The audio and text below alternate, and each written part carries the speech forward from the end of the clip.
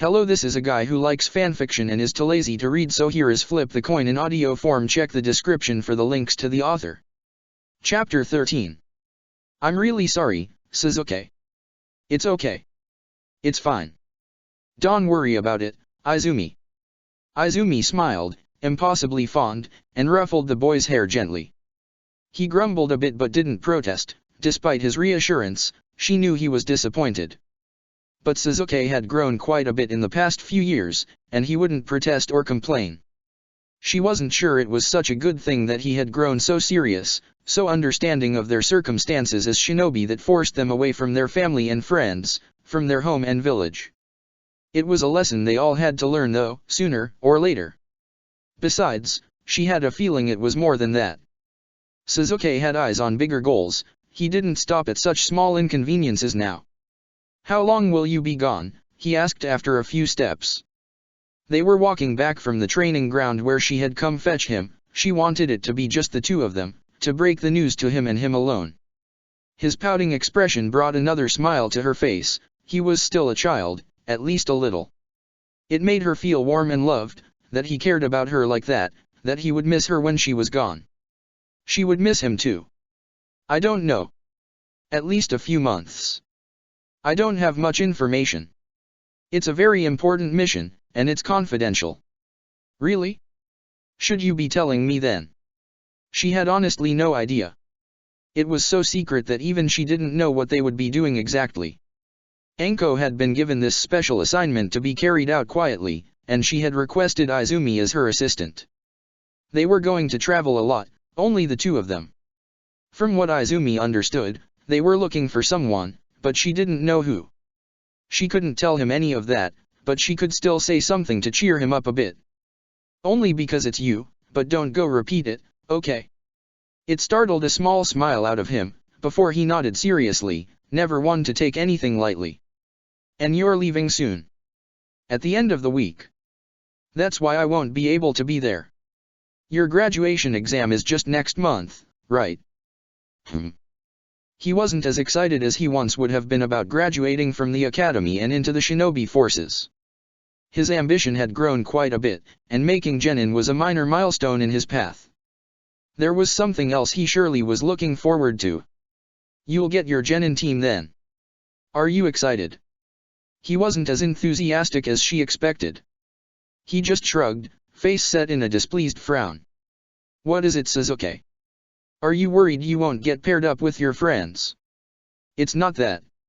It had been one of her and her classmates' biggest concerns, she recalled, when graduation had started to loom over them.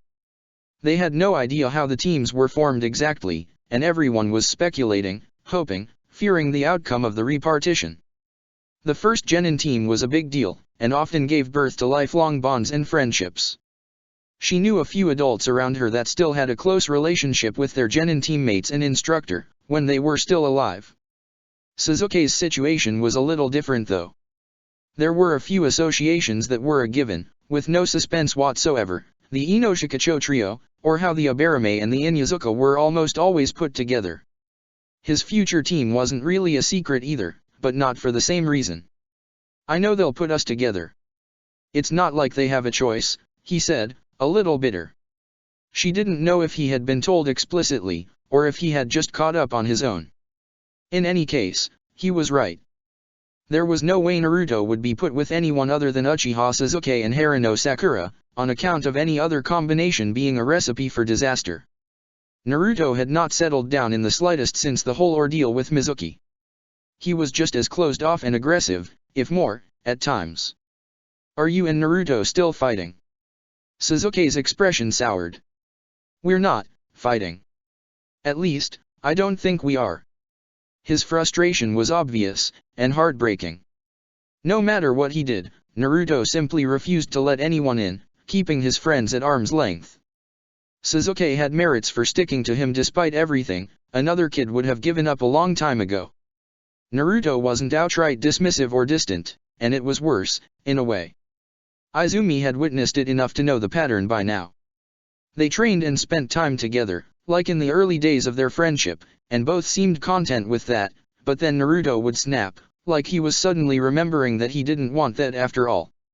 Usually it was because Sasuke had crossed some invisible boundaries that no one had been able to map out. If he suggested they went to his house, they did a certain activity together. If he said a certain thing, Naruto would shut down, retreat within himself, with no hope to be reached. Sometimes it lasted only a few hours, sometimes it went on for days. She knew for a fact that Shisui had similar issues. 1 step forward, 3 steps back. It wasn't for lack of trying or goodwill, not from their part anyway. It was Naruto. He simply refused. It was his will working against everyone's attempt at breaking through him. He didn't want to get closer to anyone than he already was. He didn't want to be soothed, to be tamed. Didn't want those bonds to get any deeper. Shisui at least knew where it stemmed from and what he was up against. But Naruto had stubbornly refused to share anything with his friends, even the closest ones, and as a result Sasuke and Sakura were still in the dark about their friend's true nature and abilities. The rift it created between them was unbreachable as long as Naruto remained secretive. Sasuke knew something was up with him, but he had no idea what it was, and it drove him crazy. "I don't know how to help him," Sasuke confessed. What could she answer to that? No one knew. Sasuke and Naruto had been getting into fights more and more lately. The only way they could express their frustration at each other, their impossibility to communicate frankly. Sasuke was hurt that Naruto didn't trust him with whatever it was that was going on with him. And Naruto was terrified of him knowing. Despite their best efforts and reassurance, there was nothing they had been able to do to alleviate that fear. Naruto wouldn't budge. He himself hated what he was, hated the demon and its receptacle in equal measures, and he couldn't fathom anyone thinking differently. They walked all the way to his house without much more talking. She popped in just long enough to greet Mikoto but refused her offer for a drink or a snack. She had things to do and stuff to pack before her mission. Time with her mother to spend too.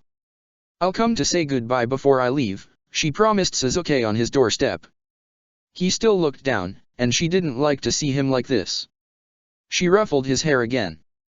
"You'll figure it out, Sasuke," she promised reassuringly. He nodded.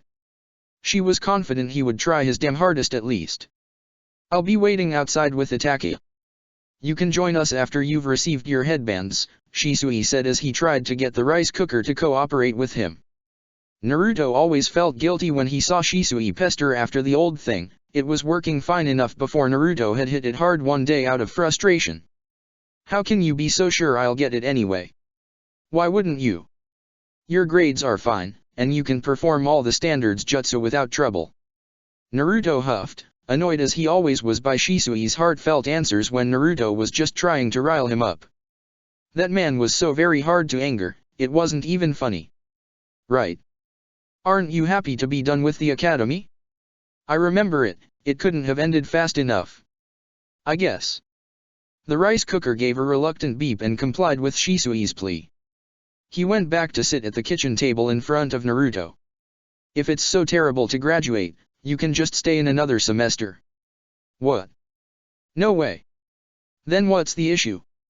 It was too late to pretend nothing was wrong.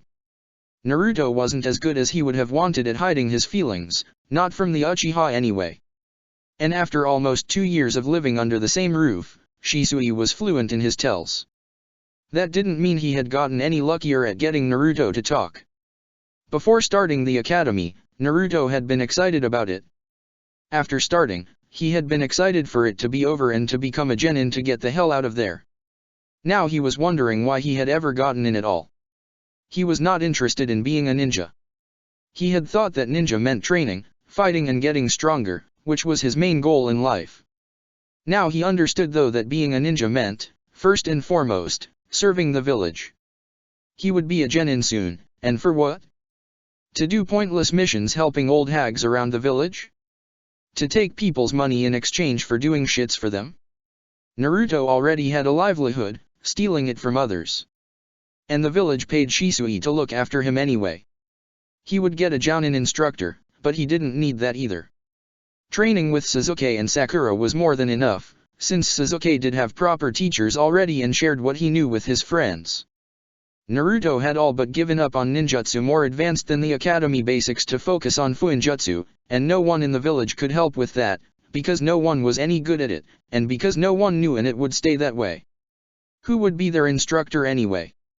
Naruto knew most of the Jounin sensei and they all more or less sucked. Why was he even becoming a ninja? The others didn't question that in any way. The sons and daughters of powerful clans had never even imagined doing anything else, and the civilian kids who were still there by the time graduation rolled around didn't wonder either. They couldn't envision another life. Civilians and shinobi lived in completely different worlds that rarely met beyond childhood. Not that he could go there either. Civilian life was all but closed off to him. He had no future in this place. Shisui would try to dispute this if he told him, and Naruto wasn't in the mood for a fight. He didn't answer. What about your team? Surely that's not so bad. The team was the other problem. If he was put with anyone other than Sasuke and Sakura, he would just quit and be done with it. That would be the simplest solution actually, the easiest. He doubted it would happen though. Because the village wanted him to become a good little shinobi. And Naruto's will didn't matter in any way against the will of the village. The will of fire, they called it. Destructive and all-consuming. Sparing nothing and no one in its path. The village above all else, always the village, the village, the village. Why did they all care so much about that damn place? It's not fair to them to end up stuck with me. If he was in a team with Sasuke and Sakura, he wouldn't be able to just quit on them. Despite his resolve not to get too attached, he had never managed to really go through with it, cut all ties. He didn't want them to hate him, even if he tried to achieve it, sometimes. It would have been for the best, he knew, to stay away, but was it so wrong of him to cling to that one small good thing he still had? Most days, he couldn't answer. As a result, he was terrible to them both, and they didn't deserve to have that follow them after the academy as well. You know they'll be elated to keep your little trio intact. He did know. It made it worse in a way. Why couldn't they just give up on him, since he didn't have the nerve to do it himself? That would solve it. The higher you climb, the freer you'll be, Naruto. In a year tops your team will be sent on missions outside the village, you'll get to. Shut up.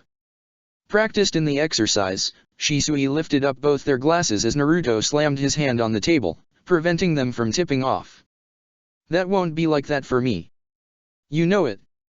They told me I couldn't leave the village. They're not going to send me on any goddamn mission. It wouldn't be long before Sasuke and Sakura questioned this. They would wonder why all their friends got to travel the land and see the world while their team stayed on patrol duty at the outer wall or something. What would they tell them then? They would run out of excuses soon enough, and then. Or their team would be split up. The both of them out there with their instructor, and Naruto staying behind, chained to the village. What was the point of a team then? It doesn't have to be like that, Naruto, Shisui said calmly. He always had an answer to everything, always opposed rationality and compromise to Naruto's abrasive thoughts. Things can change. You've done well these past few months, and you'll keep getting stronger. We'll plead your case again. It doesn't have to be like that. It doesn't have to go the worst possible way every time. Naruto couldn't deal with Shisui's faith in him. He didn't know where it came from and why it was. It made no sense whatsoever. And still, Naruto wanted so badly to believe him. Even when he encouraged him to just talk to Sasuke and Sakura about the demon, assuring him that all would be fine, Naruto wanted to believe it, to trust that he was right. But the risk was too high. If he was wrong, Naruto had nothing else in this world. Absolutely nothing. If he didn't have them, it was too high a risk. Maybe, he conceded grudgingly. Shisui didn't insist. He was used to Naruto never agreeing with him. There was one thing though, one thing that could make it all a little easier. Say, Shisui. Is it? Can it be you, with us? What? Can't you be our instructor? It wasn't official but Naruto had heard Shisui talk about it with Sasuke's mother during one of her visits. Shisui wanted to be a teacher, he would be a good one, Naruto believed. He was never telling him that though. You're not supposed to know about that, Shisui sighed without any heat. He sounded fond, more often than not, when he talked to Naruto. Even when he was annoyed. It was very strange. Sorry, Naruboy, I'm still being formed. I'm actually going to teach at the academy for a while. I won't get my first team until next year. Oh. Naruto tried hard to hide his disappointment. He didn't think he succeeded very well. I'm sure you'll get someone great though. Shisui said to cheer him up, a bit sheepish. Naruto shrugged. Whoever they were, they wouldn't be as cool as him. Naruto was never ever telling him that either. Do you have everything you need? Are you sure you don't need an extra snack? Aren't you going to be cold? What about? Stop it, it's fine. Come on, I'm going to be late. Sakura batted her mother's hands away, eager to escape her fretting. She was way more stressed out than Sakura was, and she was starting to stress her out too. It was only a lame exam, a formality. The results were a given. At the end of the day, she would come back home a Konoha genin, her headband firmly tied around her head. She was more excited than anxious. All right, I'll stop. Sakura? You're not gone yet. I would be if Mom would let me, she answered her dad with a dramatic sigh, but not much heat. Her mother had always been a worrier, they weren't going to change her now. I'm leaving now. Sakura. Sakura kept an eye roll in, intrigued by her mother's sudden seriousness. She turned to face both her parents standing under the porch, looking at her. We haven't always been as supportive as we should have. But we're very proud of you, Sakura. As a reflex, she raised a hand to her cheek. The scar had faded away a great deal, but it was still visible, still pulling a little at the corner of her mouth and the skin under her eye, making her face a little asymmetrical, a little weird. She didn't mind all that much. Many shinobi had scars, on their face or elsewhere, and the older she'd get, the less peculiar hers would be. She was used to it by now, the feature as normal as her nose or her big forehead. Neither good nor bad, just there. Her parents didn't stare at it so much anymore either. Funnily enough, the short hair had been harder for them to get used to. She liked them that way. They were barely long enough for her to gather them in a small ponytail at the base of her skull if she wanted to. They stuck in all directions despite her best effort to tame them. Ino said it looked stylish though. Thank you, Mom, Dad. They didn't go as far as a hug, but the sentiment was there. She was happy they had finally come to accept her choices in life, and to believe she could stand by them. She smiled at them one last time before hurrying out of the front yard and into the lively street. It wouldn't do to be late on her graduation day. What took you so long? Ino asked once she spotted Sakura rushing toward their usual meeting spot. Sorry. Just my parents getting emotional, she said with a grimace. Don't complain, at least your parents give a shit. They give too much. Better than not at all. Sakura pondered whether or not to ask. When she was upset, Ino was either eager to spill or would get mad about being questioned, and there wasn't any pattern to it. She usually liked to rant about her father though. What happened? Sakura asked, decided to give it a try. Bad enough that he forgot. But then he didn't even own up to it. He said he did remember, but that he just thought it wasn't such a big deal, because I was supposed to have more ambition than this. He said he'd be there when I make Jounin commander. That sucks. The worst thing is he thinks he's actually being encouraging. That he's just pushing me for more. 1. I can push myself, thank you very much. And 2. I didn't ask him to throw a freaking celebration party or something. It just wanted him to give one shit about my life. My mom is lost fuck knows where in water country on a top secret assignment, and she still managed to have a message sent to me. It was 2 days early, but what the hell, that's fucking sweet. Fuck. Ino had discovered the fine art of swearing about a year ago, and she was practicing at every opportunity, most noticeably, to piss off her father, who swore just as much and had probably taught her all she knew, and didn't like it in the least. There was a lot of yelling going on between them as a general rule. Nowadays, a week couldn't go by without Ino crawling through Sakura's bedroom window right after dinner time, worked up and shaking with pent-up anger, ready to punch her way through a wall. If it wasn't too late, they snuck out to go trade punches in a small yard nearby. Otherwise, she simply laid face first on the bed while Sakura read aloud whatever it was she was reading. It didn't matter. Ino said her voice was soothing. They often ended up falling asleep side by side on her narrow bed, after talking and venting well into the night. Sakura felt guilty about how much she enjoyed those nights. She didn't want to be thankful for Ino's terrible relationship with her father. "Do you want to come by after school? My mom will be plenty proud for the two of us." Ino shrugged, always needing to be a little difficult. "Don't you want to hang out with the boys?" Sakura looked out in the distance, more bothered by the question that she would have liked. "It's not that I wouldn't want to," she said. "I'll invite them too actually, but I'm not sure Naruto will agree." "Still being difficult, huh? Men are such a bother." Sakura chuckled. Ino was saying that to cheer her up, dramatic tone and all, even if she stood by that sentiment. They both knew though that the issue with Naruto didn't stem from the propensity of the boys their age to act like stupid idiots. She wished it was that simple. "You sound like Shikamaru," she teased to change the subject. Ino rolled her eyes with a dramatic groan. "Don't talk to me about him. I'll soon be stuck with him and Koji days in and days out. I don't need to take a head start on that." Ino had mixed feelings about the inevitability of the Ino-Shikacho formation. Shikamaru and Koji were more than happy to be on the same team of course, but they also agreed that it was a bit contrived, and really no fun. Sakura was similarly a little disappointed they didn't get to experience the excitement and anticipation of what their genin team would be, like the rest of their class. Shikamaru's father had visited her family a few weeks ago, to ask her parents and herself what they thought of her being paired up with Uchiha Sasuke and Uzumaki Naruto. Her parents had known better than to interfere, and she had agreed, of course. She could have been on any team. Sasuke too. But not Naruto. She was a bit apprehensive of how that was going to turn out, if she was being honest. She was getting tired of Sasuke and Naruto headbutting, and of headbutting with the blonde boy herself. If she was honest, she would recognize that the latter happened more often actually. Sasuke had way more patience than her regarding Naruto's moodiness. "Oh, where is Sai by the way?" He usually joined on their morning walk since he lived right outside the Yamanaka estate.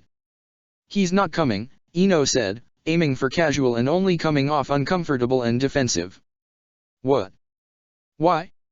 Is he not graduating? He already has the rank."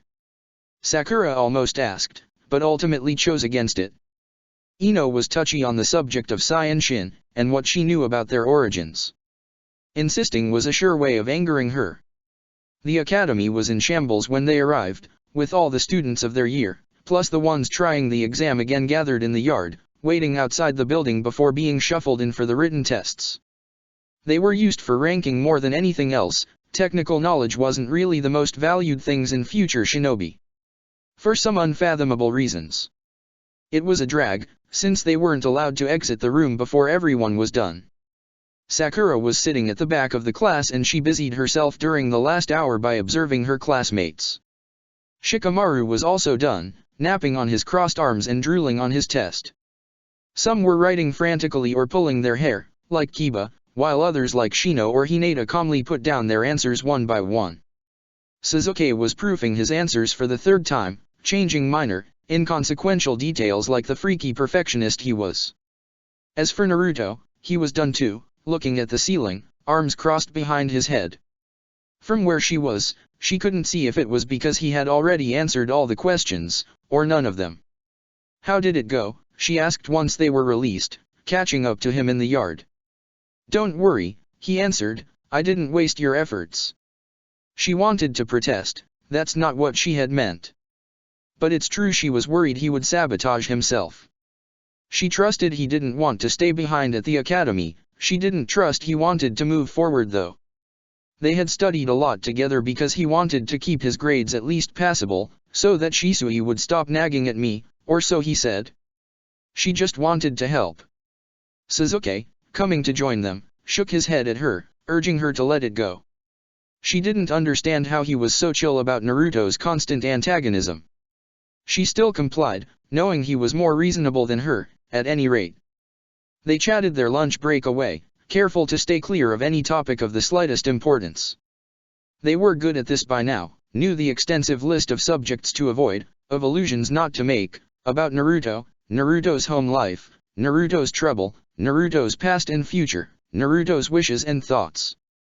It was easier to avoid it than to get lost in sterile confrontations, but it still drove Sakura up the wall that they were so determined to pretend like there wasn't a problem in sight. A good thing the next trial of the day was Taijutsu. Sakura would have been hard-pressed to say which one she was worrying the least about. After almost 4 years of regular training with Naruto and Sasuke, and even if they had met up less frequently lately, she was ahead of most of her classmates at hand-to-hand combat. She couldn't beat either of the two boys, yet. She could go toe-to-toe with them though, for long periods of brutal fighting. As fate would have it, or just their teacher's usual lack of insight, she ended up facing Uchiha Kara for the test. It was weird how little she felt toward the girl. Sakura was a little taller than her now, and more muscular. Kara was a good fighter, Sakura was just better, by a margin. The spar was over quickly. She offered a hand to the girl, still on the ground. Kara took it reluctantly and was quick to let it go, fading back into the crowd without a word. Sakura was fine with never crossing path with her ever again. Sasuke went up against Shikamaru. The lazy boy's parents had no doubt grilled him about doing slightly more than the bare minimum for once, because it was the first time Sakura saw him put up an actual fight, and he turned out to be decent at Taijutsu, even if Sasuke still beat him easily. Naruto was fighting Hinata. Sakura hated the worried looks on the other's face, how the instructor hesitated quite obviously to switch them with somebody else. Naruto still had the same reputation of an aggressive troublemaker, and Hinata was considered weak-willed and weak period. They honestly believed he would hurt her, and on purpose nonetheless. What right did they have to speculate about him? She knew him. She was the one he had beaten up hundreds of times on the training ground. She was the one who could affirm he was never one to hurt on purpose, to pull up more than the other could handle, to try and assert his superiority. Even when anger got the best of him, when he was tensed and upset and more brutal than usual, he never crossed that line. As surprising as it sounded, he was a good teacher. Ruthless, yes, but efficient, useful. Which was more than could be said about most of their teachers at the academy. She considered stepping in when it looked like the instructor was really going to call it off. It was Hinata who cut all doubts. By starting the fight herself. Out of all of them, she was the one with the cleanest taijutsu style, and the most elegant, better than Sasuke even. She lacked decisiveness though, intent, but Naruto wouldn't take advantage of that. He didn't go easy on her but he didn't go all out either. He let her have her chance, adapted around her style so that the fight could last, so that they could both enjoy it, in a way. She grew bolder as the match went on, managing to truly bring him into it. It was clearly the best fight of the day. It ended when he slipped through her guard and punched her in the chest, sending her to the ground. He didn't rush to her aid, and she got up on her own. They both had the faintest smile on their face when they bowed to close the fight. Did he have to hit her so hard? Sakura heard whispered displeasingly behind her back. The smiles disappeared. She prayed for patience and fortitude, remembering that she would soon be out of there. They went back inside for their last test. Ninjutsu. His friends were too good, Naruto pondered. They didn't have to worry about themselves, so they could focus all their worry on him. It was so stupid of him to be mad that they were scared he would botch his tests on purpose, since he had considered very seriously doing exactly that. He didn't want them to think that, even if it was true. What even? At least, it was almost over. Taijutsu was out of the way and had even turned out to be a little fun, who would have thought Hyuga Hinata had it in her. Ninjutsu wouldn't take long. Pop 2 clones out, and bam, done, they got their headband and could go home newly dubbed into the Shinobi Order. Great. He had actually had a little bout of panic a few weeks earlier when he had realized that it had been months since he had attempted ninjutsu in any way. He had all but given up on it, especially since he had salvaged Sai's attempt to cook a proper dinner for his brother's birthday, and that Sai had repaid him by digging up Fuinjutsu scrolls from who knew where. Naruto still wasn't through with the small collection. The process was painfully slow and complex, but rewarding. His repertoire was slowly growing. Needless to say, he didn't have time for stupid ninjutsu. Uzumaki Naruto. He was the last one. He came to stand in front of the class, brought his hands together. 2 copies of himself popped out of thin air, looking as bored and fed up as him. He dismissed them quickly enough, ready to cash in and go home. Wait. What? Do it again. He glared a nasty glare at the man sitting next to Daikoku. He recognized him, creepy sunglasses. Naruto had never gotten around to learn his name. Not that he cared. Why? Do it again. Sighing, but eager to be done, Naruto complied, bringing forth 2 more clones that bowed an exaggerated salute at the man before disappearing again. Are we good now? One more time please. Naruto flexed his hands, shook his arms, trying to get rid of the building tension. Breathe in, breathe out. He had promised Shisui he would do better in the anger department. That he would try at least, even if everyone was doing their damn hardest to be as aggravating as could be. He only managed the 1 clone, because he was focused on relaxing and the fox was laughing, and because he was trying and failing not to be transported back to the night of Mizuki's death. That man was there. Naruto had stolen back the unlocking seals from under his nose, and was he still there when he had been brought back unconscious, and... Can you do only 1? Naruto was going to murder him. Is there a problem, sensei? Ino's honeyed voice thankfully snapped him out of his own head.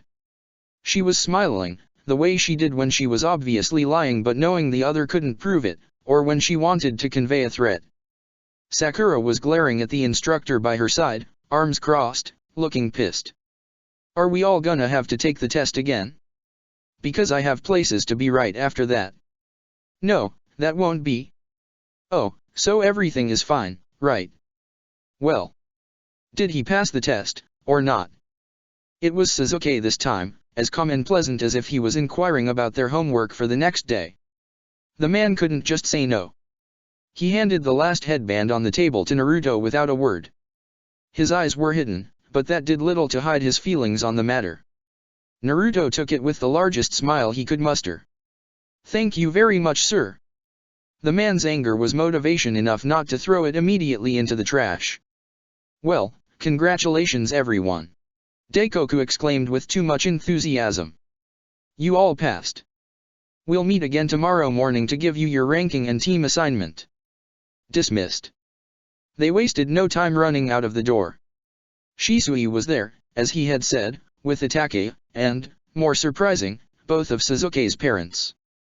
Sasuke made a show of sulking and cursing, embarrassed, but he still picked up pace to reach them.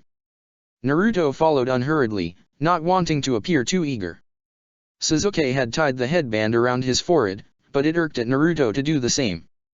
He didn't want to.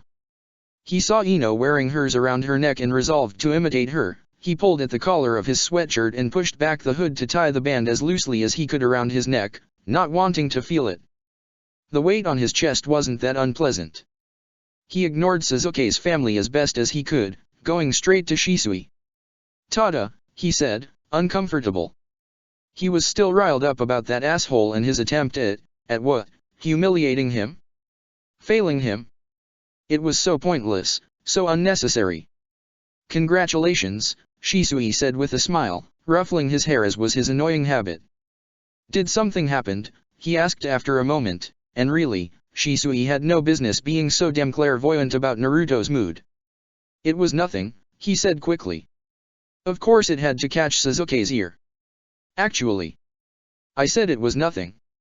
Ebisu-sensei had him retake the test 3 times, even if he did fine from the start, Sasuke spilled, glaring back at Naruto just as fiercely as Naruto was at him.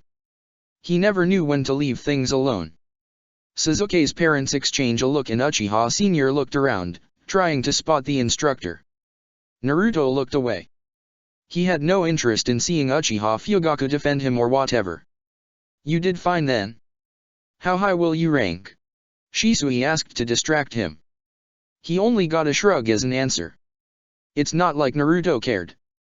Are you coming back with us? Mikoto asked them both. Shisui answered first. If it's no bother. What do you think, Naruto? Now, he could say no, if he really wanted to. For all his pestering, Shisui rarely insisted if Naruto truly didn't want to do something. He didn't have to. He looked at him with his stupid smile, open and indulgent, ready to call it off if Naruto so wished. But Shisui would want to be with them for this, and Sasuke would want them there too. What was Naruto supposed to do against that? I don't care, he said, as much a blessing as he could give. They stopped by Sakura's family to ask if they wanted to come as well. They politely declined. Lucky her. Tomorrow, Sakura said, because maybe tomorrow they would have cause for celebration between the three of them. They pushed through the crowd and Naruto tuned out the whispers around him with practiced ease. Why did they let him graduate? Does he have to be a shinobi? He shouldn't be here, blah blah blah. It didn't affect him as much as it used to. If anything, it bothered the Uchiha around him more than himself. He let them to their glare and elbow blows. He didn't concern himself with these people anymore. He had been horribly uncomfortable the first time he had visited Sasuke's house with Shisui, and it was still just as unpleasant now. Shisui's house was bearable because it was just the two of them, and had not been occupied for long, but here, everything screamed family, memories, life. The pictures and the scattered belongings, the wear of the furniture, the shoes lined up behind the door. He was a stranger in this place, an intruder. A part of his friend's life he could never be included in. It wasn't so bad when Sakura was here, because she was as uncomfortable as he was, albeit for different reasons. Status mostly, a residual shame from her clan-less background. She kept trying to be extra polite and often failed, to Uchiha Mikoto's great amusement. Fugaku didn't show up in those rare occasions. They opened the doors to the backyard and spilled into the well-kept garden, having collected a few other members of the Uchiha clan along the way. Naruto kept to his corner, waiting for the appropriate time to beat a hasty retreat. Is everything alright, Naruto? He accepted the glass of iced tea Mikoto was handing to him and nodded, knowing it wouldn't be enough to satisfy her. She always tried to talk to him, despite his reluctance. Do you want something to eat? I'm fine. He sipped at his drink as they watched in silence the other guests mingle. Sasuke and Itachi were sharing one of their weird, half-silent conversations, where they only formulated one-word sentences and interrogative noises and still managed to get their point across somehow. Fugaku was talking with an older woman Naruto didn't know, while Shisui stuffed his mouth with takoyaki. He could feel Mikoto wanted to say something, but he wasn't inclined to give her a hand. He had a feeling he wouldn't like it. Your parents would be proud, Naruto. Bingo. What does it matter, what the dead think? The topic of his parents held no appeal to him whatsoever. More and more he was just convinced that they simply didn't want to raise the demon fox and had opted out of that ride before getting stuck on it. Cowardly, but understandable. Well, she went on without missing a beat, I'm proud of you then. He gulped the rest of his glass to hide his surprise, thrown off balance by the blunt confession. He didn't understand her interest in him. He was just friend to her son. She didn't have to be so nice. She managed to put him at ease, not as well as Shisui did, but still better than all the other adults in his life. He had a question to ask, and he figured she wasn't the worst person to ask it to. What's the point anyway? To be a shinobi. He didn't get it. Why did they all choose to risk their lives? Why choose such a grim path? Nothing forced them to. Well, a lot of them were bound by family obligations and the like, but still. For the good of the village wasn't good enough for him. No one was that selfless. There had to be something else. Isn't there anything you want to protect? She asked in lieu of an answer. Is that the reason? That's one of them, I believe. She had her family and her clan. Her village too. Naruto looked at Sasuke, politely nodding to the old woman's ramblings, trying not to look too bored. He caught Naruto staring and rolled his eyes, like to say, what can we do, or maybe, help, come rescue me. They don't need my protection, he finally answered. The few things worth protecting in this world, they didn't need him. They would go on the same, if he was no longer there. They would be just fine. You still want to? Since when is anything about what I want? He asked bitterly.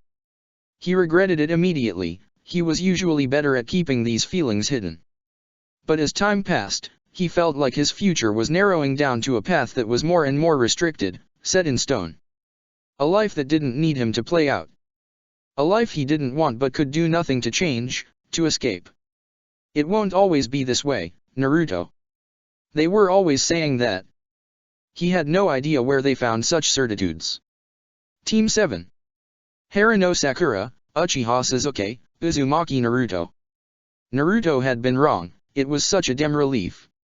They were sitting at the same table and they exchanged winning smiles, pleased as if they hadn't been expecting it.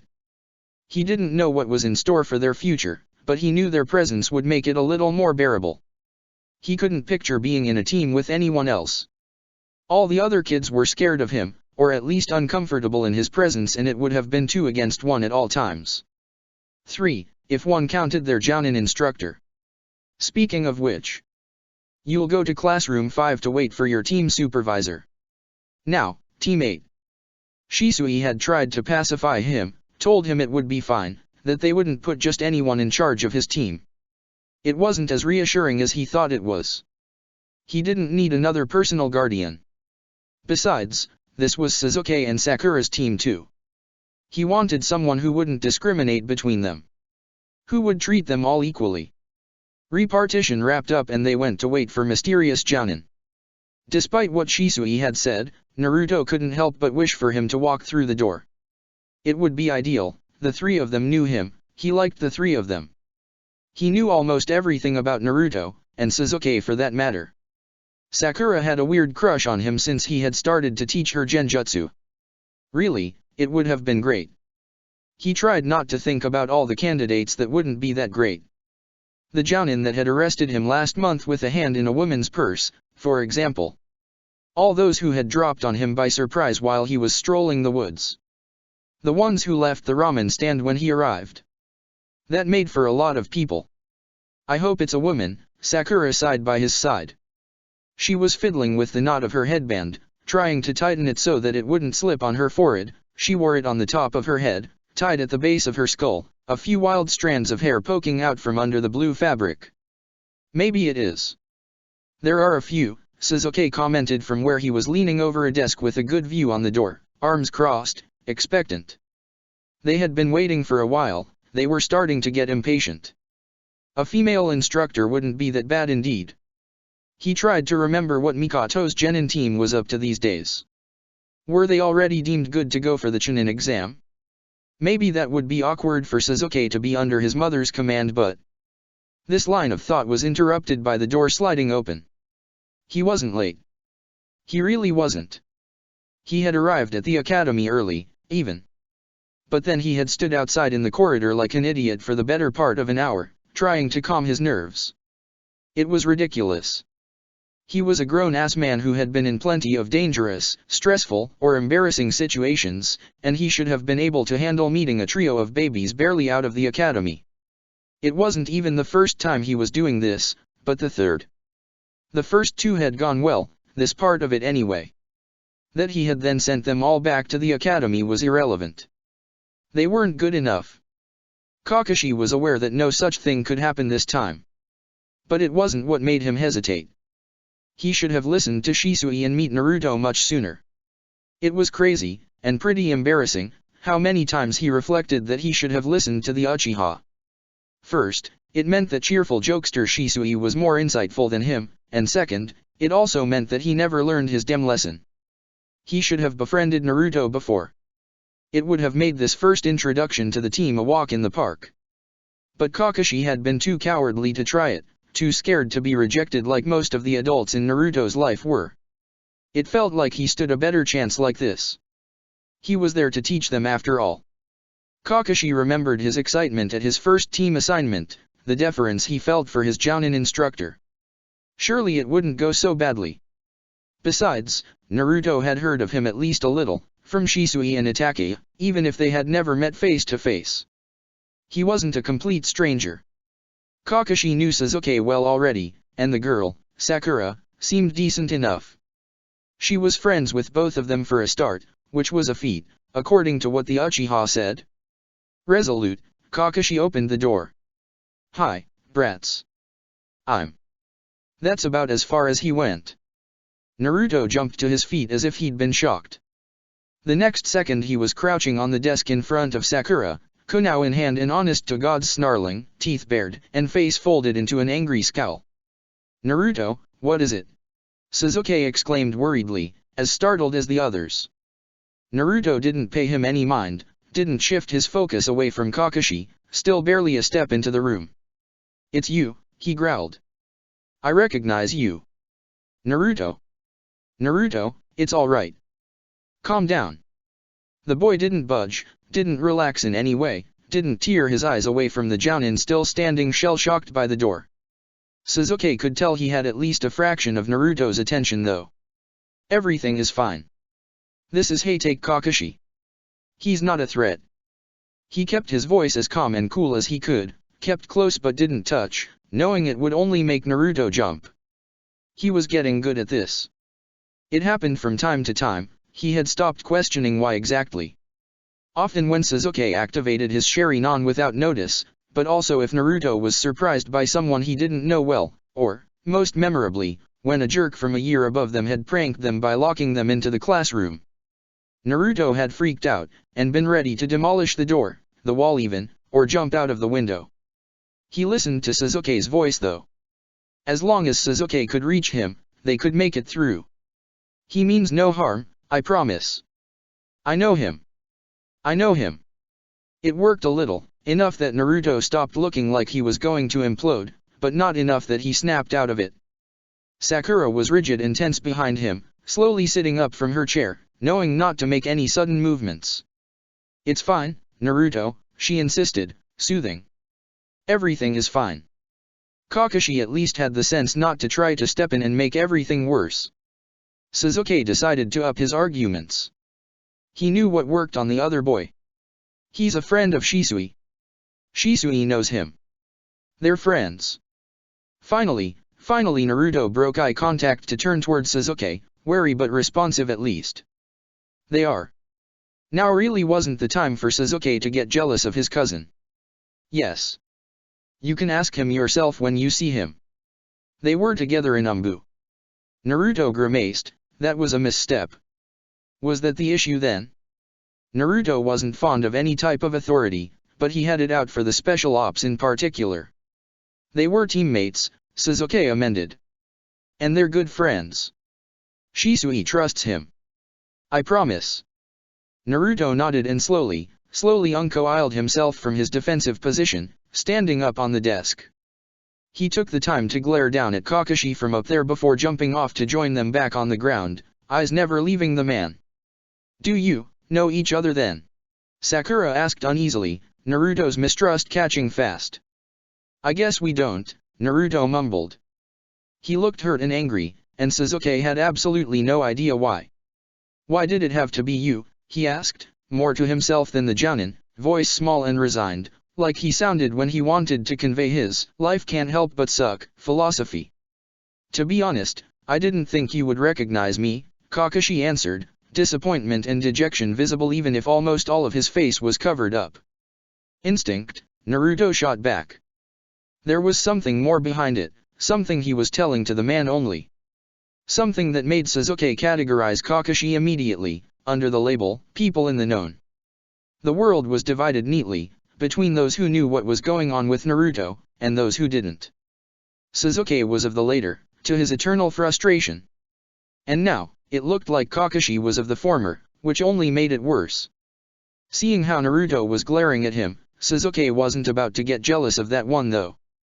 "Well, I was going to have us introduce ourselves a bit, but I guess we've done enough team bonding for today. I'll see you tomorrow at Training Ground 10, at 6 o'clock sharp. Don't be late." "You don't be late," Sasuke screamed after him, but the man was already gone in a puff of smoke. He huffed, irritated. "Let's go," Sakura sighed after a moment where they stared dumbly at the spot where their teacher used to be, trying to determine if it could have gone any worse than that. Naruto stayed stubbornly silent as was his habit. Sakura parted way with them after a silent exchange with Sasuke who promised to deliver their friend safely to Shisui's door. Naruto disappeared inside the house without a word, and Sasuke walked the rest of the way to his own house in bitter contemplation. "Hello Sasuke. How did it go? His mother asked cheerfully from the living room where she was repairing some clothes roughed up by training. She must have seen something on his face, because she abandoned her work to join him in the entranceway, expression folded with concern. What happened? Sasuke was on the verge of telling her, eager to spill, to explain, and vent his frustration and confusion. But he remembered then that she was as responsible of this as Kakashi was, as they all were.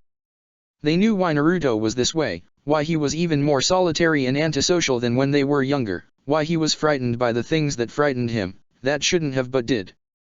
They knew, and no one would tell Sasuke, no one would let him help. She would sympathize and tell him to hang in there, but she wouldn't actually help, and today Sasuke was especially resentful of that. Forget about it, he muttered, shoving past her. He walked straight to his room without heeding her calls and face crashed on his futon, that he hadn't taken the time to roll that morning. A prophetic instinct, probably. Shisui had had a good feeling about this, that had carried him through a boring but exhausting day of going through the academy's lesson materials. It was dramatic how much he had forgotten about all that. He was barely 10 years out of school and he couldn't remember a single thing. Usually, worrying about Naruto always monopolized a part of his brain, but he had managed to shrink it up this time because he had a good feeling about this. Being in a proper, recognized team with Sasuke and Sakura would do good to Naruto, who occasionally worried about their friendship affecting the two kids' place in the village, or about them suddenly abandoning him on the spot one day. He trusted Kakashi not to fuck it up. Shisui believed he was serious about this, like he rarely was. So Shisui had a good feeling about this, to the point where he was humming to himself as he made his way home, eager to hear what the boy had to say about his first day as a genin. All the lights were out, but the front door was unlocked. Shisui slipped inside, on guard but not overly worried. The house was booby-trapped to the best of Shisui and Naruto's combined abilities, and they had been copiously insulted enough time by jounins and friends trying to drop by to know it was effective. "Naruto," he called. The boy's shoes were in the entryway, but he got no answer. He was starting to worry for a different reason now. He got up the stairs, up to Naruto's bedroom. The door being closed all the way could mean only two things: either Naruto wasn't here, or something was very, very wrong. "Naruto," he called again, knocking on the door. "Go away." Damn. Second option it was. "What's wrong?" "I said go away." "Not until you tell me what's wrong." He expected to have much more bargaining to do and was surprised by the door sliding open only a second later, Naruto's sullen face appearing in the crack. "Is it true you know Kakashi?" Naruto asked, voice and expression blank. He was avoiding eye contact, eyes fixed on Shisui's shin. "Yes. He's a friend of mine," Shisui answered uneasily, wondering what that was about. He had mentioned the name a couple of times no doubt, but Naruto had never met him, despite Shisui's insistence. "Did you know he was going to be our team instructor?" "Yes, he told me." "I thought it wasn't a bad idea. He's a good guy." "Did you know he was the one to drag me back from the wood back then?" Shisui's mind blanked out for a second before tumbling into blind panic. Damn shit, they had fucked up so bad. I did, yes," he said through gritted teeth, refusing to lie to the boy even if it would have been for the best. Naruto was a living lie detector anyway, and he took very badly to people trying to deceive him. The flash of hurt on his face was unmistakable, before he recovered his careful expression of disinterest that certainly did not fool Shisui. "Did you think I wouldn't remember? That I wouldn't know? Or did you just think it didn't matter?" It hadn't even crossed their mind that Naruto would know. He had come face to face with Kakashi for 1 minute tops, at night in the woods while he was on the verge of a breakdown, and Kakashi had his mask. More than making him unrecognizable, it also dissociated him from his identity. They didn't think of themselves as the person they were, when they were under their Umbu mask. The codenames were more than just military strategy, they were the second skin they put on, and Umbu members weren't ever called out on their actions when they were out of the mask, to the point where they gave their report and were tried for their misdeeds in the mask too. What they did in Umbu didn't exist out there in the open. An unspoken rule they all upheld. One that Naruto had no reason to know or care about. Naruto wasn't a censor, he wasn't in his right mind at the time, and it could have been anyone retrieving him from his escape attempt. Shisui wasn't aware of the full extent of Kakashi's and the village's motivation for putting him in charge of that particular team, only that Kakashi wanted to do this, which was extraordinary enough for Shisui to put his trust in it. His involvement in that night's event had seemed irrelevant, to all of them. Shisui had never felt so damn stupid in his whole life. Naruto. The door slammed shut in his face. Fucking shit. Chapter 14. Naruto had always had this instinct, since he was a child. He knew, somehow, when people were bad news. It was more than a hard-learned skill, because it wasn't like he could decipher some subtle signs, back up his judgment in any way. He just knew. He had been leery of Mizuki from the very start, from the very first time he had seen him at school, all sweet smile and nice act. He couldn't explain it, but there was something in this man, something twisted and dark, that no cheer could hide, not to him. He knew on sight who to avoid, people who would be sure to treat him badly. It was another one of those things he had thought was the norm for the longest time, before he had heard some girls of his class fawn over Mizuki-sensei and how cool he was. His classmates had been so much slower on the uptake, and he had realized it was another abnormality. Like most abnormalities in his life, he now knew who to blame it for. He was starting to discern what came from the fox and what didn't. And this unease he sometimes felt when crossing path with someone seemingly innocuous, it came from that corner of his mind that wasn't his own. Bad. Mean. Evil. Not that it made the fox uneasy. It seemed to enjoy it well enough. Naruto was the one who was made to feel uncomfortable, and it really was something he could have done without. He didn't need further proof that people sucked. But it was also an instinct he couldn't deny or reject.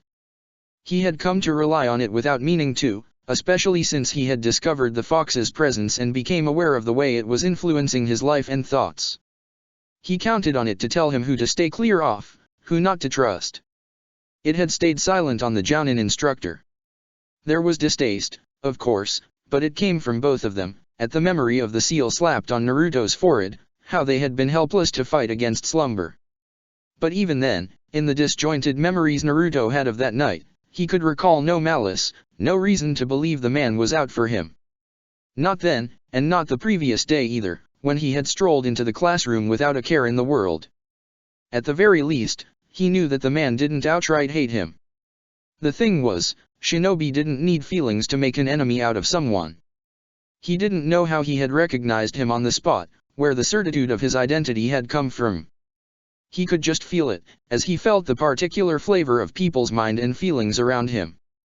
It wasn't about chakra, like a sensor, it wasn't anything he could describe.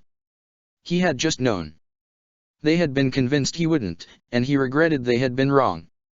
Did everything had to go so bad every single time? Couldn't it had been someone else, anyone? Or could he had just not identified the man? Maybe it would have come out sooner or later, but it's not like Naruto planned on getting attached to the Jounin.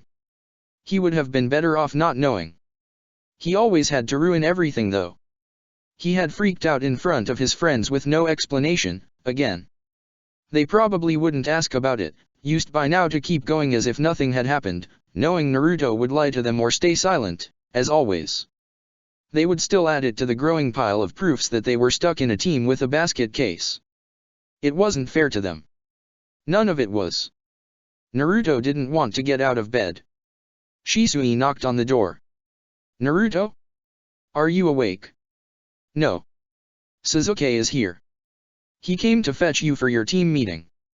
Naruto could hear the hesitancy and unease in Shisui's voice. It was so unfair.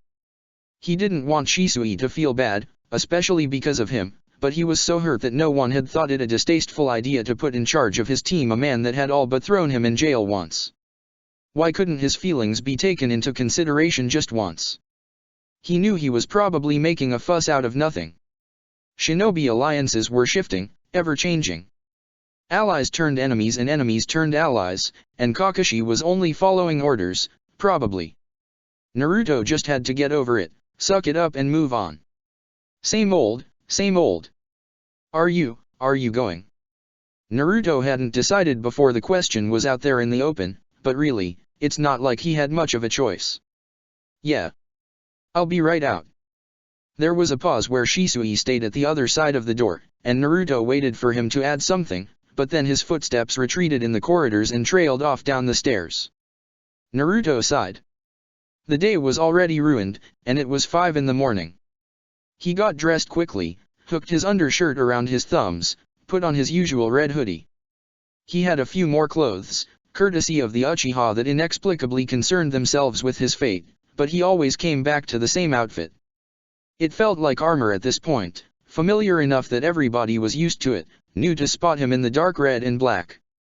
Besides, he wasn't going to dress like a freaking Uchiha.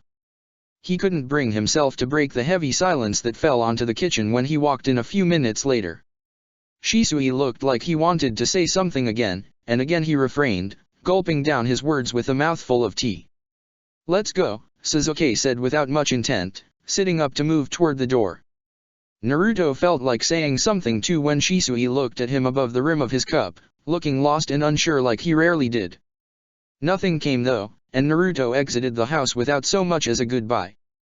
He fell into step with Sasuke as they walked the silent, dormant streets. They crossed only the few wandering patrols that largely ignored them. The sun was only half out, the street lamps still burning. It felt like they were strolling a ghost town. Like with Shisui, Naruto could hear in the silence between them that there was something Sasuke wanted to say. Naruto couldn't help him, he didn't know where they stood and he had no idea what Sasuke thought. He trusted that the other boy would find it in himself to open his mouth eventually. Sasuke wasn't a coward. "Say, Naruto, do you want me to leave you alone? We're going to the same place." Sasuke huffed, already irritated. Naruto was good like that. "Not right now. I mean in general." "Huh? Do you want me to stay away from you?" It was like Naruto's mind had been punched right out of him. He could only ask a weak what, deprived of any deeper brain function. "You know, I always assumed you didn't really want to push us away. That I had to keep trying to reach out. But I've been thinking lately. You're always saying how little what you want matters, and I don't want to factor into that. So if you really want me to leave you alone, if you really don't want us to be friends." It made no sense, except it did, and Naruto was losing his mind. "I'll do it. If that's what you want. I'll respect it." And that absolute idiot looked so hurt by this, so very much not on board with the idea. He would still do it, Naruto knew. He would do as his friend asked. Naruto couldn't think, let alone talk. His mind was going in circles, following a single line of thought. Don't do it. Please, please, don't do it. Don't leave me. I'm sorry. Please, don't. Don't give up on me." He stayed stupidly silent. "Hi guys." He didn't jump in surprise, but it was a near thing. It was Sakura, joining them just a few streets away from the training ground. She picked up on the heavy mood immediately. "What's wrong?" she asked, less inclined than the two boys to sweep her concerns under the rug. "Nothing," Sasuke answered without the slightest hope of convincing her. She rolled her eye. "Whatever." Naruto's mind was still reeling. Was that it? Was it the final straw for Sasuke? Was he really giving up on Naruto? It would have been his right, really. He should have done it before. Naruto still didn't want him to. He didn't. This wasn't what he wanted at all. He didn't know how to say it, how to show it, how to act so that they could see, but he liked being their friend. He liked that they liked him. He didn't want it to stop. But what right did he have to ask for that? Given Kakashi's reputation, Sasuke expected to endure hours of awkward silence and simmering resentment, and he was immensely grateful when the man decided to break habits and arrived barely an hour late. Sakura still raved about it, as much to make him feel bad as to evacuate some tension, since she had worked herself up with frustration at the boys' silence since they had arrived at Training Ground 10. Kakashi apologized vaguely, fake cheer firmly in place. Sasuke was just grateful he had decided to cut down on the pointless waiting. What had possessed him to broach the subject so bluntly with Naruto, and so early in the morning? As if it was the right time.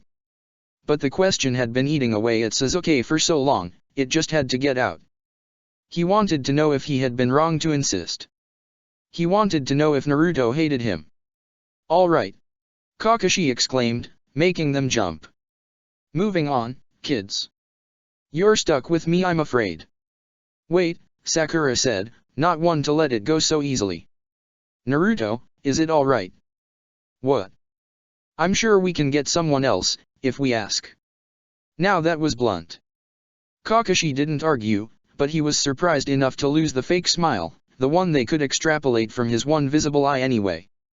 At times Sakura could be even worse than Naruto at sugarcoating. Naruto shrugged, careless, as if he hadn't had a full-blown freak out just the day before at the mere sight of the man. Nah, I'm fine. Sakura rolled her eye. She hated what she called Naruto's martyr tendency, when he refused something even if it would make his life easier, even if people had offered, even if it wasn't any inconvenience, simply because he liked to make it harder for himself, or so she said. Go on then, sensei, she said to the Jounin. Giving her tone, she could have been the one who outranked him. Sasuke was surrounded by ill-mannered savages. Too kind of you.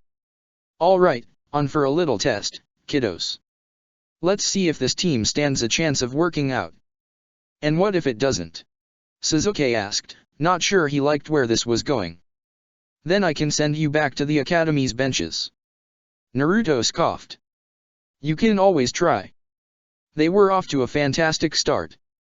But first, why don't you tell me a little about yourself, Kakashi said, casual as if the air around them wasn't heavy enough they could feel it on their skin. You've known me since birth, Sasuke grumbled, too restless and unnerved to indulge the man. I'll start, he answered as if he hadn't heard.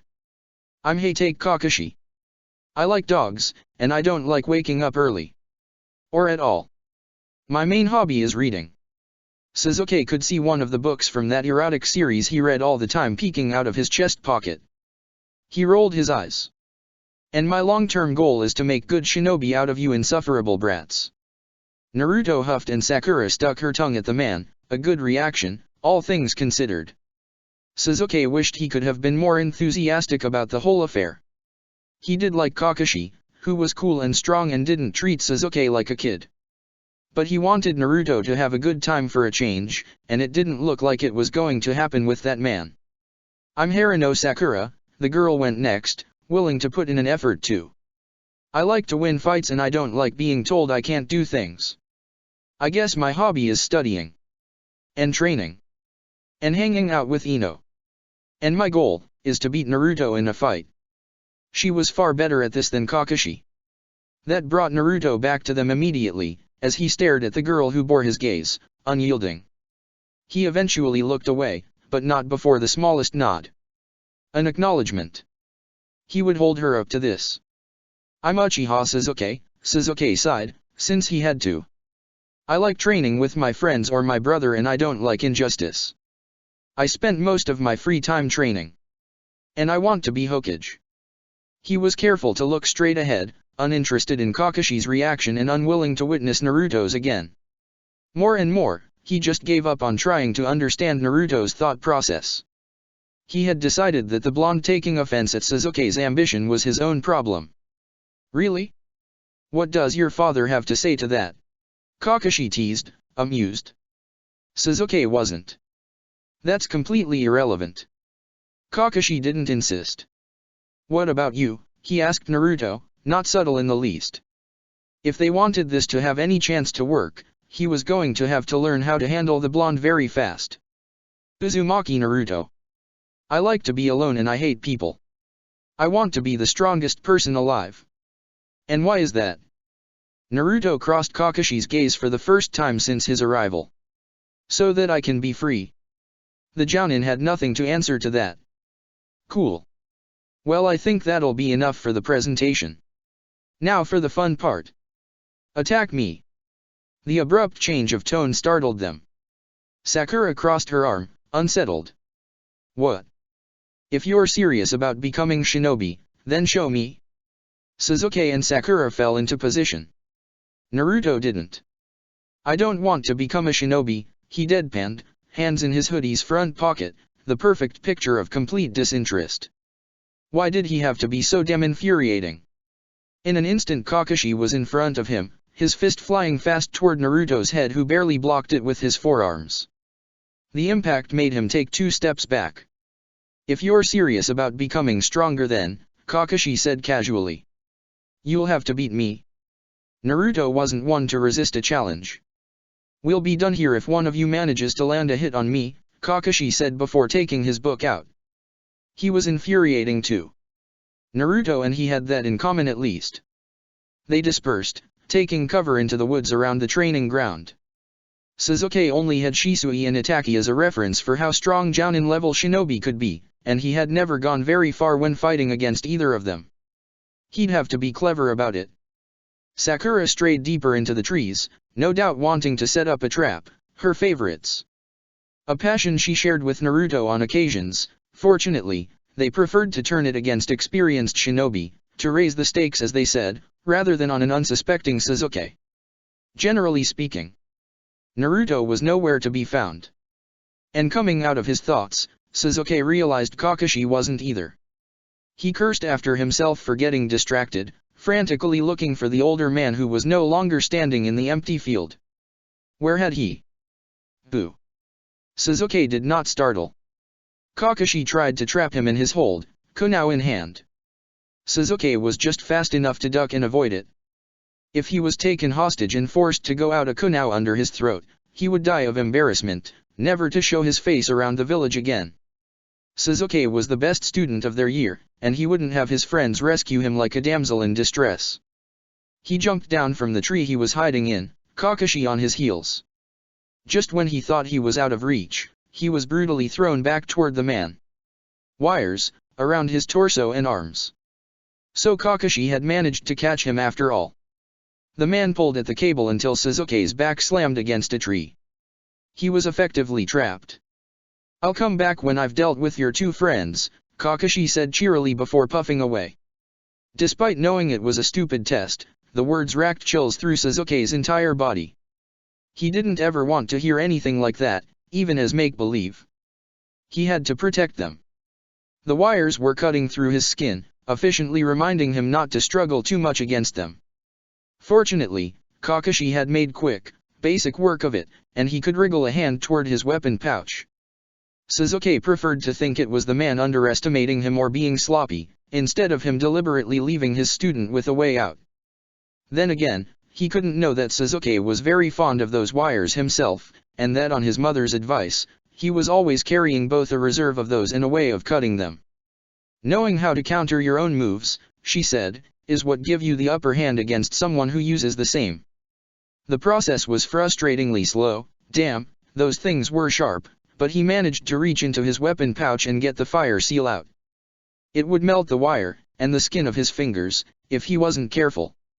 Sasuke was just getting himself free when he heard a scream, a curse, and an obnoxious laugh. A second later, Kakashi came barreling from where he had run out a few minutes before, Sakura hot on his heels, looking disheveled and way too into this. He thought she would breeze past him and ignore him, but she stopped at his level to catch her breath, hands on her knees. "He's too much for us," she stated. "That's to be expected," he replied, caustic. One-day-old Genins weren't going to take down a Jounin that easily, especially that one particular Jounin. About Kakashi. He's like, really good. Even for Jounin standards. Yeah, I know. When I told my parents yesterday they were like, hey take Kakashi. They said he was a genius and everything. He just looks lame to me. Sakura didn't take easily to people Naruto didn't like. We need to be smart about it. Where's Naruto? She pulled a face. Around here somewhere. They would just have to do this without him. One hit can't be that hard, Sakura declared, determined. She was kind of wrong.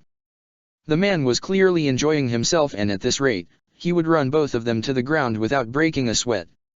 It wasn't just because they weren't good enough. They weren't used to fighting together, not just the two of them. What the hell was Naruto doing? Was he giving up on this? Leaving them to their own devices? Sakura winced at yet another powerful blow barely blocked by her weaker guard. She was getting too worked up, and it made her impulsive, less observant. They would end up seriously hurt if they didn't do something about it.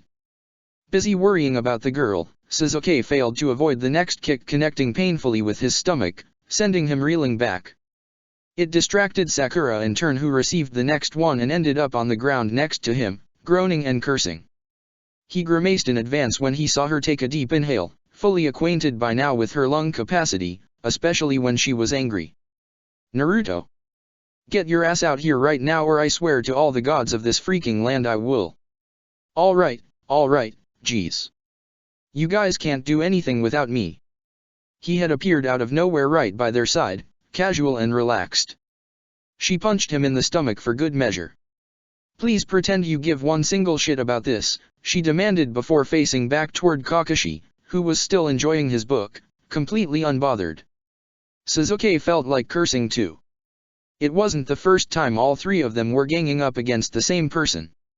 It was one of Shisui's favorite training exercise, because as they got older and better at this, it became good practice for himself too, even if his body flicker turned it into a frustrating affair.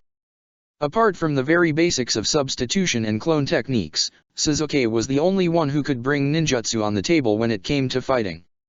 Sakura's strong suit was in ambush and strategy.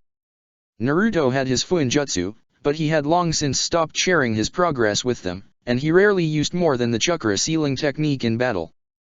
They were, on the other hand, all very skilled at taijutsu. Something was off that day though, and it took only a moment for Sasuke to understand what. Naruto was usually at the forefront of their attack formation, harassing their opponents relentlessly, attracting on him their sole focus, which gave room for the other two to take them by surprise. Naruto was strangely reluctant today, putting the barest effort into the fight and standing behind more than anything. It was obvious enough that Sakura, fed up, pushed him toward the man at some point, either to force him to get into it or to at least to use him as a distraction, figuring he was just being difficult, as per his habit. Kakashi reached inside his pouch, for a shuriken maybe, or just for a snack, who knew, but it stopped Naruto dead in his track. He took a hasty step backward and crashed into Sakura, sending them both on their ass. It dawned on Sasuke that Naruto wasn't being lazy. He was afraid. Sakura caught it too, but as it was often the case, what filled Sasuke with sadness and dread converted straight to anger in her mind.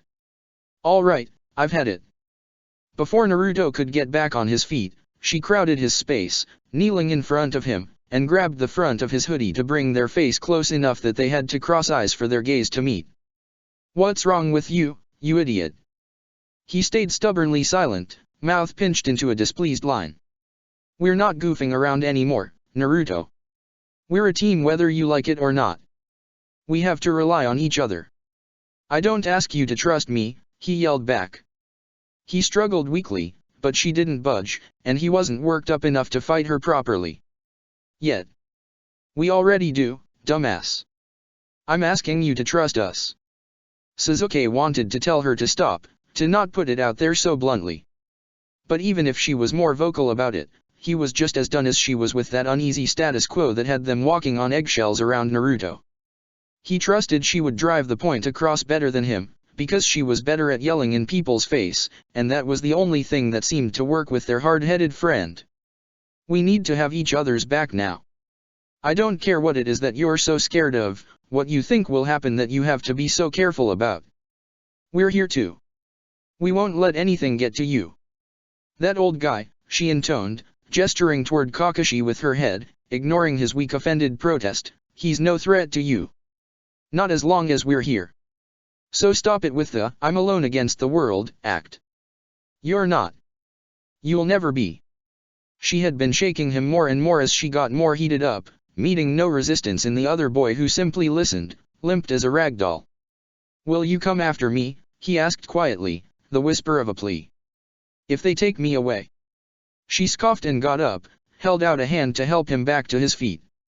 We'll never stop looking for you. She squeezed his hand tightly before letting it go. He turned toward their instructor, pointing at his pouch. You have more of those, don't you? Those papers. Yes, Kakashi answered without detour, looking like he at least knew what Naruto was talking about.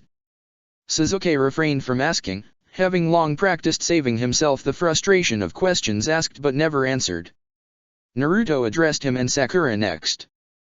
Don't let him pull a seal on me, he requested, and Sasuke didn't ask.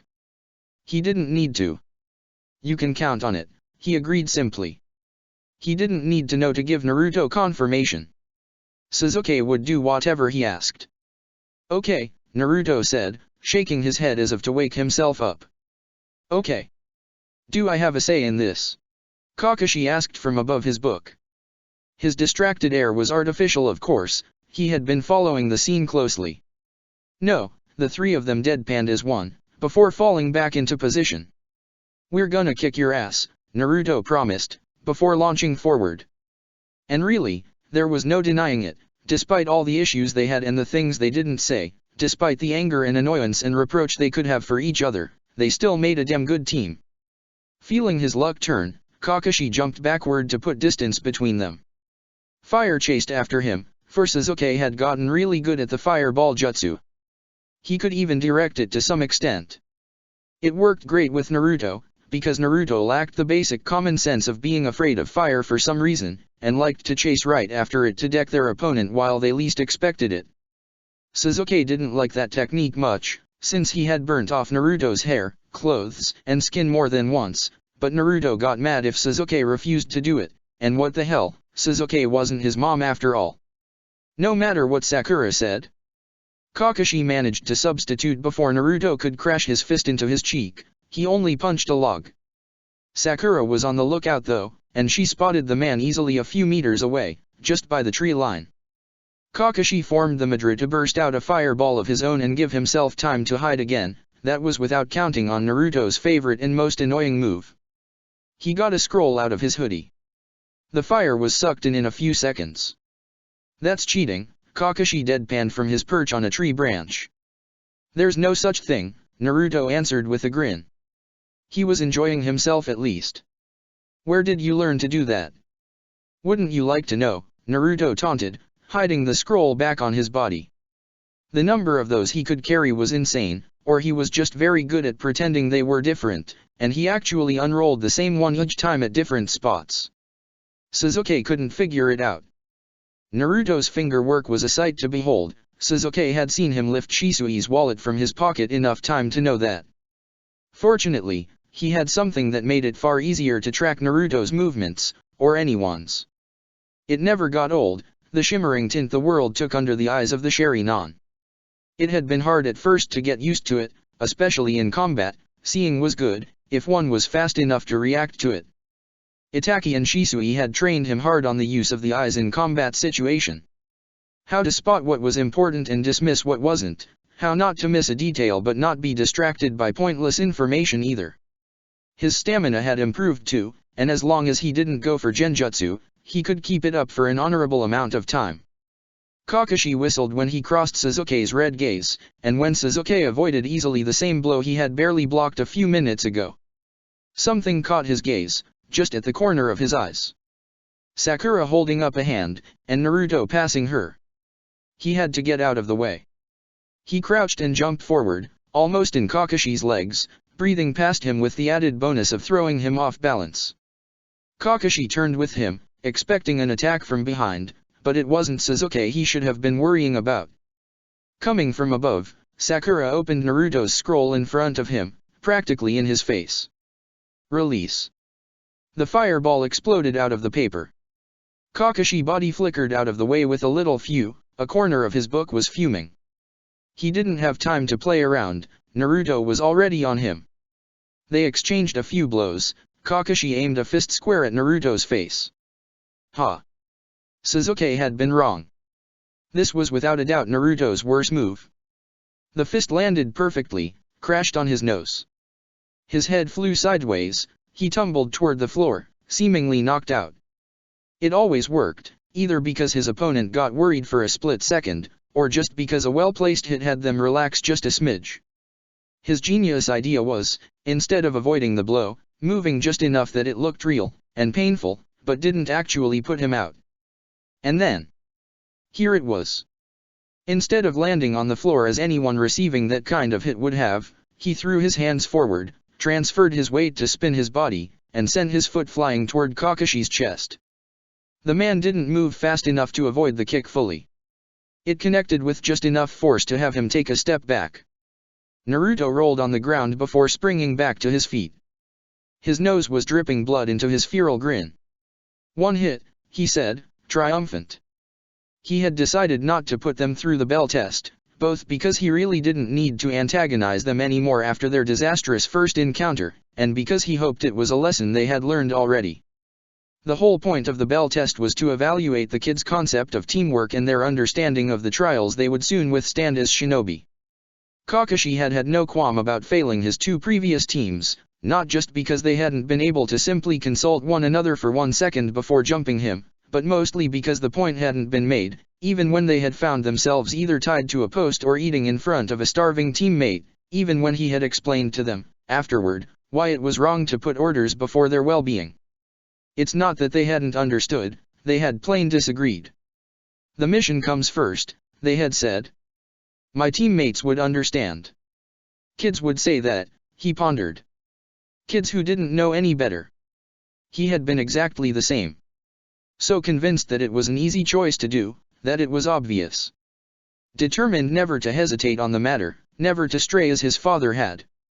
What the bell test asked of them was to reflect on that. Truly, deeply. To understand the strength that could come from their mutual trust, from them staying together no matter what. It wasn't out of naive feelings, of believing that you could always save everyone, that things turned out fine for those who stayed true to their beliefs. How could you explain to children that sometimes it was those very beliefs that would let them down? That they had to think hard about what they could live with, and what they couldn't. That they had to agree to it, to voice it aloud, if they hoped their team to survive the trials shinobi went through in this world. It was too late to ask those questions in the heat of conflict, when the choice had to be made right on the spot, when death was the consequence of their decisions. Of course, sending that new iteration of Team 7 back to the academy was out of the question. First, because if he dared fail Uchiha Fugaku's son, he would hear about it until the end of time, but mostly because Naruto would never go with it. And they had to seriously start taking into account what the boy wanted and felt, if they didn't want to end up with a missing Jinchuriki.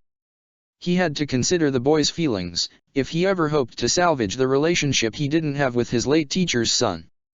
Kakashi would have still been able to fail them though, had they shown signs of being too self-centered to be part of a team.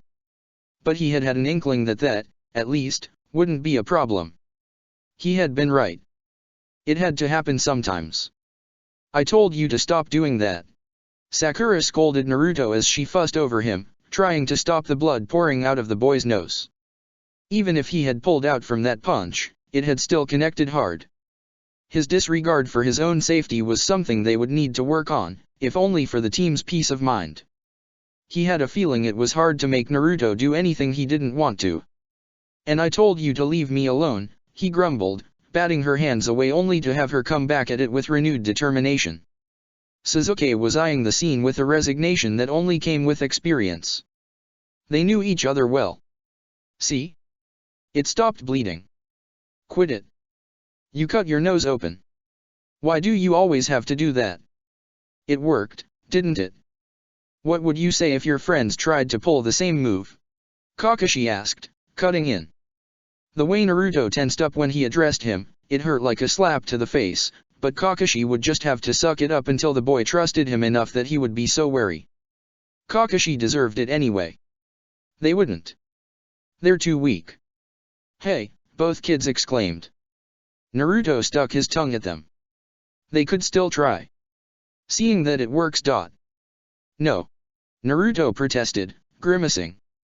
"Then you can understand why they don't like when you do it," Kakashi concluded. Naruto pouted and grumbled but didn't argue further, avoiding Sasuke and Sakura's smug looks. "Here," Kakashi said, reaching into his pouch. Naruto frowned, on guard, but his expression melted into one of dumb surprise when Kakashi slapped a band-aid on the bridge of his nose. "Staying safe is also a courtesy to your teammates," he chided, knowing that was a lesson that would need to be revisited, many times, probably. Naruto was going to argue, but was put to silence by a searing glare from his two friends. "You did good, kids," he told them, because they had. They shrugged and looked away, playing the unaffected. Usually that would be the moment where Kakashi opted out of it. They were obviously still uneasy with him, Naruto mostly, but the two others too, by pure emulation. He could have given up. He had almost done it, the day before, as soon as he had exited the classroom, had almost run to the Hokage to say it was a mistake, that he wasn't up for it after all, that they had to find someone else. But first, there wasn't anyone else, and second, that would have meant giving up on Naruto for good. And he couldn't have that. Shisui kept telling him that late, or in that case very, very late, was better than not at all. And Kakashi was 12 years late with a strong handicap, but damn it, he was going to pull it off. I think that calls for celebrations. I'm treating you to ramen. It was hilarious how they tried to pretend they didn't care all that much. You went to Shisui, didn't you? Sasuke asked, suspicious. You will never know. I could just ask him. But where is the fun in that? Sasuke huffed around a small smile. They turned around, eager to cash in on a proposition he was sure to regret very soon, but before there was something he needed to do. Wait. Naruto. I'd like to talk to you. There was no denying they would make a great team, with the way they consulted each other silently, with raised eyebrows and head bobbing, before Naruto nodded. We'll wait, Sakura said firmly. Kakashi didn't have the benefice of having known her beforehand like with Sasuke, and she was clearly siding with Naruto on her opinion of him. It didn't bother him all that much, it was better they be on their guard. And he couldn't forget that they had been betrayed by a teacher before. They took a few steps away, just enough not to hear what would be said, but close so that they could jump in no doubt, if need be. What do you want?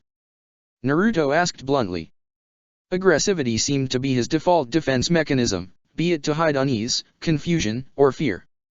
I wanted to apologize. That got him the boy's attention now. He went on. We should have taken your feelings into consideration when assigning the team leaders. I can't go into details as to why I was chosen for the job, but I want to make it clear that I'm not here to monitor you or rein you in.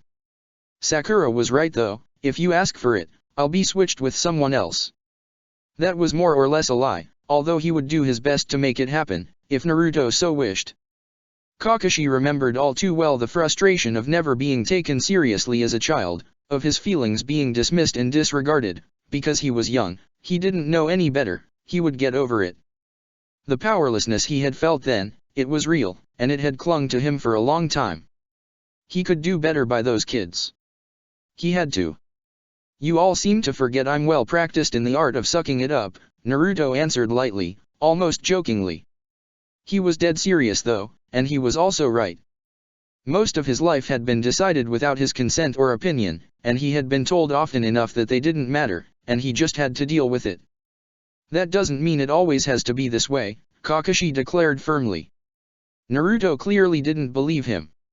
It's fine. Sasuke likes you, Naruto said as an answer. Shisui too. And I. He bit his lips, and Kakashi wondered what he didn't want to say. And I like them. Trust them. Something that was too much, too revealing to say aloud. Another will be the same anyway, Naruto concluded, and that wasn't very encouraging. They were all interchangeable in his eyes. Be it Kakashi or someone else, he would take it all the same. It had been a long time since Kakashi hadn't felt the urge to fight for something. You don't know. Maybe I'll turn out to be the best Jounin sensei of the whole place, he challenged lightly. It worked, at least a little, Naruto scoffed, a hint of amusement worming its way into his gloomy expression. Or the worst, he deadpanned. We'll have to wait and see. He seemed content with that. There was more Kakashi would have wanted to say, but he was aware his position was still precarious, and he could see the two others getting agitated out of the corner of his eyes. Naruto stopped him though, before he could turn around and join them. I lied, earlier. He was gripping at the fabric of his sweatshirt, on his belly. Looking down, face unreadable. About what? If you have the mean to stop me, you should use it. If you ever need to. Kakashi's mind jumped to the seal in his pouch. Tenzo would most likely be around the team often too. Kakashi could only be grateful that they had decided to introduce him to the team later on. No doubt Naruto would recognize him as well. but they couldn't just ignore the threat of Naruto's seal cracking up. "I'm sure it won't come to that," Kakashi said reassuringly, even if he had honestly no idea. "What do you even know?" Naruto retorted, and Kakashi was reminded that all in all, he was first and foremost an insolent brat. This was going to be fun. They walked back to the two other kids, only to find them chatting with a newcomer. "Hello, Kakashi," Inuzuka Hana said brightly. "Hello, Naruto. I was asked to make the round and take the new team's picture," she explained, waving her camera around for emphasis. Sakura was already fixing her hair. Naruto rolled his eyes. The girls' three dogs were running around yapping, as carefree and playful as they were focused and deadly in a fight. The contrast was always a little jarring, but then again, it was the same with the shinobi, wasn't it? They easily made the switch. Easily became weapons. "Do we have to?" "Don't be difficult," the girl chided, hooking an arm into his to drag him closer. She was smiling, more relaxed now that he was. Kakashi wondered where those feelings came from, both her admiration and her protectiveness of the other boy, who wasn't making any effort to win either. Sasuke went to stand on his other side. "I'm not going to run away," Naruto protested. "We wouldn't put it past you," Sakura retorted lightly. "Hey!" Naruto protested. It was covered by the click of the camera. "Hey!" he exclaimed again when he realized he wasn't even looking at the lens. Hana took another one for good measure, laughing at their antics. "I think you're good to go." "Thanks, Hana. Will we get our own?" Sakura asked, very on board with the idea. "Of course, it's a bit of a tradition. It will be a few days at most. I'll let you know." She bid them farewell, the dogs at her heels, in a hurry to catch Team 8 before they wrapped up for the day. Kakashi took his team to Ichiraku. Alright, so it was a Shisui suggestion, but he would have come up with it on his own. "Really? Hello and welcome to..." "Oh, Naruto. Hi old man. How are you doing?" "Ah, Sakura and Sasuke too. Well, you know me, I'm always fine. What can I get you kids?" Kakashi was aware that a vast portion of the shinobi force had a tab at Ichiraku and that the man was known to be open and friendly with everyone, and yet it was still surprising to see Naruto be at ease like this. The kids sat down at the counter, well acquainted with the place. "The usual for me old man. Extra meat, because our sensei is paying," Naruto said, mischievous, smirking at Kakashi as the two others made similar requests. "Kakashi, you're treating the kids?" "I guess I am. I hope he's being good to you," the old man said to the children. "Or you take it to me, right?" "What can you do, Tuki?" Sakura asked around a laugh, delighting in the man's antics. "I'm not sure I can take him in a fight," Tuki said, faking to be pensive. "But I can refuse to serve him. Or only give him cold soup." "A most horrible fate," Kakashi said with a dramatic sigh. "I guess I'll have to be a good teacher then." He made sure to make eye contact with the three of them, willing to convince them he was very serious about this. Tuki rewarded that resolution with a steaming bowl of noodles. "What do you think then, Naruto?" Sakura asked once they were back in the street, and Kakashi had made his goodbyes, promising even more fun for the next day. At the early days of their relationship, and for a long time after that, when Sakura was a bit lost, still hurting from being attacked and not knowing what to do with herself, she had often deferred to Naruto's decisions. She followed him around, did as he told. It was annoying and incomprehensible, but harmless. If she wanted to believe he had any kind of wisdom to impart to her, it was her problem. He couldn't tell when it had shifted to this. Now when she asked for his opinions and thoughts, it wasn't to emulate, wasn't because she had none of her own. She genuinely cared. She wanted to know. It was important to her, how he was feeling and what he thought. Somehow it was even weirder. No doubt she had her very own opinion made over the Jounin instructor, but she wanted to hear what Naruto had to say about it. Wanted to know if she would have to play buffer or to be wary, if she could let her guard down or not. Basically, she was looking out for him. He could have told her off, he didn't need her care or protection. But needing it or not, it was comforting all the same. "I guess he's alright," he said reluctantly. The man was no threat, at least, and Naruto saw no deceiving in him when he had pulled him aside to apologize. They were shinobi now after all, he had to make do with that kind of situation. The truth was, any jounin, any chunin, anyone in the village could have been the one to put him down, that night or any other. It's not like the man was special in that regard. It looked like he wouldn't be the worst possible outcome either, at least it didn't seem like he hated Naruto's guts. You sure? If she didn't usually call him out for lying about his feelings, she always made sure he knew she saw straight to the bullshit. She wasn't as perceptive as she thought, yet. More and more she could indeed see through him, to his growing displeasure. Yeah. It'll be fine. Hey, who knows? Maybe we'll even have some fun. She kept her scrutinizing gaze on him for a little while longer before deciding he was being sincere. She smiled, pleased, and punched both Sasuke and him on the arm, playful and smiling, which was the best look for her. We definitely will. It sounded like a promise.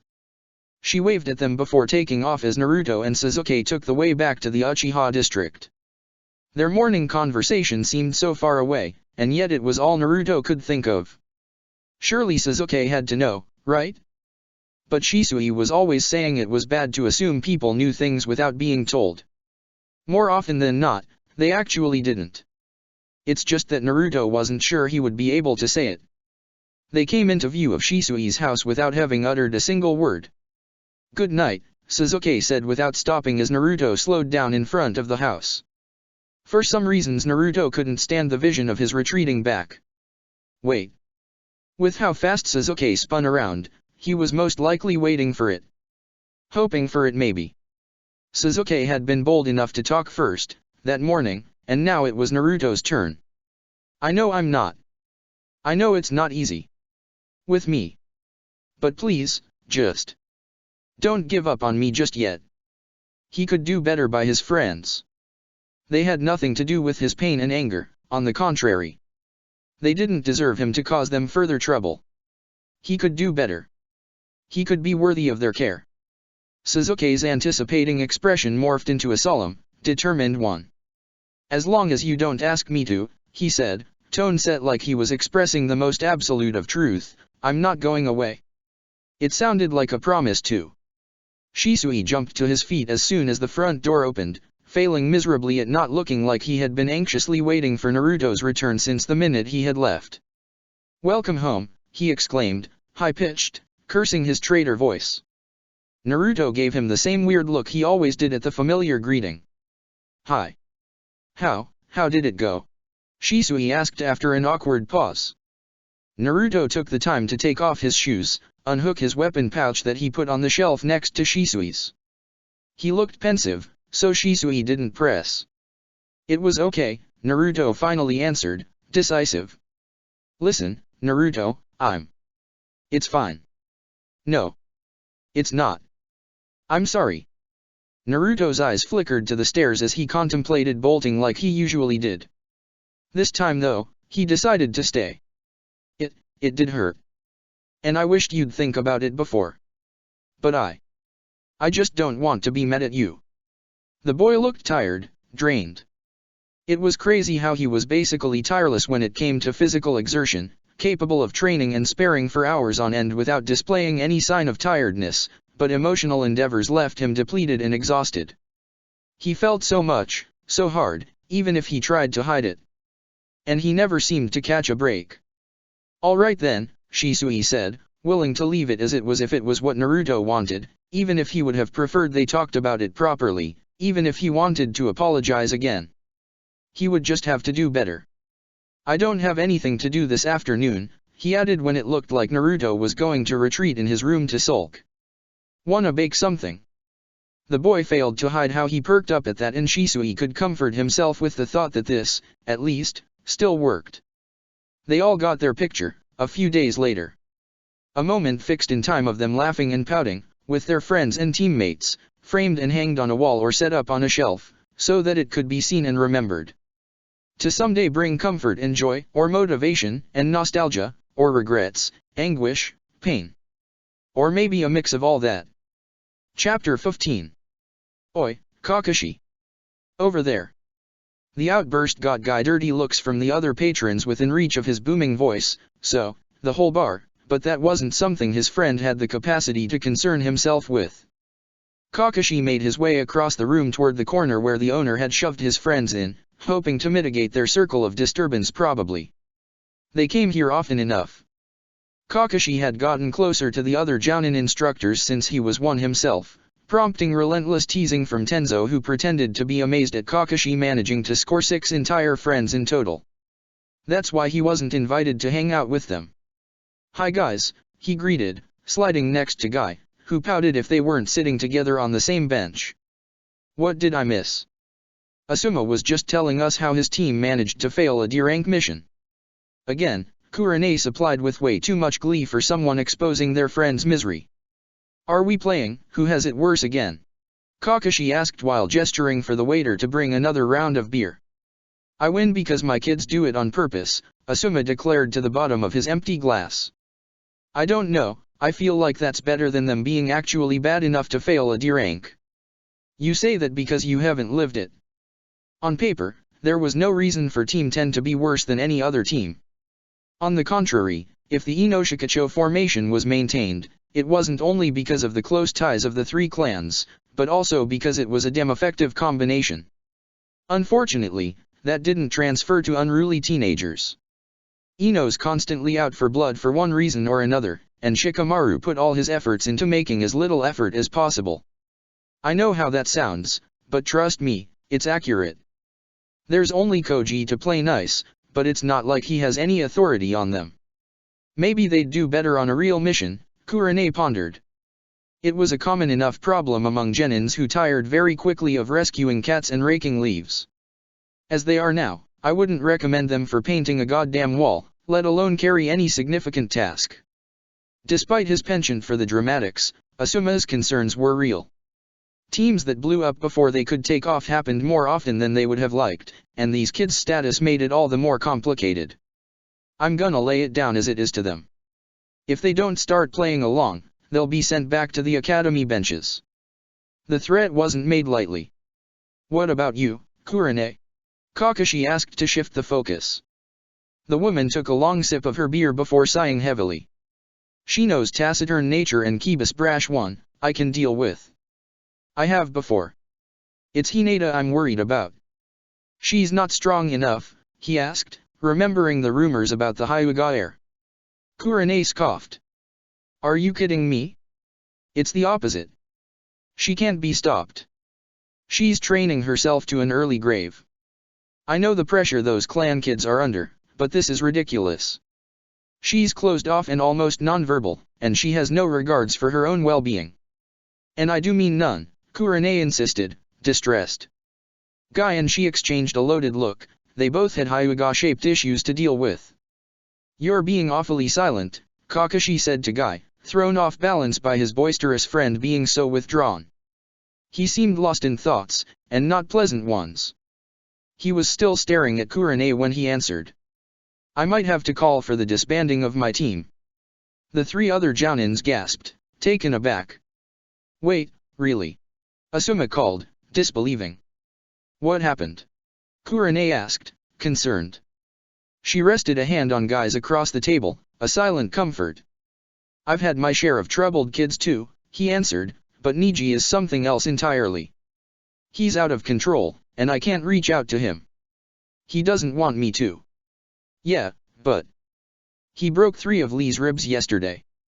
Kurenai brought her other hand to her mouth, eyes wide. Asuma cursed and crushed his cigarette in the ashtray, only to light up another one in the same movement. I can't put it on training gone wrong. He's aware of his own strength, his level of control over his abilities is to be praised. Lee riled him up as he always does, he's the only one that can elicit any emotion out of the boy. Not good ones though. He inflicted that blow deliberately.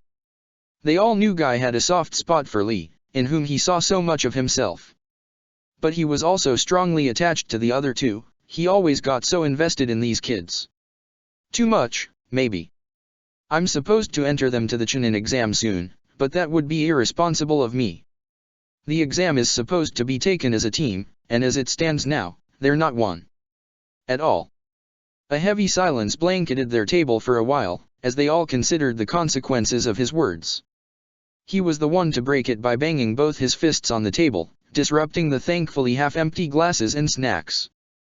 But I'm not giving up on them. We still have some time. I can break through their thick skull.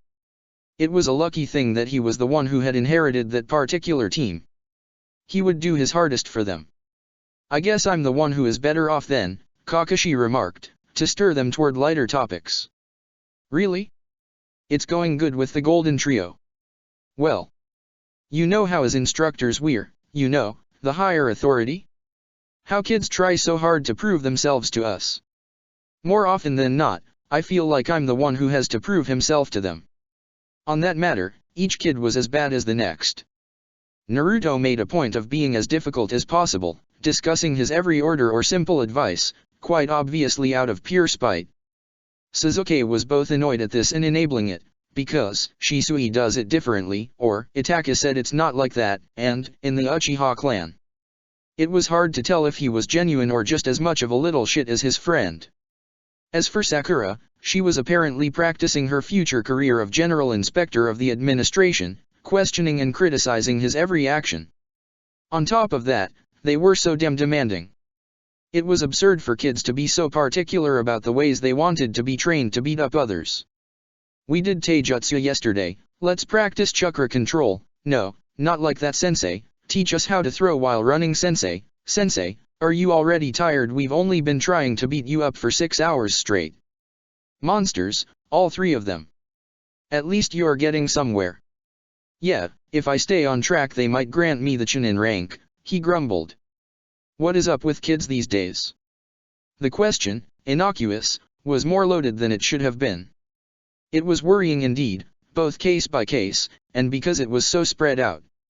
There was always the few odd trouble kids from year to year, but so many at the same time, it started to look like a pattern. Some had been pointing fingers at the academy. It was largely unsupervised, left to the discretion of the Chunin and Jounin in charge of the kids' education. The village had more pressing matters to deal with, and that had resulted in those kids being taught by a man that was apparently working for freaking Orochimaru for years and years. It had also come to light that a lot of shinobi seemed to see the academy as an easy way to take a break from active duty. Shisui was always raging these days after most of his colleagues who couldn't be bothered to take it seriously. There had been very few teachers who had actually been fully committed to the job. In fact, Kakashi could only think of one. Iruka's death was still hard to accept, after all these years. It was so abnormal, so unfair. It should never have happened. He was so damn young, barely a year into his teaching position and already determined to change it all, to do better. Danzo had been rooted out at the cost of the young man's life. They hadn't realized what value it really had then. I think we need more drinks, Kurane declared to put an end to their gloomy silence. It was accepted heartily. Guy immediately challenged Kakashi to a drinking contest, and training would be held the next day, but Kakashi didn't even think of refusing. The kids would just have to deal with his hangover and get off his back for one damn morning. There was nothing Ino could do about that anger. It was directionless, shapeless. She couldn't even put it into words, and she didn't know who to blame it for. There was no one she could take it out on. She could only stew in her indignation. You said flower arrangement was relaxing, Sai said by her side, voice as flat and unconcerned as ever, but you don't look very relaxed. She let out a long sigh and put down the poor flower she had been absently crushing into her hands. People found Sai's apparent lack of involvement and care to be off-putting, but it was perfect to her. How could one stay mad when faced with such calm, such unemotional pragmatism? She couldn't go as far as to praise Sai's extreme rationalization of everything in his life, including his and others' feelings, but she couldn't deny she found solace into it sometimes. Sorry. You're right, it doesn't seem to be working today. She should have known it wouldn't. She usually got into it when she needed to calm down or take her mind off of what was reeling her up, but since her mind couldn't pinpoint what it was that made her feel so restless exactly, there was no steering it away from it either. Do you want to talk about it? It was sweet of him to offer, seeing how awkward emotional sharing could be for him. And she wanted to. It was about him, after all. Why didn't you come to graduation, she asked, knowing she would only confuse him. But it was the starting point. They said I didn't have to, he answered, puzzled, as expected, by this line of questioning. But didn't you want to, she insisted. She could never take her anger out on Sai. He wouldn't have understand and maybe wouldn't even have registered it, and she couldn't do that to him. He kept weaving 2 long pieces of ribbon for a while, pensive. I guess it would have been nice, he concluded. She wanted to break the table in half. She had explained it to all of her friends, and all of those they interacted with, one by one. That it wasn't natural for him to make his own choices and voice his own opinions. That he would agree to any suggestion, abide by any request. He was better at it now, and he knew not to do things simply because he was asked to. But still, she had told them time and time again, Shikamaru and Koji, who hung out with them the most, Shino and Sakura then, and even Naruto, and Sasuke by association. Ask for what he wants. Then ask again. Truly ask, until you see the gears turning into his brain, wait for it, a few minutes, an hour if you have to. It wasn't true that he was fine with whatever, that he didn't mind either way. It wasn't. He was just still in the process of being taught that he could choose. That he could have feelings, that he could express them. All the kids had gotten the memo. And then that stupid fucking teacher had barreled in, and what had he said? Oh, Sai, you're already a Chunin technically. You don't have to pass the test. And what was Sai was supposed to say? Maybe, but I'd like to anyway? As if he was going to. Sai still couldn't say, after half a decade, what his favorite food was, and if he liked Ino's company or not. So of course he had just answered okay and later framed it as, I decided not to go. Fucking fuck. The whole point of Sai and Shin being put into the academy, instead of being integrated to the shinobi force like their rank could dictate it to, was that so they could have a chance at integrating their generation, have a shot at a regular childhood. And what had that moron of a teacher done? Sidelined Sai at the last minute. Shin had passed the freaking Genin exam, because that was what the other kids did, that's all. At the time she had thought they had decided not to let Sai pass with them for some reasons. Angering enough. But it wasn't even that. She should have asked him herself, should have done that job she had been doing for years now. Ask him, are you sure? You don't want to come? Be with the others. People didn't talk but they noticed all the same.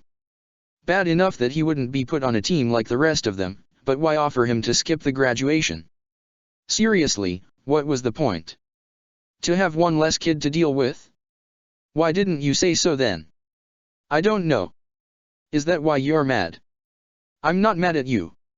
She was mad at the world at large. It was an old feeling. Ino had been spying on adults and listening into their secrets for as long as she could remember, and she had never liked much what she heard. She had her team now, but they were wasting their time on stupid missions and boring training and she couldn't stand it. She wanted to do more. She wanted things to change. Here's your share, kids. Wow, thanks, that's great. Naruto found it quite fascinating how much emotion Kakashi managed to convey with only one eye visible. The subtlety of his level of aggravation at Naruto's insolence were all displayed by that single eye and eyebrow. Really, it was a feat. The man deposited the few bills in each of their hands and they pocketed it without further comments. Of course, repairing and repainting a fence couldn't pay all that much, but he was convinced that an actual professional would have charged way more. Genins were just convenient cheap labor, it seemed. Sakura said something about spending all her fortune on ice cream with Ino and took off. Kakashi was already gone in smoke, who knew where. Sasuke and Naruto didn't really have any other friend, so they hung out together in the busy streets. Sasuke avoided strolling through the Uchiha district if he could, miffed by all the people that would stop to greet him and chat with him. And, well, Naruto wasn't exactly welcome there. Do you have news about Izumi? Naruto asked as they watched the fish lazily swim around in their tank behind the window of a fancy restaurant. She's still in Fire Country, according to my mother.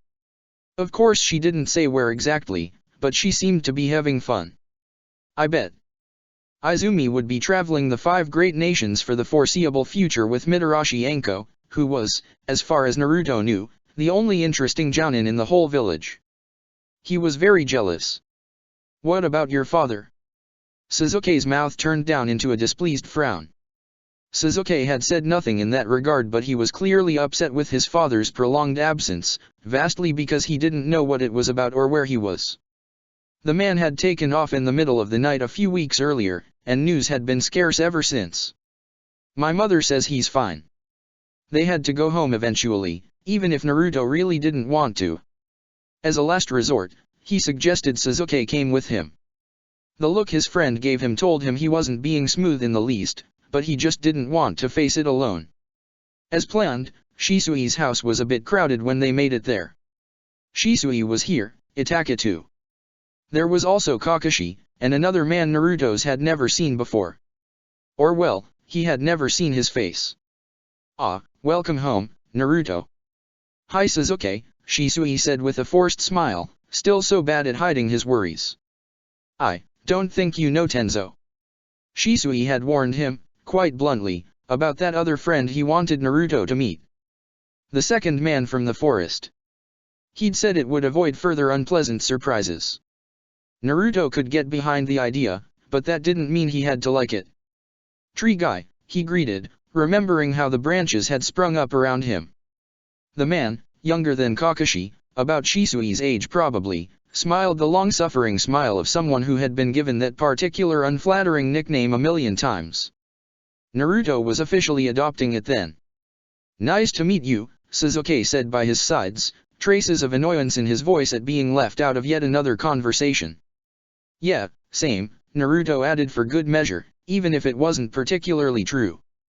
The situation made him antsy, between Kakashi and that Tenzo guy, plus Itachi and his creepy stare, and Shisui looking at him closely from the side. Okay, that was nice, we're going to my room, he declared bluntly, gripping Suzuki's wrist to drag him after him up the stairs. You could stay around a bit. Shisui protested without much conviction. We see enough of y'all all day long. Naruto retorted just before slamming the door to his room, cutting back whatever argument Shisui had up next. Suzuki snorted and Naruto grinned at him. His comeback always made his friend snicker into his collar. They read comic books and ate out of Naruto's secret stash of snacks until Itachi came to fetch his little brother for dinner. The house was thankfully deserted when Naruto went downstairs to help out with their own dinner. That didn't go so bad, Shisui said cheerfully, already busy cutting vegetables, more relaxed seeing that Naruto hadn't blown up upon meeting the tree guy. I can behave, you know, he grumbled. I do. Shisui gave him a winning smile. Naruto huffed, annoyed. Oh, before I forget. He reached into his hoodie for the mission's money. Here. Naruto, I told you. Just take it. Shisui huffed and sighed and rolled his eyes, but he relented eventually, and took the meager salary of the day's work from Naruto's hand. It was an ongoing subject of quarrel ever since Naruto had started to get paid, albeit very poorly, for his missions. Since he was basically freeloading on Shisui's ass, and since the man categorically refused to take pickpocketed money, Naruto had resolved to give him his shinobi pay, as compensation. He knew the village paid Shisui in some way to look after his charge, but seeing what he was allotted as a child, he couldn't imagine it was a lot. Shisui didn't go on missions nowadays, since he was teaching at the academy. That couldn't be very well paid either. Shisui, being the obnoxious idiot he was, didn't actually take the money. He put it all in a big jar on one of the higher shelves of the kitchen, one he could access easily, but Naruto could not. He had tapped a piece of paper on it that read the Naruto as being stubborn jar. Shisui was just the worst. Naruto would miss it though, when it ended. Say, Shisui. What? Do you need me to give you an excuse to go knock at Suzuki's door again? Maybe we're out of eggs. That was only once. URG, whatever. Sorry. What is it? Naruto considered pushing back the conversation, again, like he had been doing for weeks now. He kept expecting Shisui to bring it up, but it looked like it wasn't going to happen. I was just wondering when you wanted me to go. What? Go where? Well, I don't know yet. But, to leave, I mean. Leave this place. Naruto huffed at Shisui's dumb expression. Why did he have to be so slow? The Hokage said I could go back to live on my own when I made genin. Shisui sliced through his finger instead of the carrot. Fucking shit. The next few minutes of chaos consisted solely of them both running around the kitchen trying to find something to stop the blood, make a bandage, and clean up the mess. A few minutes later they were back in the exact same position, except Naruto was the one slicing up the carrots while Shisui was only allowed to mix the eggs. I can be gone whenever. It's not like I have much to pack. There's no rush. Naruto shrugged. He didn't care either way.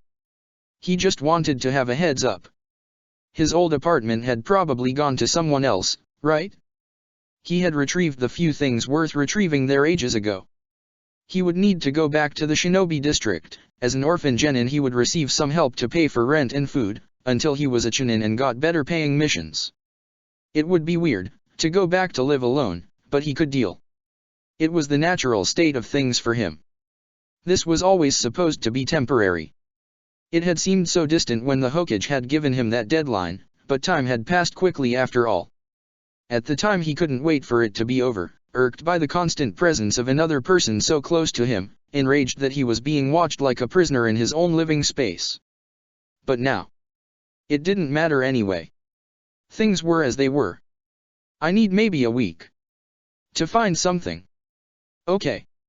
If Shisui wasn't pushing him out of the door, he at least had the time to look for a decent place.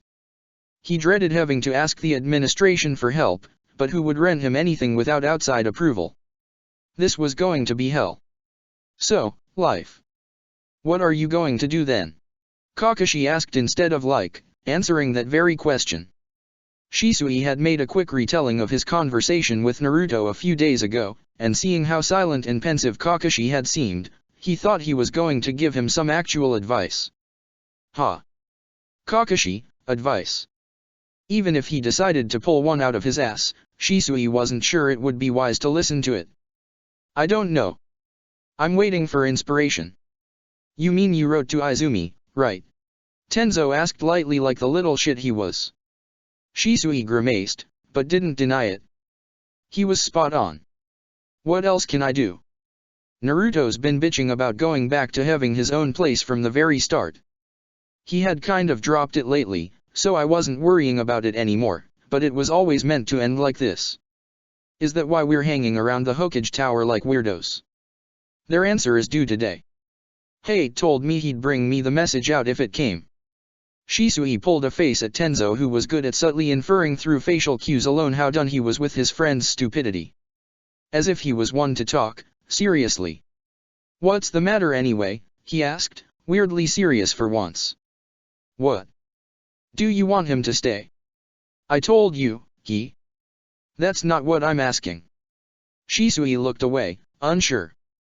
They were sitting on one of the benches lining the street in front of the Hokage Tower, near the academy. They got a few glimpses at kids running laps around the yard, their screams and laughs carrying all the way to the three Jounins. Shisui was due back in class soon and losing hope that Izumi's answer would arrive before he had to leave. Despite what Naruto still thought, Shisui had never been unwilling to take him in, not ever. He was on board from the start, but he was aware back then that it was only temporary, just to support the boy while he went through processing life-changing revelations about his past and future. But the truth was, Shisui liked having him around. Seeing him come a little more out of his shell day after day was direct proof that things could change, things could improve, that Shisui could help, could truly make a difference. His life was nicer and funnier with the infuriating boy around to steal his weapons and take over cooking with the most dramatic sigh because Shisui was useless and a damn menace. Which wasn't even true, and more often than not, they ended up cooking together, side by side in their small kitchen. And it was nice. Shisui had always wanted siblings. And maybe he had hoped Naruto would think so too. Enough that he wouldn't want to leave anymore. Shisui didn't like the idea of the boy being all alone again, of not being able to check out on him, to look after him. It didn't feel right to say it though. Naruto had been forced to come live with Shisui in the first place. It stood to reason that he didn't want it to go on more than it had to. That's irrelevant, he answered, albeit not very convincingly. That seemed to be his two friends' opinion too, judging by their expression. Well, let's see what your most intelligent friend has to say about it, Kakashi said, pointing at the tower's entrance. Hayate was strolling toward them, a paper in hand. Here you go, he said, dumping the message into Shisui's waiting hand. Don't forget what you owe me, he added nonchalantly but with an underlying threat before rushing back inside, no doubt worried about falling behind on sorting through the numerous messages the tower received constantly. Rumor had that in the message room of the aviary, that oversaw all communications within and outside of the village, a 5-minute delay at the beginning of the day was a 5-hour one by the end of it. What did that cost you? Kakashi asked, amused. I have to get him a date with Yojao, Shisui answered with how much dignity as he could. He unrolled the message eagerly. He had been lucky enough that Hayate was willing to send his letter to Izumi and Anko with their next batch of mission pointers. He couldn't send her anything himself, since he didn't know where she was exactly. The message was short, but straight to the point. Kakashi laughed after reading it above Shisui's shoulders. She's not wrong, he said when Shisui pocketed the message. He had to think about this properly. I'll have to think about this. Properly. Don't hurt yourself, Tenzo commented. Shisui shoved him off the bench. How are things going on with the team anyway, he asked Kakashi, ignoring Tenzo's grumbling as he dusted off his dirty clothes. Kakashi sighed.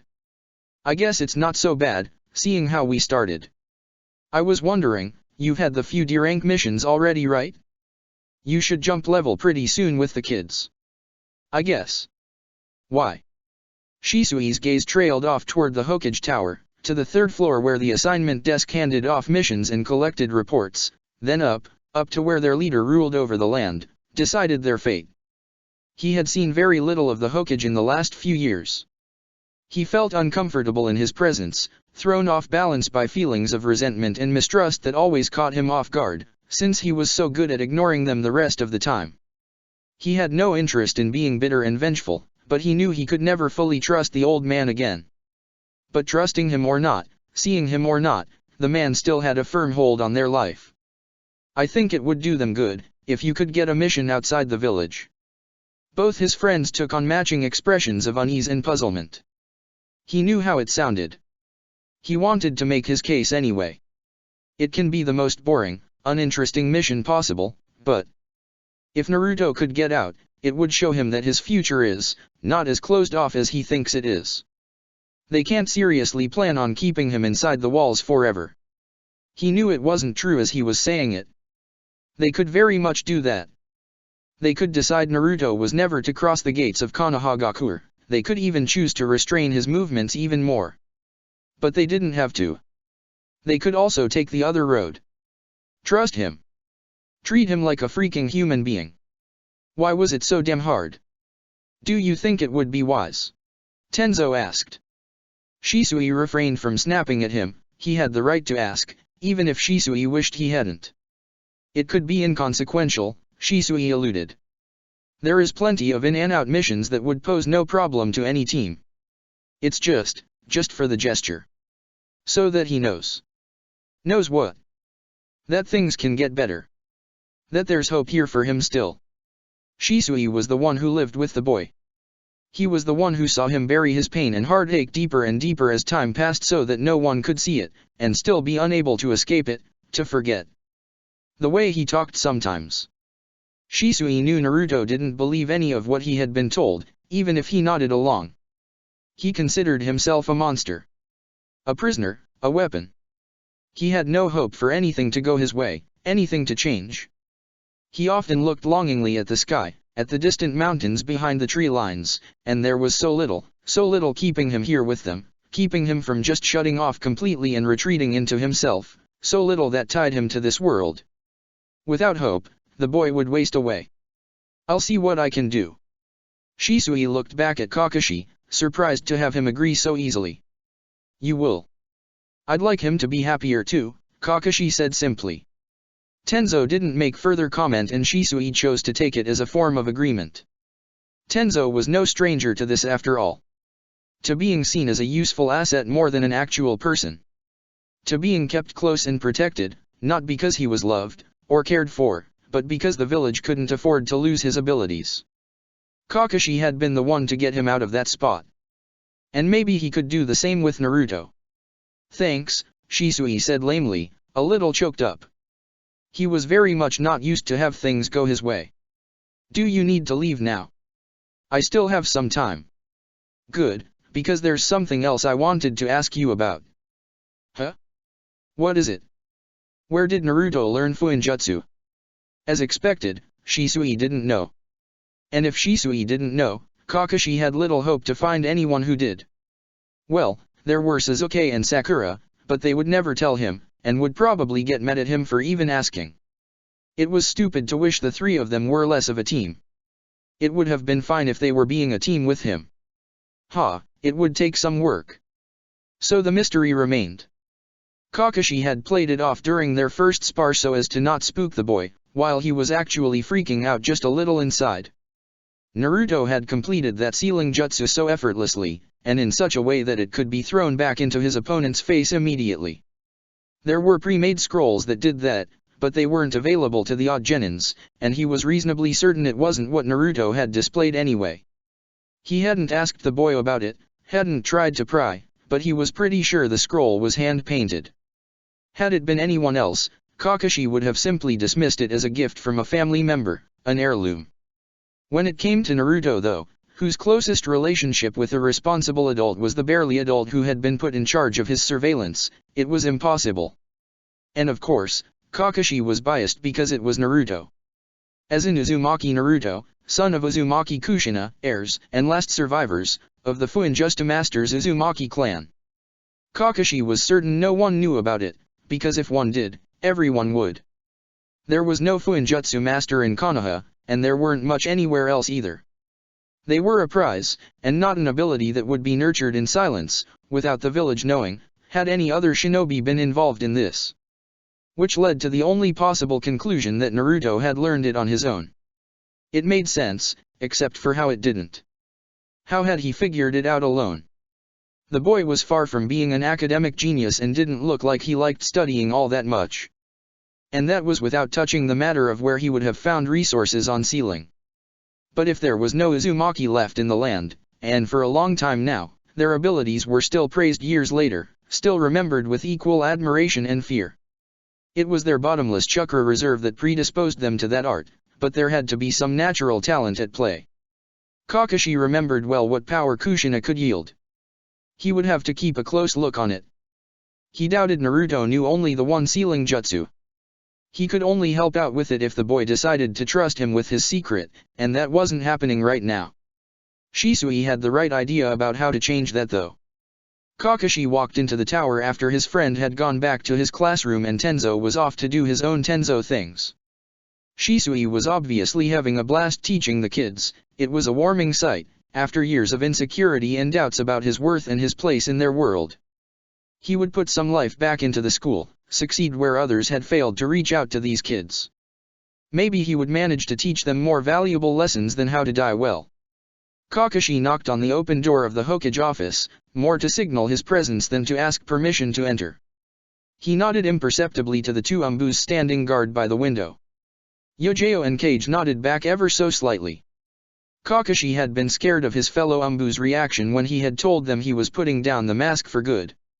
He'd thought they would resent him somehow. He'd been wrong, of course, so as not to break habits. He remembered Yojao, laying a gentle hand on his arm, saying, "Would you resent us, if we left?" She was always the most sensible one. "Oh, hello, Kakashi. Was there something you wanted?"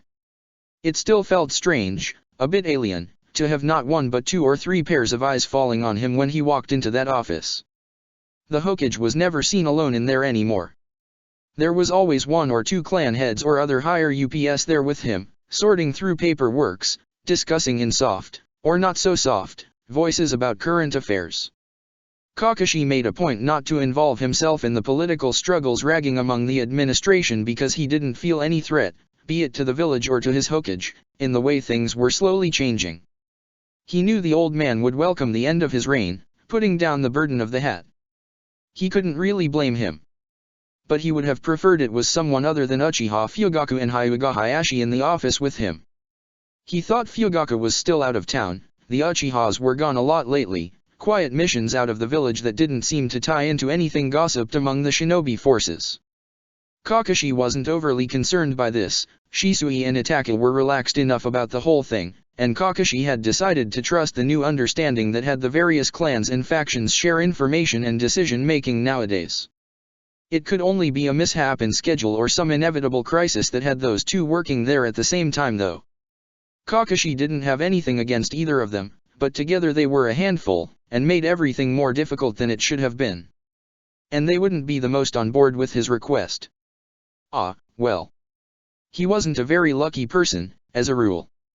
He exposed the situation thoroughly, insisting on the team progresses and potential, trying to appear like he was addressing all three of them, even if in all honesty, it was the Hokage's approval he was looking for. The Sandaime still had the authority to enforce his decisions. Kakashi couldn't deny that having everyone in agreement would be nice too though. Do you think it's wise? Fugaku asked, with much more skepticism than Tenzo an hour ago, and eliciting much more defensiveness from Kakashi. Fugaku never seemed to like him much, but Kakashi couldn't forget that he had been the one to ultimately rule in favor of Kakashi keeping his gifted Sharingan, as respect for the dying wish of one of their own.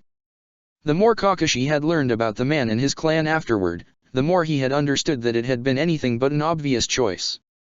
The man could prove difficult though, if Kakashi wasn't convincing enough. Yes, he answered firmly. I think they're qualified, and I also believe it would be a good thing both for their relationship as a team and their individual development. I am not convinced, Hayashi said from the other side of the table, and Kakashi truly hoped it was out of legitimate concern, and not just to be contradictory. He had never been an active participant in a council meeting, but he had watched over many of those as Umbu, and the amount of pettiness and bad faith he had witnessed then among the most powerful shinobi of the village made it hard to trust their objectivity and decisions. I'm in favor, the Hokage weighed in, holding Kakashi's gaze with an inscrutable expression. Kakashi turned toward Fugaku, who was studying him too. Maybe it wasn't such a bad thing that he was the one hearing this after all. Because Uchiha Fugaku, if he was known to be an intransigent, strong-headed leader, was also known to be very fond of his sons. Probably against his will, he had been exposed to Naruto as well. And he had to know quite a lot about him through Sasuke's gaze. As he stared at Kakashi, pondering over his answer, Kakashi saw him as a father more than a clan head, for the first time maybe in all the time he had known the man. Quite possibly, as Itaki had reported, Mikoto was seriously rubbing off on him. I agree too, he finally said. He didn't look away from Kakashi, even as Hayashi huffed, displeased. Very well, the Hyuga said eventually. We'll find something, Fugaku added. Kakashi assumed it would be the most boring, uneventful mission they could dig up, but it didn't matter. It wasn't the point. And it was the first of, hopefully, many. If it went well, if they came back safely, there was a chance they would agree to more. It was in the interest of the village too, the team couldn't be sidelined, seeing its potential. The kids had to learn. Thank you. In the meantime, there are plenty more D-rank missions for your team to complete, the Hokage said, amused. Surely he remembered what trying to contain unruly genins could be like. This has got to be the most boring one we've done yet, Naruto complained as they made their way to their mission's location. Naruto? Show some respect. Sakura exclaimed, punching him on the shoulder without force. She could talk, she didn't fool him, he had seen the look on her face when they had gotten their mission order at the assignment desk. They were on cleanup duty. And not just any cleanup duty. Cemetery cleanup duty. What a way to spend the day. Actually, they had probably done worse, chasing crazy runaway cats around or working for people that couldn't hold their contempt for Naruto in check for 1 freaking hour didn't rank that high. But hanging around decaying corpses all day wasn't really appealing either. Despite the early hour, there were already a few people strolling between the neat ranges of tombstones. Kakashi walked up to a man in a horrendous bowl cut and green jumpsuit, seemingly out on a morning jog, that had stopped by one of the stones. The man looked oddly cheerful for someone visiting a dead acquaintance, but Naruto was well aware that it could be faked easily. He had never come to the cemetery in broad daylight, only at night, where he went when he had heard kids at the academy say they would come there to test their courage. He dressed up and scared them for life, petty but harmless revenge over those who used to trip him in the corridors. It was more intimidating during the day somehow. The proximity of death and its inevitability were on display now that he could decipher the names and dates on the stones. A lot of graves had fresh flowers and small offerings scattered around them, proof that there were still people thinking about the ones lying below. They worked in silence, their usual chattering quieted by the solemnity of the place. They mowed the lawn, tore off weeds as best as they could, and cleaned up the tarnished marble of the tombstones. Naruto tried not to focus on the names. It wasn't hard, since he didn't know how to read most of the characters anyway, let alone how to pronounce the words they spelled. There was one name, however, that caught his gaze immediately. Kakashi was reading his book at the other end of the cemetery and Sakura and Sasuke were a few tombs ahead of him in their row. No one was paying attention to him. Naruto kneeled over the stone, running his fingers on the carved kanjis, incredulous. He didn't know the first name, but the last name, he knew very well. It was his own. Naruto had never met a single person that bore the Uzumaki name, never heard or seen it mentioned in any way. But there was no doubt. If there was one word he could read, it was his own name. The 3 katakana attached to it formed what he believed was a female name. Kushiene. And the date below, was his own birthday. The date of the Kyuubi attack. Naruto's head was spinning. Was it possible? A woman dead the day of his birth, the only one in the village bearing his name. The old man had always been tight-lipped about anything concerning his parents. No matter how many times Naruto asked, begged for any scrap of information, the Hokage wouldn't even tell him if they were alive or dead. Well, he had said they were dead for this village, but Naruto couldn't trust anything coming from the man. Whoever that woman was, she had to be related to him in some way. Had to be part of his family? He'd half assumed Uzumaki was a made-up name, that was the reason why he was the only one. But there was another right there, buried in the ground. Did it mean they were others? Some that were still alive? Naruto. He snapped back to the present hard enough to get whiplash. Sakura was waving at him, urging him to hurry so they could get out of there. Naruto nodded hastily, mind still reeling. He quickly grabbed a pencil and a piece of paper from his weapon pouch to mark down the name, and hurried to catch up with the 2 others who were almost done with their row. He heard none of Sakura's scolding, entirely taken up with what he had just discovered. He had stopped very early thinking about his family, to spare himself unnecessary heartache. All he knew was that they weren't there, he was alone, and it was unlikely to change. What good did it do to imagine a mother, a father, an uncle, or a lost sibling walking through the door one day and sweeping him away? It was never going to happen. But he had also never had any tangible proof of their existence until today. Who was that woman? What happened to her? She had been killed by the fox probably, like so many others. All the tombs of the area he was cleaning had the same date of death written at the bottom. He worked faster while still trying to spot maybe another Uzumaki carved in the stone. He found none, but it hardly mattered. One was enough. One was a world away from zero. Naruto hadn't come out of nowhere. His name wasn't solely his own, it was connected to other people somewhere. Even his first name, someone had given it to him, and for the first time he could imagine it hadn't been chosen at random by some bureaucrats eating ramen while choosing names for orphan babies.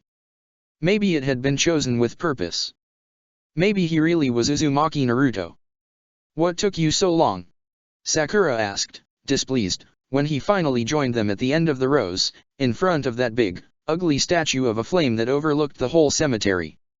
Kakashi was staring too, expectant.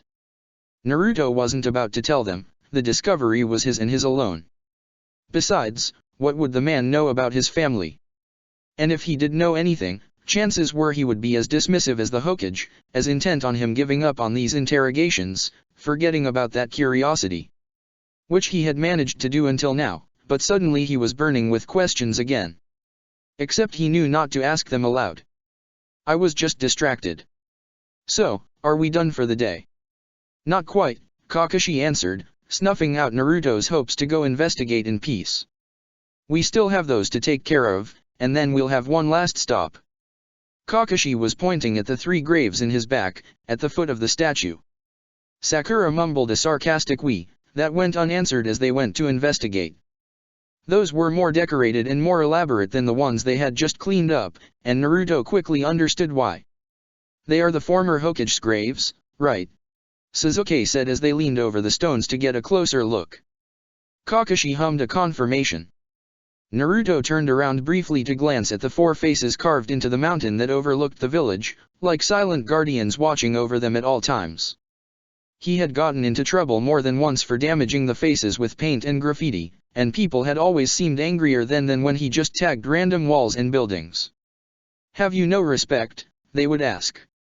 Naruto didn't bother to answer that. He didn't know much about the history of the village. The only Hokage whose fate he had some knowledge of was the last. The 4th Hokage stone also bore his own birth date. The Yondaime wasn't Hokage for long, was he? Sakura asked as she studied his grave. Naruto gritted his teeth. Of all the things they could have talked about. No. He died defeating the 9-tailed fox, Kakashi answered. At least he had the decency to look uncomfortable as he looked at Naruto. Naruto looked away. He wanted to get out of there. They say he was the best ninja of his generation. A genius, Sasuke added, obviously impressed. If he was so good, he wouldn't have died. Naruto bit his lips, regretting having said it aloud. He avoided all their gaze and walked away to the first grave, busying himself with its maintenance. He didn't need to be reminded that in addition to all those graves in the cemetery, including the one of the woman, he was also responsible for the death of the village's beloved 4th Hokage. The youngest one to be given the title, and the youngest one to have died with it. What a genius indeed.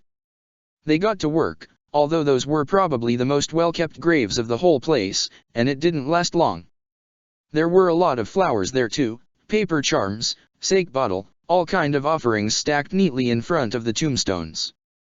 Naruto felt like kicking into the piles like a petty child. He refrained.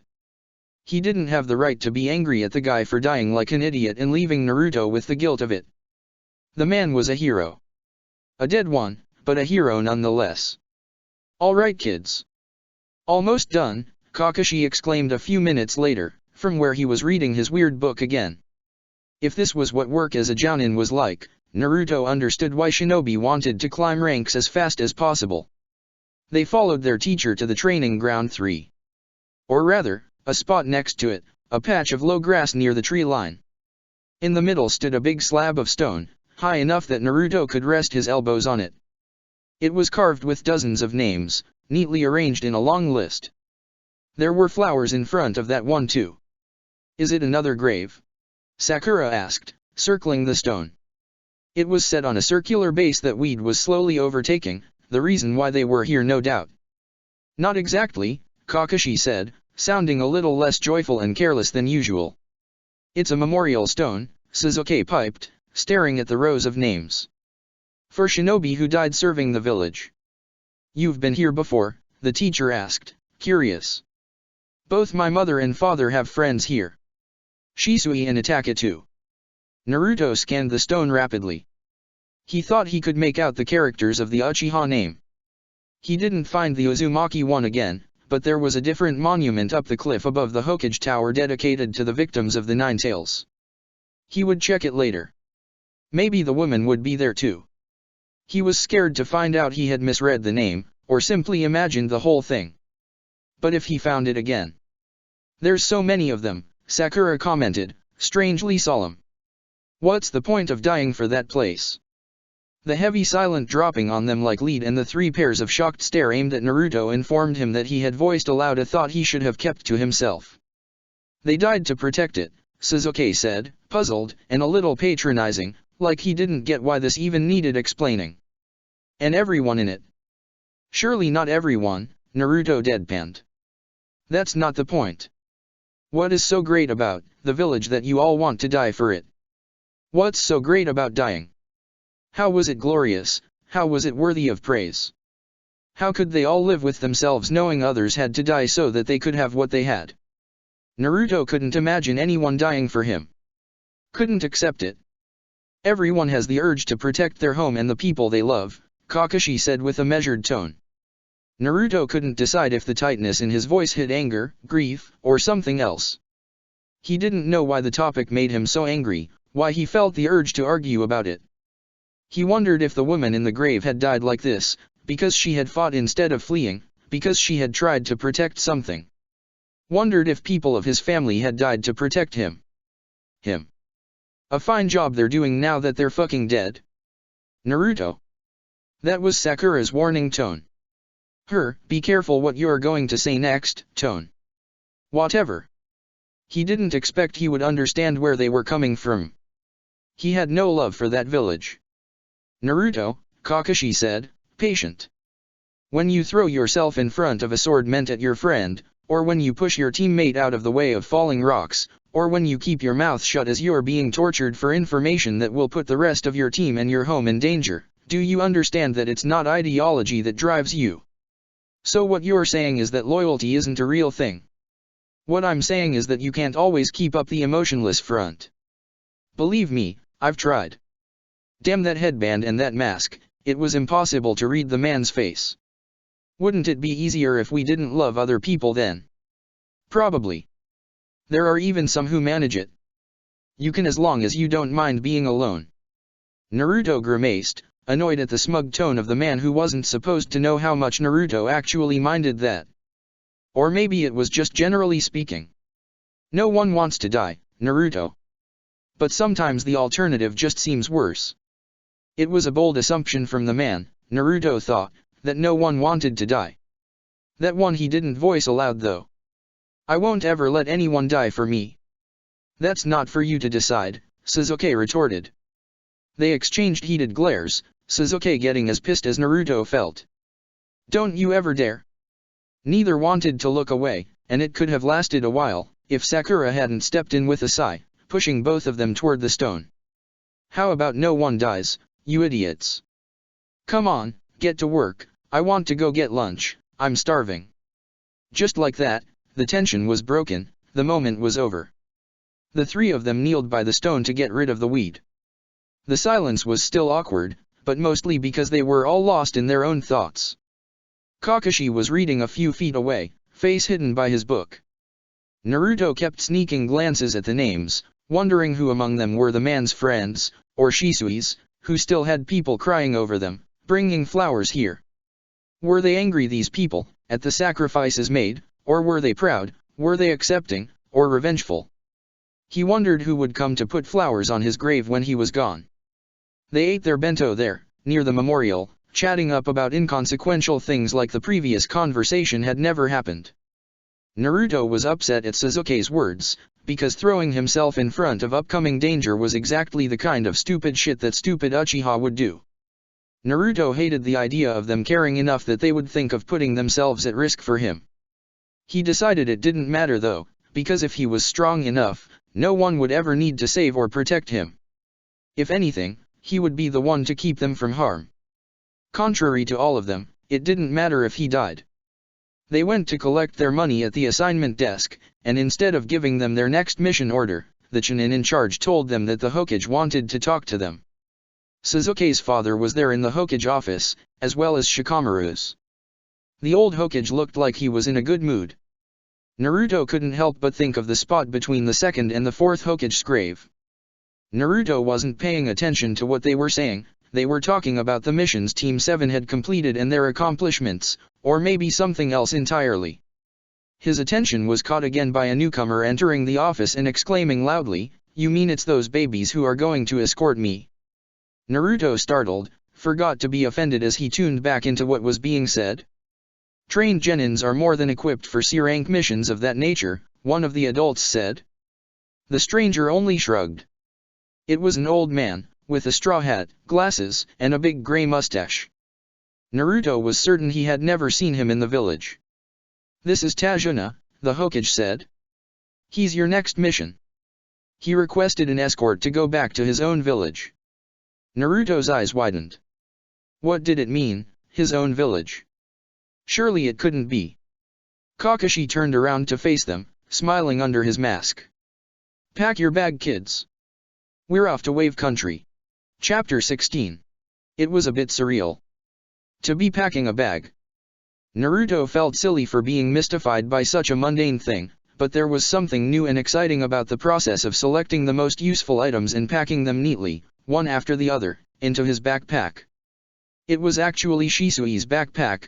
The man had lent it to Naruto, claiming that the only one he owned, old and battered, wouldn't make the cut.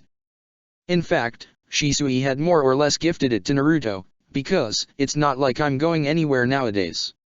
Naruto still couldn't believe it was happening. He had never left the village to go to a hot spring on a family vacation, or to visit relatives. He hadn't even gone with the class to the few field trips they had taken to the nearest towns, for a flimsy reason or another that he hadn't questioned at the time. And now he was going out on a real mission. Beyond the village's borders. Beyond the country borders even, just a bridge over it, but still. He was going to travel with his friends, see new places, meet new people. Strangers. Strangers to him as he would be stranger to them. He couldn't think of a better thing. The only black spot on the whole affair was that he would have to come back. And he didn't even know where exactly. He had decided now was as good a time as any to get out of Shisui's hair. He had tidied up his room neatly, put his things in order. When they were back from Wave Country, he would move into his own place. He said as much to Shisui over breakfast. "Did you find a place?" the Uchiha asked, skeptical. "Yes," Naruto half-lied. He had put in a formal request to the administration. Surely there would be something by the time they returned. "I see." Naruto didn't know what to do of the heavy tension in the air, didn't know why Shisui looked upset all of the sudden. Should he have moved before leaving? He had half the mind to apologize about it, but Shisui spoke first. "I don't know why it's always so hard for people to follow their own advice," he said with a dramatic sigh, to Naruto's puzzlement. "What? I'm always telling you, and Itaki and Sasuke, and the kids in class, how important it is to voice out your feelings and speak your mind clearly, and here I am, doing exactly not that." "What are you talking about? You don't have to leave this place." Naruto frowned, suddenly miffed. Were they going back on their words? He had done nothing bad that he still needed to be watched over. "I can't leave." "That's not what I say. I mean you don't have to. As in you can stay, if you'd like." Shisui stared at Naruto for a second, as if to judge the impact of his words, and it probably wasn't to his liking, because he went on. "As in I'd like you to stay." Naruto's eyes widened, but he was no closer to knowing what to say to that. What was Shisui talking about? It made no sense. "You are allowed to get your own place, if that's what you want. You're free to choose. But know that would you want to, I'd be more than happy to have you stay here, with me." Why? Naruto hated how his voice was trembling, how his fists were closing and opening on empty air, how he didn't know what to do with himself. He couldn't believe what he was hearing. Shisui shrugged, sheepish. "I like to have you around. That's all." Naruto looked desperately for a ploy, for a sign that this was a lie, that Shisui was just trying to keep him here out of obligations or because he didn't trust Naruto on his own after all. But there was nothing of that on Shisui's face. From that very first day, Shisui had never lied to him. "I wasn't going to say anything," the man went on, mistaking Naruto's major freak out for confusion. "I didn't want you to think that I wanted to chain you here, and I figured it was rich coming from me, since you were placed here against your will.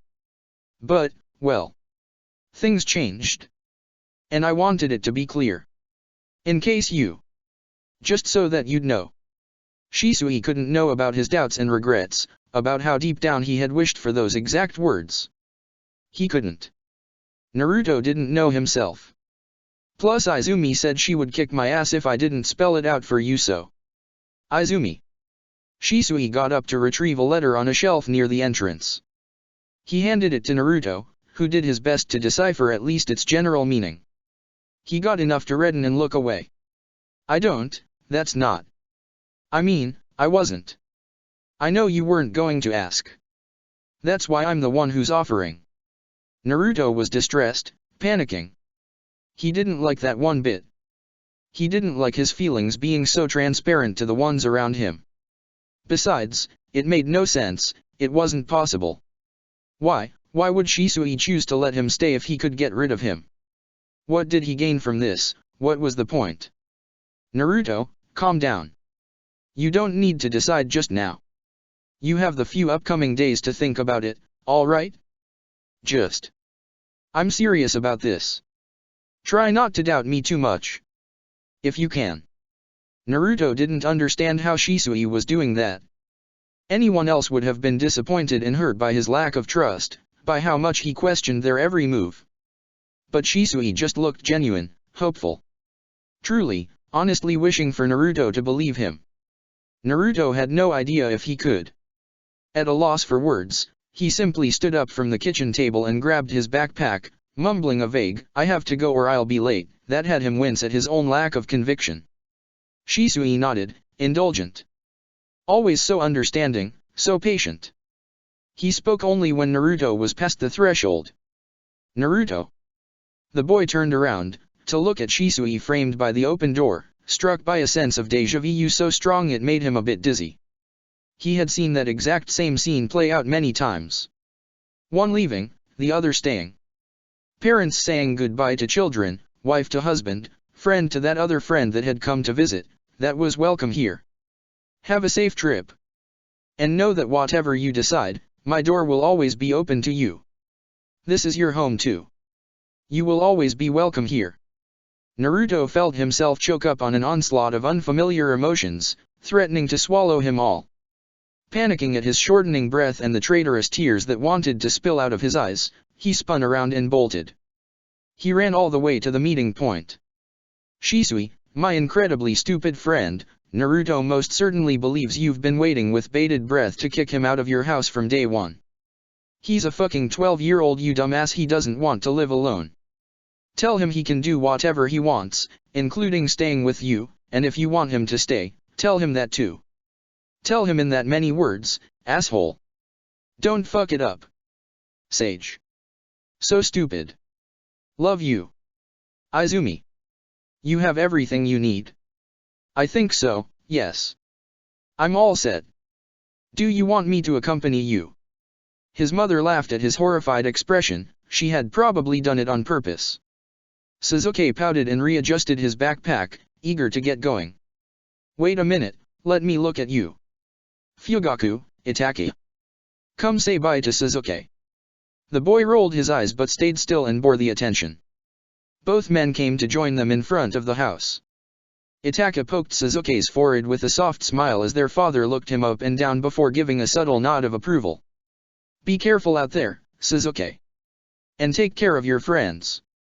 Caught off guard by the odd advice and sudden seriousness, Sasuke could only nod dumbly before leaving with a final goodbye. He didn't know why they made such a big deal out of it. It's not like he was leaving the village for the first time, and there was nothing exciting or prestigious about accompanying an old man home. He guessed it was symbolic, first C rank, and first mission that had a slightly more impactful goal than pleasing random citizens. Long practiced in the art of not asking, Sasuke didn't question Naruto about his gloomy and slightly panicked expression when he met him at the meeting point near the north gate. Sakura joined them a few minutes later and only got an unconvincing yeah to her "Are you alright?" question, since she hadn't learned that lesson yet. Between his father and his brother, Sasuke had the management of that frustration down to an art form even before meeting Naruto. Kakashi was the last one to arrive, with the old man, Tajuna. Sakura kept her scolding at Kakashi for being late to a minimum, probably for the sake of the stranger, and because the sun was barely out and she was still half asleep. They promptly departed. After a few feet though, Sasuke realized Naruto wasn't following them. Turning around, he saw the other boy still standing at the gate, just behind the line that symbolized the limit of the village. Naruto took a deep breath, and slowly, with deliberate movements, crossed the line to find himself standing on the other side. Sasuke had never seen that expression on his face. He was smiling, not a full-blown smile, it barely showed on his mouth, but his eyes were shining so bright, an expression of awe, of wonderment. Somehow, Sasuke didn't like it. To make matters worse, Naruto's mood kept improving with each step they took away from the village. He was walking at the front, peering curiously at the forest around them. It was the same old boring forest they had in Konoha, but Naruto stared at it like there were snacks growing on the trees. Sasuke knew Naruto had never left the village before, but he couldn't remember being that excited about his own first trip outside the walls. Granted, he couldn't remember it period. They were visiting his father, who was staying on a long observation mission in a small town near the border. His mother liked to embarrass him, recalling how he had cried the entire way there, from the moment they had stepped out of the village to the moment they had reached his father. And again on the way back. Sasuke was quite the weeper as a toddler, to his everlasting mortification. "So why were you in Konoha, Mr.?" Sakura asked. She seemed to be in a talkative mood now that she was more awake. She often was, and maybe for once she wouldn't be the only one. "Believe me, if I could have spared the trip, I would have."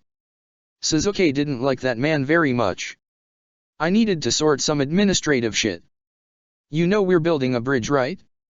To connect my country to the mainland. Well, the mainland is the fire country in this case, so we had to ask permission very nicely." It looked like Sakura had decided to be diplomatic today, because she didn't take offense at the snappy, dismissive tone. She was curious enough to look past it. "Isn't it something to take to the Fire Lord?" "We did. I was here about the border control issue. There will be a frontier post, and it's your shinobi that will control it." "You don't seem too happy about that," Kakashi remarked lightly, proving once again that his book was merely a prop for him to look uninterested in his surroundings. No doubt that a lot of people had been fooled by his careless attitude. Sasuke recognized it was a good tactic, but did it have to be such bad literature? Shisui had a few volumes in his library, that Sasuke had made the mistake of skimming through one day. Grown ups were disgusting. "No offense guys, but I'm not super fond of shinobi." Sasuke and Naruto reacted at the exact same time.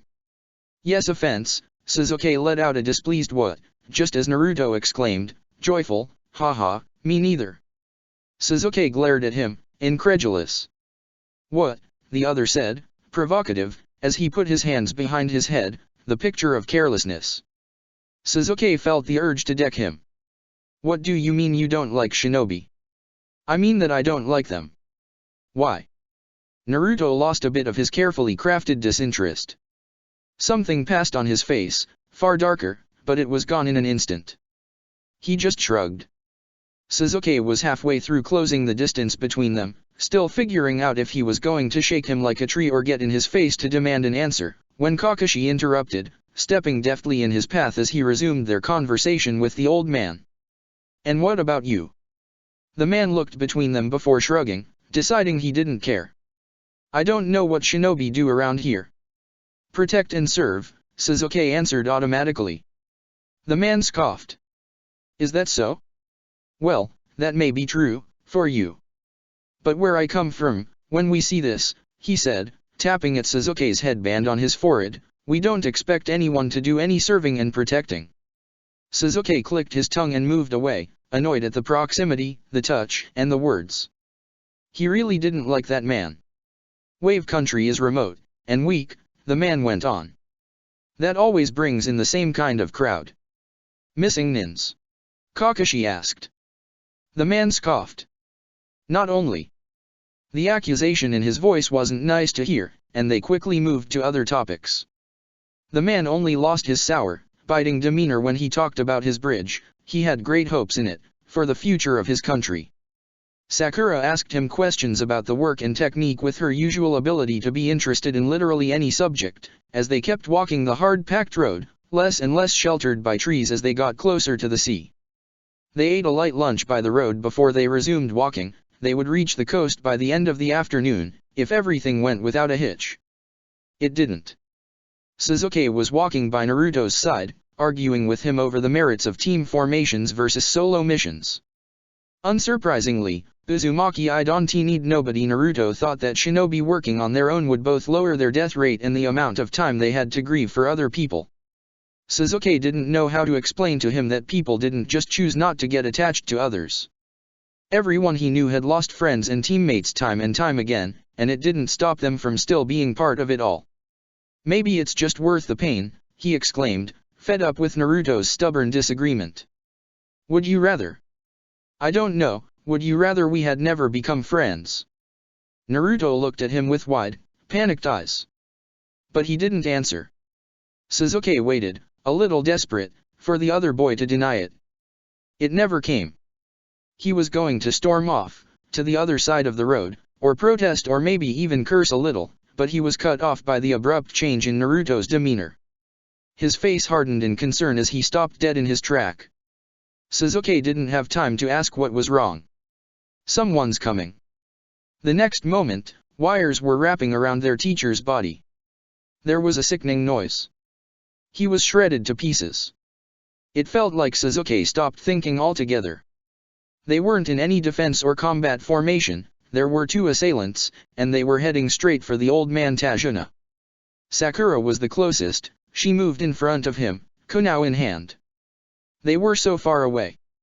Sasuke threw a shuriken that pinned down the enemy's deadly chains to a nearby tree. It gave him just enough time to regroup with Sakura. That's when the two strangers decided to change strategy.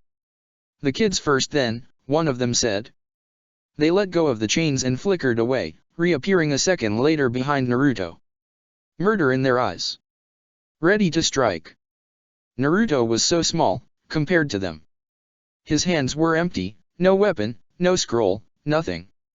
He barely had the time to turn around to face his opponents before their blades were coming down on him, and there was no way Sasuke would reach him in time. Naruto raised both his hands. Fuinjutsu. Heartbreaker Seal. The two men collapsed on the floor, just as Kakashi popped up by Naruto's side. It was useless though. They weren't moving. The fight was over. Kakashi crouched down to check on them. Dead. It was a risky bet. Naruto had seldom trained on that seal since he had first used it, unable, despite his better judgment, to test it on the forest animals that were so inexplicably fond of him. He mostly trained deep in the woods where no one would bother him, and he always crossed path with deer, rabbits, and nesting birds that just looked at him with disinterest before carrying on with their business, when they weren't straight out approaching him, curious and unworried. The foxes, in particular, always hung out around his spot. It would have been easy to get his hands on one of them to test the seal. He had thought about it often, especially when staring at a red fox that was staring right back, so alike the one that plagued his dreams. His nightmares. But he couldn't do it. He couldn't pretend using the seal was a conscious, thought-out move. It felt almost like a reflex. The weapons bearing down on him, no chance of escape. His mind had just gone to the most immediate solution, the one it was familiar with. The one that had worked before. And now he had killed again. He felt very little toward the fact itself. Ninjas fought and if they lost, they died. That's how it worked. But he really didn't want to face his friends now. Kakashi got up to stare at him, incredulous. Naruto, how did you? Sensei, are you alright? Sakura exclaimed, joining them in an instant, concern written all over her face. Ha, yeah, don't worry Sakura. I knew they were coming, I was prepared. Sakura's face did a curious thing then, it looked like a smile, but her eyes spelled fury. What do you mean you knew? I noticed puddles of water on the road a little while ago. Seeing that it didn't rain in days. And why the hell didn't you say anything, she exploded, cutting him off mid-sentence. Naruto had not heard her scream so loud since that time where she had caught a man trying peer into the changing rooms at the clothes store. Kakashi was taken aback by her sudden rage. I needed to know who they were after, he said after a pause. That didn't calm her in the slightest. And you couldn't have just, make a sign or, use code? Instead of just, keeping it to yourself. What the hell? We could have, you. Anger and worry overflowing, Sakura burst into tears. She ostensibly turned her back on their stunned teacher to face Naruto. Her eyes were spilling big, ugly tears, her face all scrunched up as she sniffled. Naruto. Are you okay? He had to avert his gaze, he just couldn't bear to see it.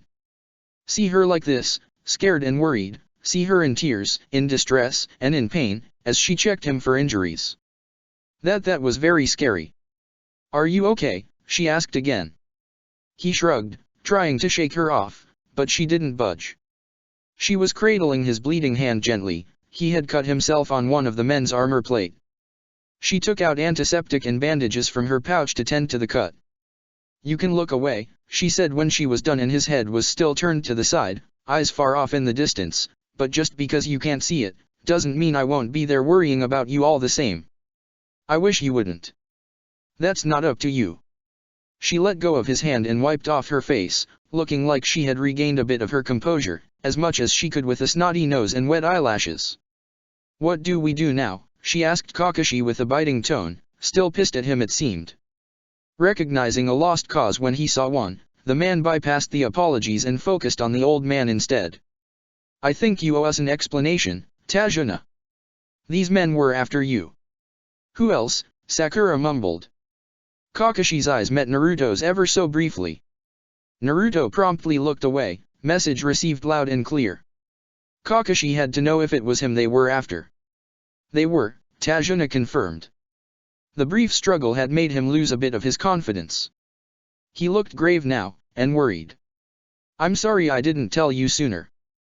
But an escort with threats of foreign nin's attack is B-ranked, with a vastly different price on it," Kakashi declared simply. The man frowned, displeased, but he didn't deny it. "They are a lot of people who don't want that bridge to be completed," Tajuna confessed, cornered. "Powerful people too. Like who? Have you heard of Gato?" Naruto listened with only half an ear their story of gangster-run islands and political conflicts.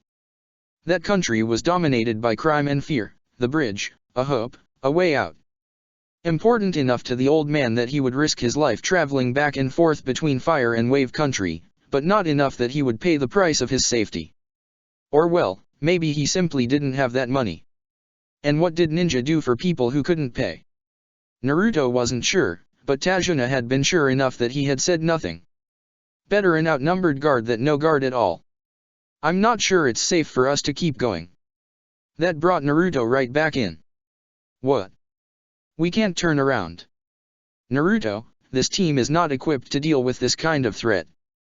We can't just. We did fine, didn't we? We dealt with it. There's no telling what kind of forces will be sent our way next time. We'll deal with that too." Naruto. They couldn't go back. Not yet. It had been less than a day. Who knew when they would be sent out again? Who knew when he would be able to leave the village again? Wouldn't they be blamed for the mission failing? Wouldn't they be punished? Come on, please. We're close, right? It makes no sense to go back now. He didn't want to beg, didn't want to make a scene, but above all, he didn't want to turn around. "Whatever you decide, I'm moving forward. My country needs me," the old man said, with a strangely disinterested tone for such a loaded declaration. "I don't know if I'll make it or not, but..." "Ah, that doesn't concern you anyway. We can't just let that old guy alone, right?" Naruto said, jumping on the man's guilt trip strategy. The other two stayed silent, indecisive. Kakashi turned toward them next. "What do you think, Sakura, Sasuke?" They didn't expect to be consulted, and Naruto huffed in annoyance. If he hadn't protested, Kakashi would have never asked for their opinion. "I'm not sure it's a good idea," Sakura said hesitantly, clearly torn. It was her turn to avoid Naruto's accusing glare. "Who's to say if we'll be good enough next time? And who's to say if there'll even be a next time?" Naruto countered. "Come on, guys." "Sasuke?" Kakashi asked. Sasuke pondered it for a little while. "I don't think we should let Tajuna go alone." Kakashi let out a heavy sigh, shoulders sagging like he was receiving the weight of the world on it. He quickly recovered though. "All right. We'll keep going. On one condition." "Naruto?" "What?" "Tell me how you killed these two men." Naruto recoiled at the fact being exposed so bluntly, out there in the open. There was no emotion attached to the statement, nothing like reproach or pride, just the cold hard truth of Naruto taking a life again. 2. Does it matter? He didn't want to talk about it with Kakashi, or anyone. He didn't want the village to get involved in this. "It matters to me. And it matters to you, if you don't want to go back to Konoha immediately." The man drove a hard bargain. Naruto thought he would have broken the authority card a lot sooner, seeing how insufferable Naruto had been sure to be with him. He was hard to rile up though, nothing seemed to faze him, he didn't care. He was serious now, despite the light tone. He wasn't going to let go. I sealed their heart. There was no better way of putting it. Not sealed in the sense of putting it away in a scroll, but the other main attribute of sealing was the restriction of movements in the broadest sense of the term. The heart breaker was a cage. A cage around the heart. How? With a seal. Kakashi huffed, patience dwindling. Naruto wasn't going to make it easy for him. Where did you learn to do that? In a scroll. It was better to go back to the village now than to admit he had stolen a forbidden scroll from the Hokage's library. As for the others he had acquired over the years by Ino and Sai, he wasn't sure where they came from, but he could guess it wasn't the bookstore. He wouldn't say anything that would get them in trouble. You never showed that one to us, Sasuke remarked. Yeah, can't imagine why. Sasuke's face scrunched up in a displeased frown. Lately, Naruto often found himself regretting his own words right after they left his mouth. But he never took them back. Kakashi sighed again, dramatic and defeated, to little effect. Naruto wasn't about to feel bad for him. Very well, we'll sort that out later. The mission is still on then. Sensei. What are we going to do with? Sakura didn't finish her sentence, just pointed at the two dead shinobi still lying in the dirt a few feet away. Naruto had kind of forgotten about them. Ah, you're right. One moment. Naruto tried to look uninterested as Kakashi unrolled a storage scroll on the ground next to the corpses. It was the standard one they could get at the armory. Naruto didn't like those, they were ugly, unrefined, and he much preferred his own. Still, he observed Kakashi's hand seals, how he performed the sealing. Those scrolls were chakra infused, so as not to deplete too much of the user's reserve, another thing to dislike about them. Naruto didn't need to put chakra in his seals in advance. He had plenty to go on the spot. See, boy. Tajuna said to Sasuke, pointing at the strangers' faces. Shinobi. Naruto hadn't even noticed the headbands. Chunins from Kiri, Kakashi said matter-of-factly before completing the seal.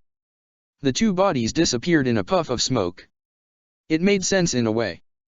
People hired shinobi to protect them, because other people hired other shinobi to kill them. Maybe it didn't make sense at all. Sour and upset, Sasuke didn't say a word. Kakashi wrote something in a blank space near the seal before rolling back the scroll. Instead of putting it away though, he got another one out. Naruto looked at Sakura, she didn't need him to ask. Summoning, she told him, as Kakashi bit at his finger, drawing blood, and before slamming his hand on the paper. When the smoke cleared, there was a dog sitting there, with a Konoha headband. It was one of the funniest things Naruto had ever seen. Bring that back to the village, Kakashi told the dog, giving it the scroll. The animal promptly took off, they watched it run between the trees until it was out of sight. We're all set, Kakashi declared. Let's go. Not in the mood for discussion, they resumed walking in silence. Unwilling to delay the group any further or worse, to have them stop and change their mind, Naruto said nothing. But his hand was burning. And he wasn't feeling so good.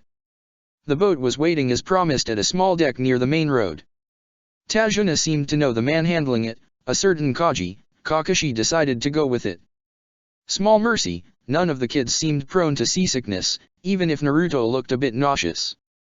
The fog made it hard to see where they were going, it made the apparition of the bridge even more spectacular. Look, look! Sakura exclaimed, immediately quieted sharply by the sailor. Kakashi had seen his fair share of the world at large, and even he was impressed. He had never seen a bridge so big, and never one that jumped across the sea. Tajuna smiled proudly, explaining in a low voice where they were at in the construction and what they would do next. All this trouble, for that bridge. People could really find any possible excuse to go to war. The man sailing the boat was nervous and jumpy. He couldn't wait to get rid of them. Tajuna seemed to find it normal, expected even, which said a lot about the state of that place. The weather wasn't much better on the island, Foggy and humid, less than ideal given the situation, but they were almost there, surely nothing would. Oh, for fuck's sake. Get down.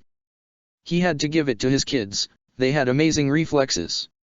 Even Naruto, who still looked out of it, dropped to the ground in an instant. Kakashi kicked Tajuna in the knee and crouched down himself to avoid the flying sword coming to cut them in half. And as the owner of that sword made his grand entrance, Kakashi wondered, not for the first time, what he had done in a past life to deserve such luck. The man looked exactly like his picture in the bingo book, the bottom of his face bandaged, the top wrapped in his headband. Kakashi couldn't help but notice that despite being known as a deserter, the Kiri symbol on it wasn't crossed out as was the tradition. But Kiri Shinobi always had a strange definition of loyalty.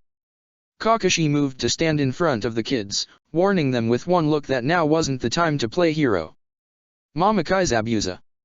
No wonder those worms couldn't manage to kill off that old fuck. Escorted by Hatake Kakashi himself, It seems both our reputations precede us.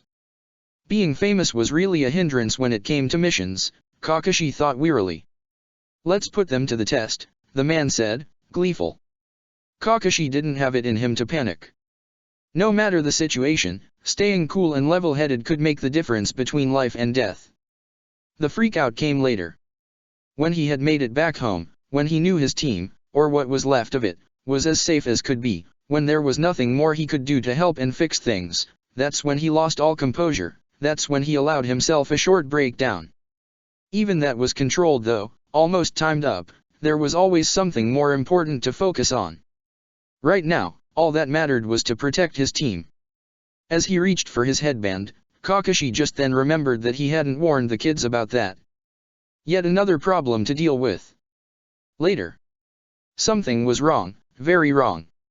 Naruto was hot, so hot, sweating profusely under his clothes, and there was a dull ache slowly spreading from his injured hand to his entire body. His vision was a bit blurry. He heard a laugh. You're lucky such a pesky thing can't kill us. But this should be fun. Naruto shook his head. He had been getting increasingly confused as the boat made its way across the sea, and now he couldn't make sense of anything anymore. He had to focus though. The murder intent pouring out of the newcomer in waves spelled big trouble, as did Kakashi looking more serious than they had ever seen him. Their teacher also had a Sharingan. Apparently. But it wasn't the time for that either. Naruto had to. It's true you've never been seriously injured before. Or sick. Or well, poisoned. What's happening? He asked weakly, disoriented. We're under attack is what is happening, Sasuke hissed between his teeth. He was tensed as a bowstring, keeping a white-knuckled grip on the kunai he had in hands. Sakura looked scared out of her mind, but she had her guard up too, even if she was shaking.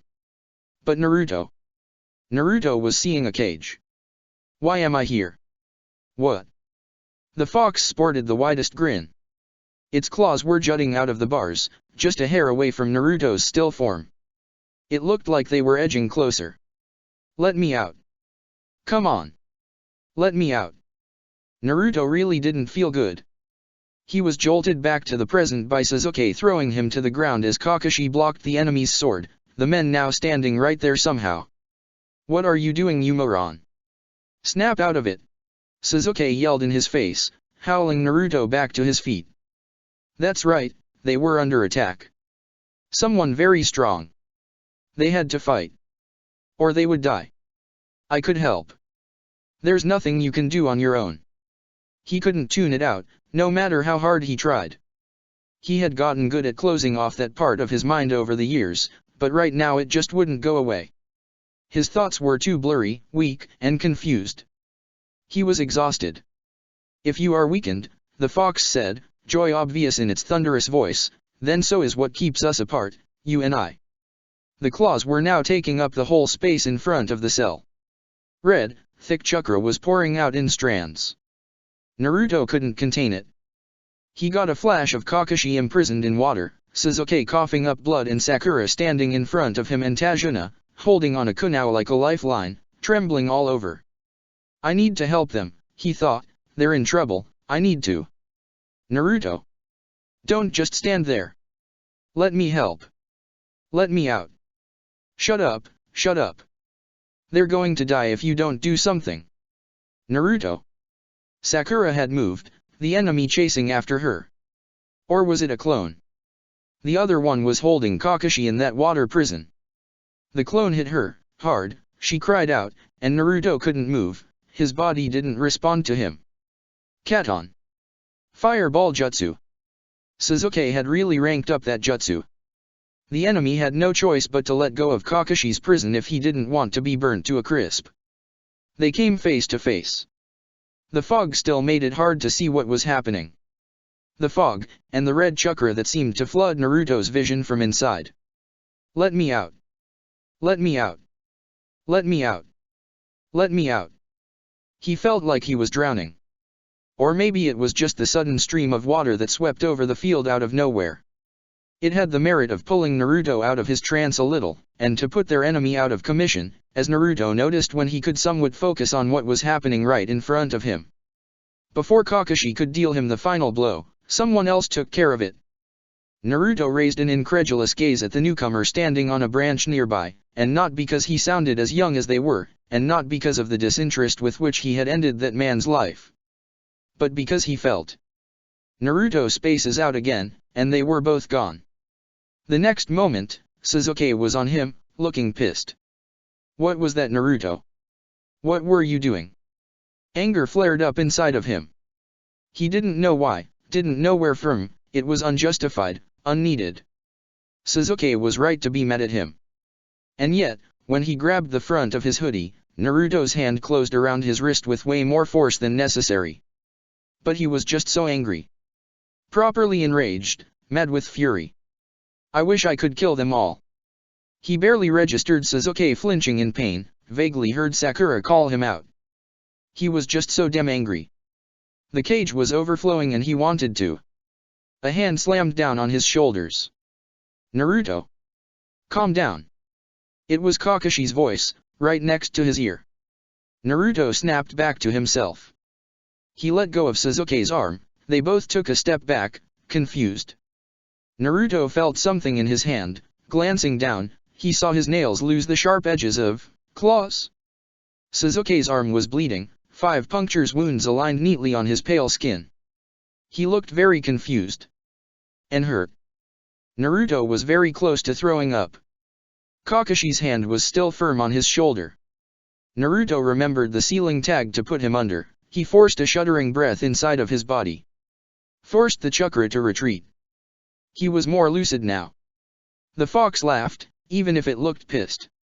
The claws retreated, both in his mind and on his body. Naruto wanted to say something, but his throat was closed tightly around his voice, his mind blank of what he could possibly say. He was doing his hardest to keep his growing panic at bay, he was scared of losing grip again. What was that? What had just happened? Those emotions, this anger, they weren't his. He had never known the fox could get so close to the surface. Could wrestle with Naruto for the control of his body. Could he actually do it? Could Naruto lose his will to the fox? Knowing he had to stay calm at all cost didn't help actually staying calm, at all. Kakashi suddenly collapsing didn't help either. Ah, sorry. I might have overdone it, the man said casually while lying face down on the ground. Tajuna grumbled but took it upon himself to see the man safely to his house, and they decided without consultation that questions and explanations would come later. They followed the man through the trees, the patch of swampy waters, and as they got closer to the town, the rickety wooden houses scattered around the shabby streets. No one paid them any mind, except for the occasional half-smile at Tajuna and wary looks at the people accompanying him. The silence was heavy on the group and Naruto could feel the weight of his 2 friends' gaze scrutinizing him, full of questions and reproach. Naruto's eyes stayed firmly trained on the ground, trying not to see Sakura limping and the blood on Sasuke's face and clothes. The fox was quiet once more, but Naruto could almost feel its satisfaction. What is wrong with you? You froze. What's your problem, Naruto? I didn't freeze. I was. Naruto's mouth clicked shut as he swallowed back whatever it was that he wanted to say. Kakashi honestly thought they would get to the screaming match sooner, but as good shinobi they had waited until they were relatively safe and set under Tajuna's roof with their wounds tended to before going for it. Commendable, but still annoying. Oh yeah? What happened then? Naruto pinched his lips, torn between telling Sasuke off and admitting something he didn't want to admit. You froze. You didn't help. Sasuke accused again. You didn't, we could have died. They could have died. They were all very aware of that. Kakashi didn't intervene. He had to know too, what had happened with Naruto, why he had been unable to join the fight. It couldn't be out of fear, he didn't seem to have much, and he had done just fine against their first attackers. It had been a long, long day. Sakura, who had been silent until now, noticed something then. What is it with your hand? The bandage she had tied around the boy's palm earlier was mostly gone. Naruto held it out in front of him. The cut had been fairly deep a few hours ago, but it was gone now, vanished. His hand was still red and swollen as if it was infected. He didn't look overly surprised by it, and would have even dismissed it without Sakura's pointed look. He failed to hide his discomfort as he attempted a careless shrug. I think there was poison. Kakashi was getting tired of the whiplash. What? Sakura shrieked. Why didn't you say something? I just didn't notice. Kakashi stopped listening then, busy praying for the sweet release of unconsciousness, so that he wouldn't have to deal with any of that. The Kirinin's weapons had been dripping with poison, and ninja poison wasn't something one could just walk off. Had Naruto touched it by accident? Kakashi should have checked. No wonder the boy had looked so out of it on the boat and after. Well, he hadn't done so bad, considering he should have been fucking dead. Kakashi needed to sleep for a year. And you're good now? Sasuke asked, incredulous, having a hard time processing the conversation and deciding which emotion he could focus on. Kakashi could relate. I guess. They could only be grateful then. For what gave Naruto his resistance. What a fucked up day it was. Robbed of the outlet for his turmoil and anger, Sasuke huffed and went to sit in a corner of the room, Naruto going the opposite way, putting as much distance as they could between them without leaving the room altogether. Sakura stayed in the middle, at a loss too, gaze bouncing worriedly between her two friends. Was he that dangerous? That man, she asked, as much out of a need to know as to change the subject. She had cried again on the way to the house, but she was calmer now. She would need to toughen up fast. The ninjas of Kiri are known to be ruthless and terribly resilient, Kakashi answered, sitting up on the futon despite Tajuna's daughter's protest, and they're the ones who dubbed him the demon of the hidden mist. Had I known it was the kind of opponents we were going to face, I would have made us turn back immediately. He needed to convey to them the gravity of the situation. He doubted Gato had more soldiers of that caliber under his thumb, but there was no way to know for sure. What do we do then? She asked. No doubt that her answer would be, let's go home immediately. She would be right. In my current state, I wouldn't be able to fight anyone. It's too risky to take the road right now. So we'll stay here for a few days. Even if Zabuza is dead. Is he though? Naruto piped from his corner. That boy, the one that took the man's body. He wasn't. He had no intention of killing anyone. Naruto was looking out the window, even if with the thick fog, there was little to be seen of the outside world. He was ostensibly avoiding their eyes, as he often did. Kakashi sighed. He had been worrying about that too. He didn't want to think about how little sense it made that the hunter had taken the body away instead of burning it to ashes right there and then, and how needles like his could have easily simulated death without actually causing it. The boy was dangerous enough that in their state the team wouldn't have been able to fight him off. It's not like they had any choice but to let him go. Still, Kakashi had been careless. What makes you say that? He asked. Naruto just shrugged. Weirdly enough, the two kids didn't ask their friend further questions, seemingly taking his words at face value. Yet another thing Kakashi was left out of. Naruto had also been able to sense their very first enemies coming. Censor? Or something else entirely? A question for another time. Speaking of which. You have a Sharingan, Sasuke said, failing to keep the accusation from his voice. He had no doubt been mulling over that discovery. In his corner, Naruto tensed up, but kept gazing at the fogged-up sky. I do. How? Kakashi had heard that same outrage before in the voice of the boy's fellow clan members. A lot of them still resented him for it, but he could hardly bring himself to care. He had plenty of hatred for it himself that others just felt irrelevant. It was gifted to me. By a teammate. Why would he? He was dying. Sasuke swallowed back his words, and most of his anger was snuffed out as he took the measure of what that implied. I'm sorry, he muttered, self-conscious of his own indignation. Is that the reason why you got assigned to our team? Naruto asked next. He sounded lost, not exactly there with them. They would have to discuss what had happened earlier at some point. Kakashi wasn't looking forward to it. No. It's not.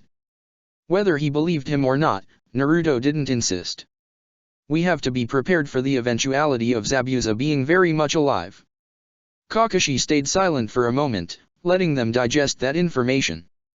They had been shaken up by the fight, for various reasons. They had found themselves in the position of having to rescue him, of carrying the fate of their group on their shoulders. They had experienced what it felt like to have their decisions meaning life or death for them and their friends. Even if he knew it was inevitable, Kakashi would have wanted to spare them that lesson for a little while longer. So much for the easy and mundane first mission. What are we going to do? Sakura asked once more. It was her default coping strategy. She needed to know there was something to be done, some kind of plan. She looked at him and she needed to be reassured that he knew what he was doing. A good thing then, that he was so good at bullshitting his way through this kind of situation. You need to train. And we need to talk strategy. Said confidently enough, any suggestion could be well received, no matter how wobbly. I'm also sending a message to the village. They'll send backup our way, all right. She nodded decisively, looking more like her usual brash self. He couldn't summon one of his nindogs or a messenger bird in his state, it would have to be the old-fashioned way.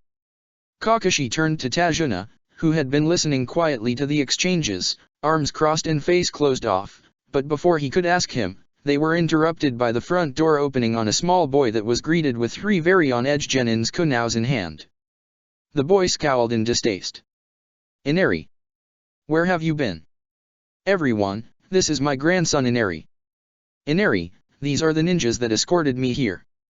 Say hi. The boy didn't share his grandfather's good mood, and he cast them the exact same mistrustful look they had received from the few villagers they had passed in the streets. Tajuna, Kakashi said before they got distracted by other matters, can you arrange to have a letter sent to Konoha?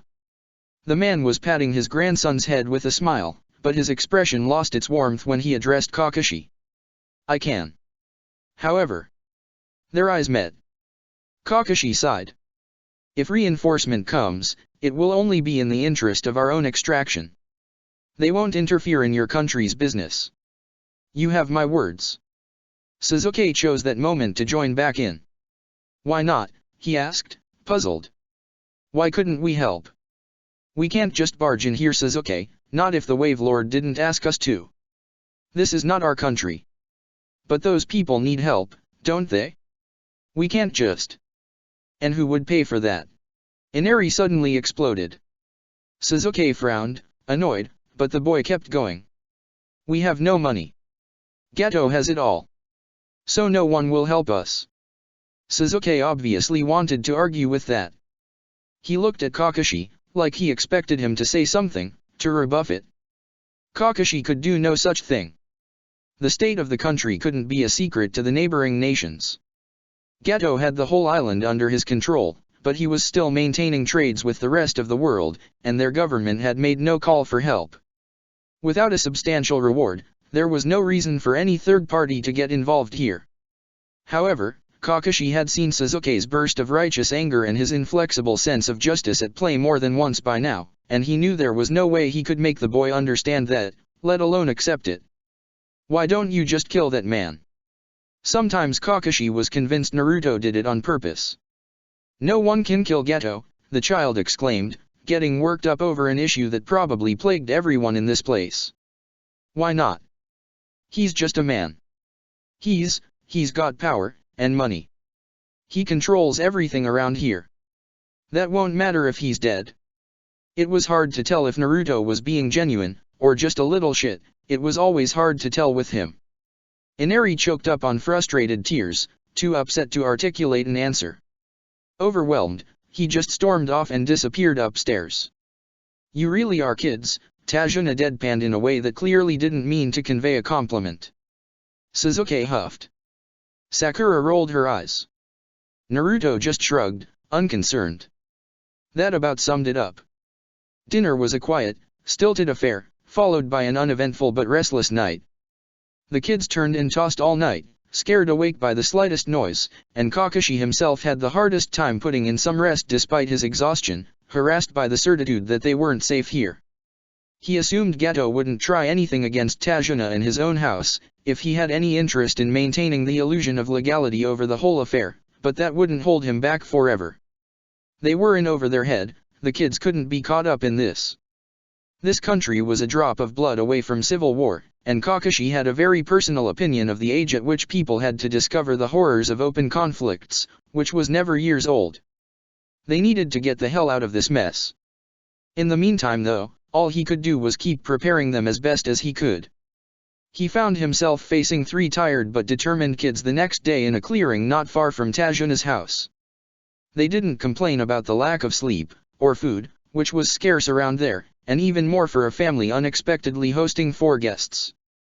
Tsunami, Tajuna's daughter, had said nothing of it, grateful that they hadn't abandoned her father on the road and willing to repay them for it, but that didn't make it any better. They really needed to get out. Alright then, Team 7, we're now gonna go back on some basics. Today's lesson in on chakra control. The refined sort. He made a quick demonstration of climbing a tree up and down, chakra sticking his feet to the wood. Until now you've only learned to mold chakra for specific techniques, but you need a better understanding of your own reserve and limitation. It will help you both perform the jutsu you already know more efficiently and with less chakra waste, but also learn new ones quicker. Come on, give it a try. If you do good on tree climbing, I'll show you how to walk on water. They nodded, full of determination. He expected Sasuke to be the best at it, being the one with the most training and, as far as he could tell, the one who could actually perform decent ninjutsu. The boy got up a few steps, higher than the average first try, while Naruto was unsurprisingly lower. His disregard for ninjutsu was as much a cause as a consequence of his lack of chakra control, Kakashi supposed. If he was getting proficient with seals, he had probably all but ditched the subject. As for Sakura, well, that wasn't so hard.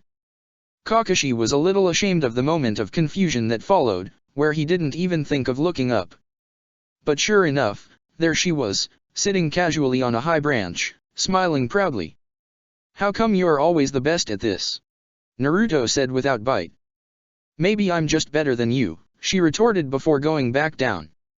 We'll see about that, Sasuke mumbled, face set in a determined scowl. Sakura chuckled. Kakashi expected all 3 of them to compete against each other, to be upset at their lack of success, for Sakura to ditch them, for the boys to be jealous. Alright then, come here, I'll show you, Sakura said instead. Sasuke and Naruto came to stand in front of her obediently and listened with rapt interest at her explanations. Kakashi was completely forgotten. He had to fight against memories trying to superpose themselves to that scene, of a laughing girl, a competitive Uchiha and a broody, damaged kid inexplicably getting along despite that kid's best efforts at keeping his distance. But it wasn't them. They weren't at war now, they wouldn't know the same fate. He wouldn't let any harm come to them. Can I leave you to it then? I'm going to check on Tajuna, Kakashi suggested, as much because he was useless here as because he had an urge to get away, to clear his head. He wasn't prepared for that feeling of crushing responsibility that came with overseeing a genin team. They relied on him to tell them what to do, to keep them safe. Damn, he had to get that message to the village. Sensei, wait. Looking back, he saw Naruto jogging to catch up with him, his 2 friends still busy with training but keeping an eye on him all the same. What is? If I die, Naruto cut bluntly, will the demon die too? Kakashi hesitated, caught off guard by that line of questioning. Yes. Kakashi wasn't going to volunteer information on the matter, but he couldn't lie to him either. Shisui had made it very clear, with the underlying threat his tone always carried nowadays when he talked about Naruto. Shisui had made which side he was on pretty clear. He would show no mercy to those who hurt Naruto, voluntarily or not, be they his friends or not. Kakashi was convinced neither Shisui nor Naruto were aware of it. He said it wouldn't kill me. The poison. Kakashi found it wiser not to answer to that, instead of opening a whole new world of complication that was implied here. Since when were they in contact? And to what extent? Is it possible that it takes control of me? That it escapes my grip? Yes. For a second Naruto looked like he had been punched in the guts, and this was the exact reason why Kakashi would have preferred to lie about it. But Naruto had to know, he had to be aware of that possibility. They were in the dark as to what could trigger it, they just knew now that him being weakened seemed to be part of it at least. It was honestly an issue Kakashi had hoped they wouldn't have to deal with. No such luck. Alright. There was more to discuss, but Naruto and that sixth sense that had him feel serious conversations coming from a mile away wasted no time to bolt, regrouping with his friends in record time. Kakashi was dead on his feet and done with the world at large. He decided that this could wait at least for the length of a power nap. Another message for Konoha? Kaji asked, skeptical. Tajuna waved off his concern with a laugh. Just more boring administrative details. Can you arrange to have it delivered? Of course. You can count on me. It had always been Kaji's role, transporting the village's people and messages from land to island and island to land. It was also his father's duty, and his father before him. They had never failed it. He stopped his boat midway, far enough from both shores that no one would see him. He reached into his bag and started to sort through the messages and letters. He made two piles, the ones that carried inconsequential, boring news, and the rest. The ones that asked for help, money, or that just tried to give a faithful account of what was going on in his country. The ones addressed to the ninja of Konoha, requesting immediate backup. He dumped that pile into the sea, as he always did, since Gato's men had visited his house with bats and knives one day and asked to speak to the one who was responsible for most of the communication with the land, now that the Gato company had seized control of the aviary. They had come back the day before and made it very clear they knew who had smuggled Tajuna back in the country. His body hurt all over. The only reason why they hadn't killed him was that they didn't want to raise suspicions about Gato being very much aware of all that happened on the island. Kaji wouldn't risk the slightest disobedience ever again. He sailed away without looking back, as the letters disappeared into the sea. Okay, I'd rank this one, 8th. No. 7th. Because the waitress is cute. Anko had been sure to say within hearing range of said waitress. The girl blushed. Anko let out a boisterous laugh and popped another dango in her mouth while scribbling on her list, where she was in the process of ranking all the dango shops they had visited since the beginning of their journey. They found distractions where they could. Izumi was busy writing to her mother. They only sent out words on their whereabouts once or twice a month, so instead of back and forth letters, Izumi wrote a few words daily, to be sent to her family and friends back home when she had the chance. Anko never wrote anything, except a few taunts at some other jounins from the village that she trusted the ones in charge of the messages to pass down. Tell Guy I saw a woman today who had even thicker eyebrows than he does, or tell Kakashi he's a nerd. She had no family left that Izumi knew of. She was tight-lipped about herself as a rule, seldom sharing anything personal. It made Izumi a little self-conscious about how much of her life she constantly spilled to the other women, but Anko always seemed to find her retelling of young Uchiha's mischief hilarious, so it wasn't so bad. After almost 3 months though, Izumi was running out of things to say. She was grateful and proud to have been chosen for this mission, and she had enjoyed immensely discovering so many different cities and people, and getting to know her senpai a little better. But she could admit to herself that the trip was starting to wear her down. She still had only a vague idea of whom they were looking for, an important woman, and she didn't even know if they were making any progress on that. Their itinerary looked pretty random to her, Anko following some instructions she wasn't aware of, from hot springs to party towns to animal sanctuaries. All she knew was that they needed to convince that woman to go back to Konoha with them, and that they were the ones assigned to this mission because 1. They were women, and 2. Anko had something that would sway her somehow. When Izumi had asked about herself, Anko had trapped her in a headlock and ruffled her hair mercilessly, saying, "Well, it's because you're my favorite Chunin." It was nice to hear, but now Izumi knew why Sasuke hated that so much. She couldn't help but hope they would find their mysterious woman soon. She missed her home and her people. She wanted to know how Sasuke and his friends were doing. Shisui's call for help wasn't to reassure her. It was frustrating not to be there to help and support them, but she had her duty to fulfill. She hoped, but she wouldn't complain. "Let's go, Izumi," Anko called as she popped the last dango into her mouth. She winked heavily at the blushing waitress, but they left without another word. Despite her flirting and how much she liked to eat and drink, Anko always stayed very goal-oriented, never indulging too much despite how little they had to do at times. They had visited many drinking parlors and gambling houses, the mystery woman natural habitat, apparently, but Anko had never gotten lost into it. Her reputation of an impulsive, wild woman without restraint or respect was pretty unjustified. Izumi knew that before, but it was different to see it at play when they were so far away from home and where most shinobi would have jumped on the opportunity to be a little less serious than they ought to be. When Izumi had clumsily questioned her about it, Anko had only said, "I can't afford the luxury of being less than exemplary." Izumi had no idea what that meant. "I think you're pretty great," she had answered. Anko had looked surprised, but pleased enough that Izumi believed it had been the right thing to say. They were heading to yet another gambling house. If they didn't find anything, they would move to the next town over, just behind the border with Wind Country.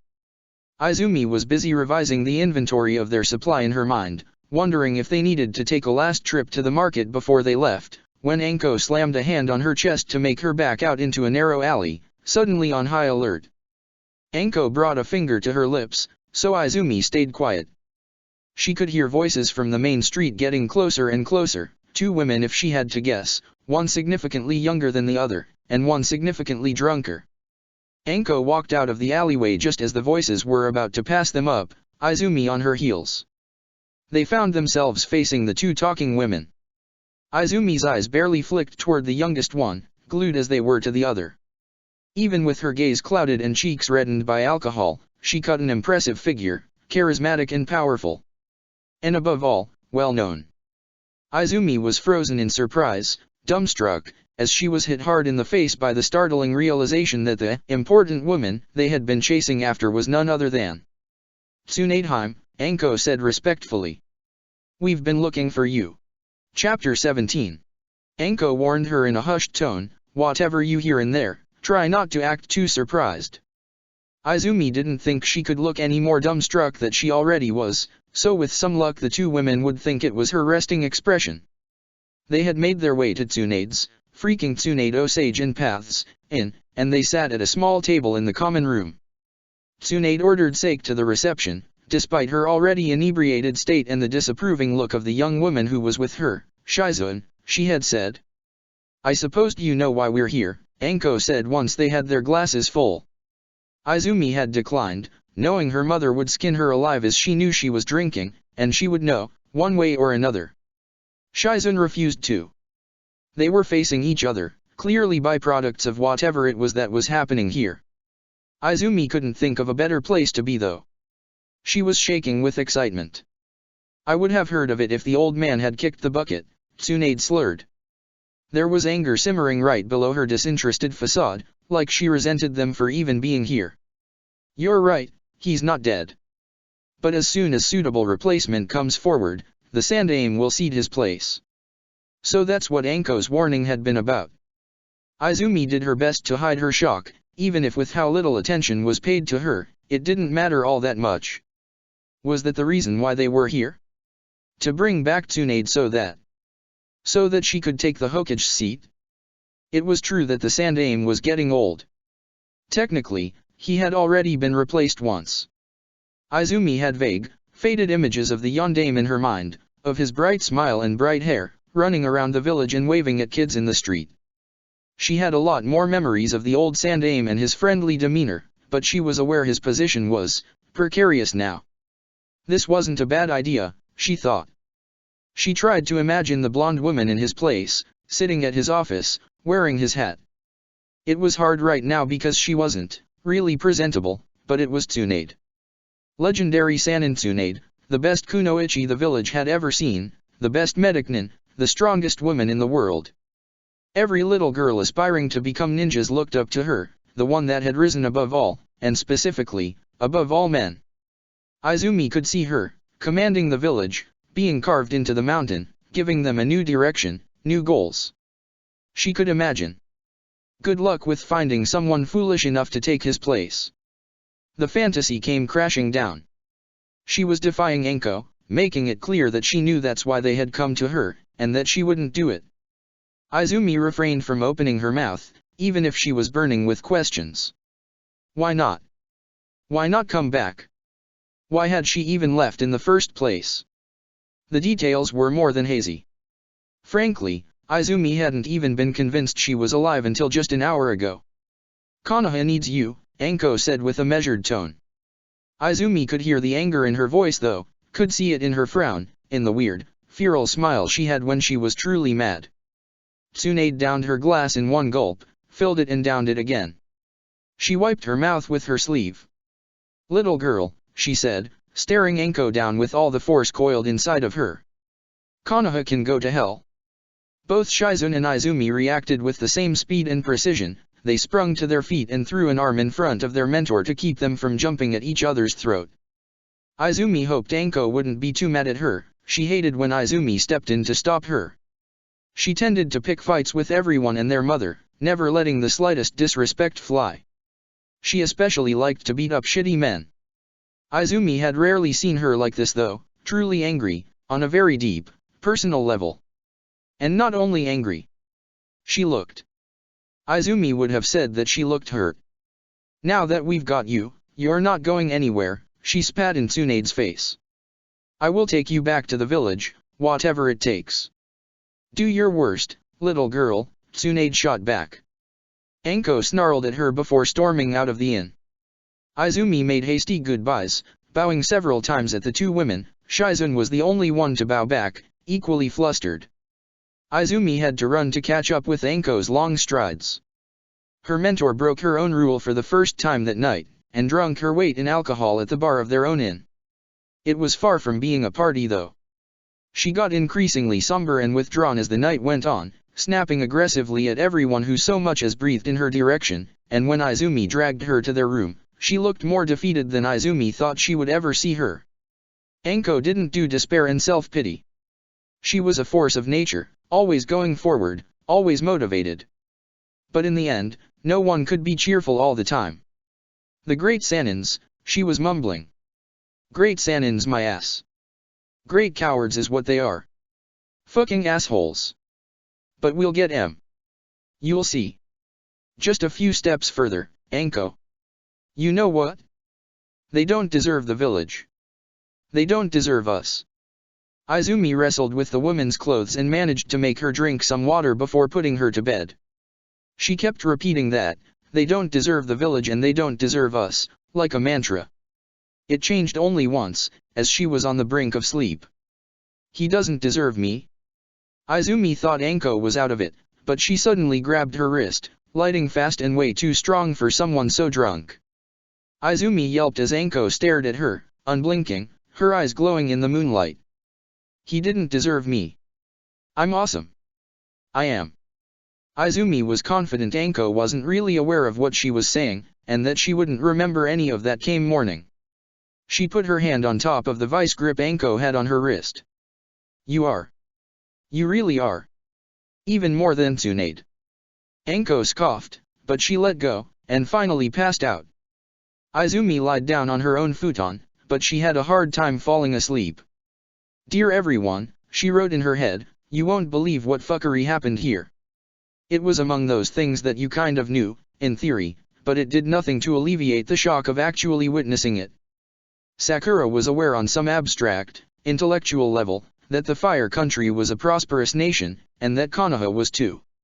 She was aware that it wasn't the case for every country and village. She was aware that not everybody lived like she did. She had had history lessons, they had studied wars and crises, famines, invasions, darker times and darker places. She had heard about all that. But Sakura was also 12 years old and it was already hard for her to picture how her orphan friend lived. It was hard to relate to his constant, illegal, quest for money, and so it was safe to say she had never wasted much thoughts on what was happening even further away from her, in the rest of the world.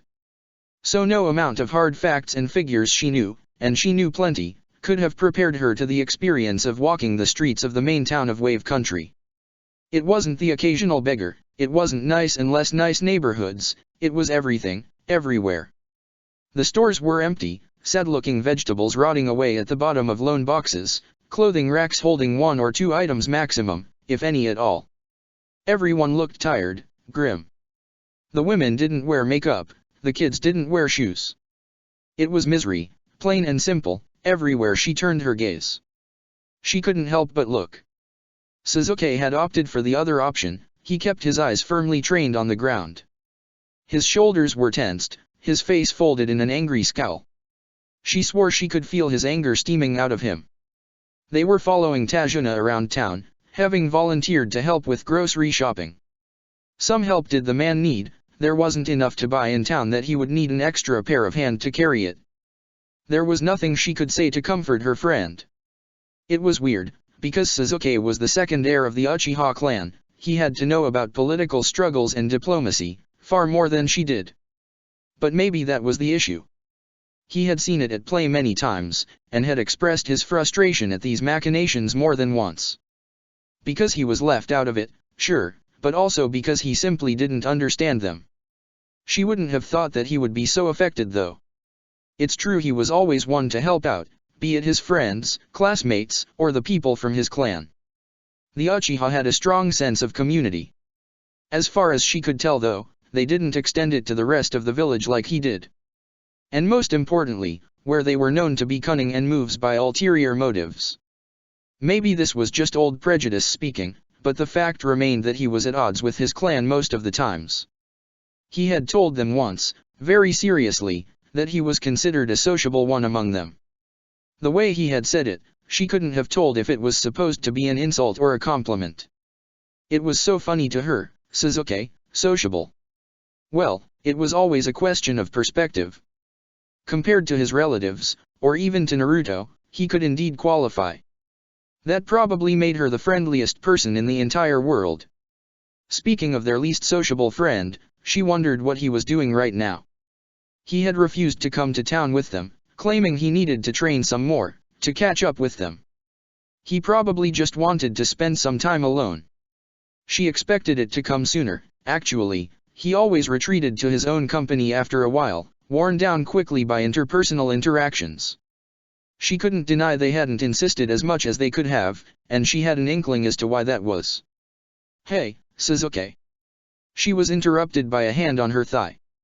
If warding off creepy men counted as fighting, she had practiced her skills more in these situations than in an actual ninja context.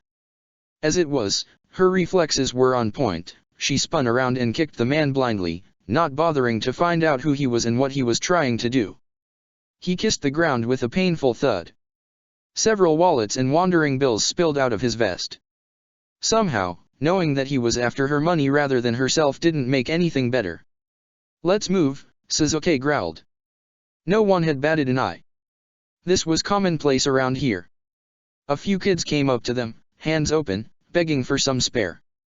They tended to gravitate around her, deeming her a safer bet than her scary-looking friend, but Sasuke was the one to drop sweets and coins into their waiting hands. They scattered the next instant without a thank you, as if they were afraid he would take back his offerings. They told Tajuna they would stay out a little while longer, when he suggested going back to his house. He narrowed his eyes at them, suspicious. They couldn't really make a convincing case of wanting to see more of that awful town. He didn't ask though. They half-heartedly looked for a decent-looking cafe or food court, but in the end they settled for eating their own snacks under a tree, just on the outskirts of the village. It took them a while to get to talking. She always had a hard time addressing him. She still carried that lingering awkwardness when he was concerned, because he was still that cool, better than the rest guy, and she still wasn't sure, exactly, what he thought of her. But they needed to talk about this. "What do you think it was?" he said eventually, once they were out of food and the sun was starting to set, warning them that they would have to head back soon. He lifted his arm, showcasing the 5 round wounds on his pale skin, made by 5 sharp claws, a couple of days earlier.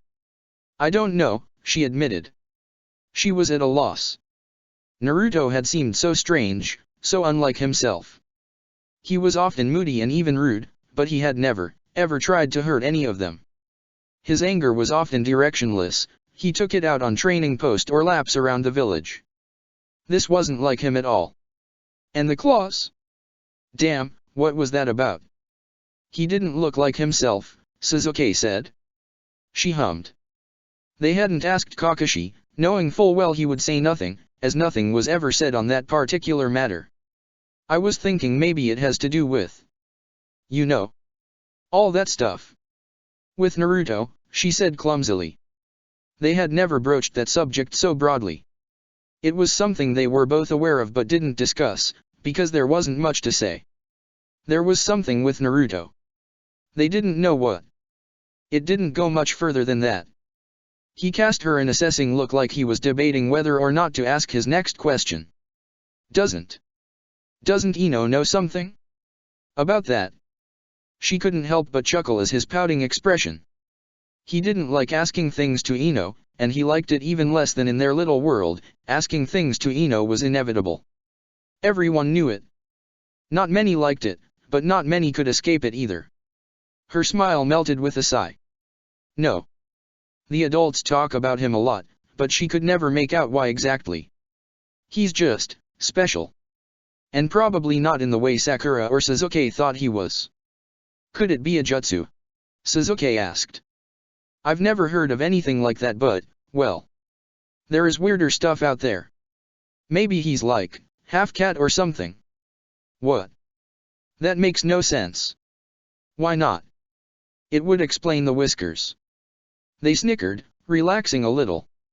It felt nice, after the tension of the past few days.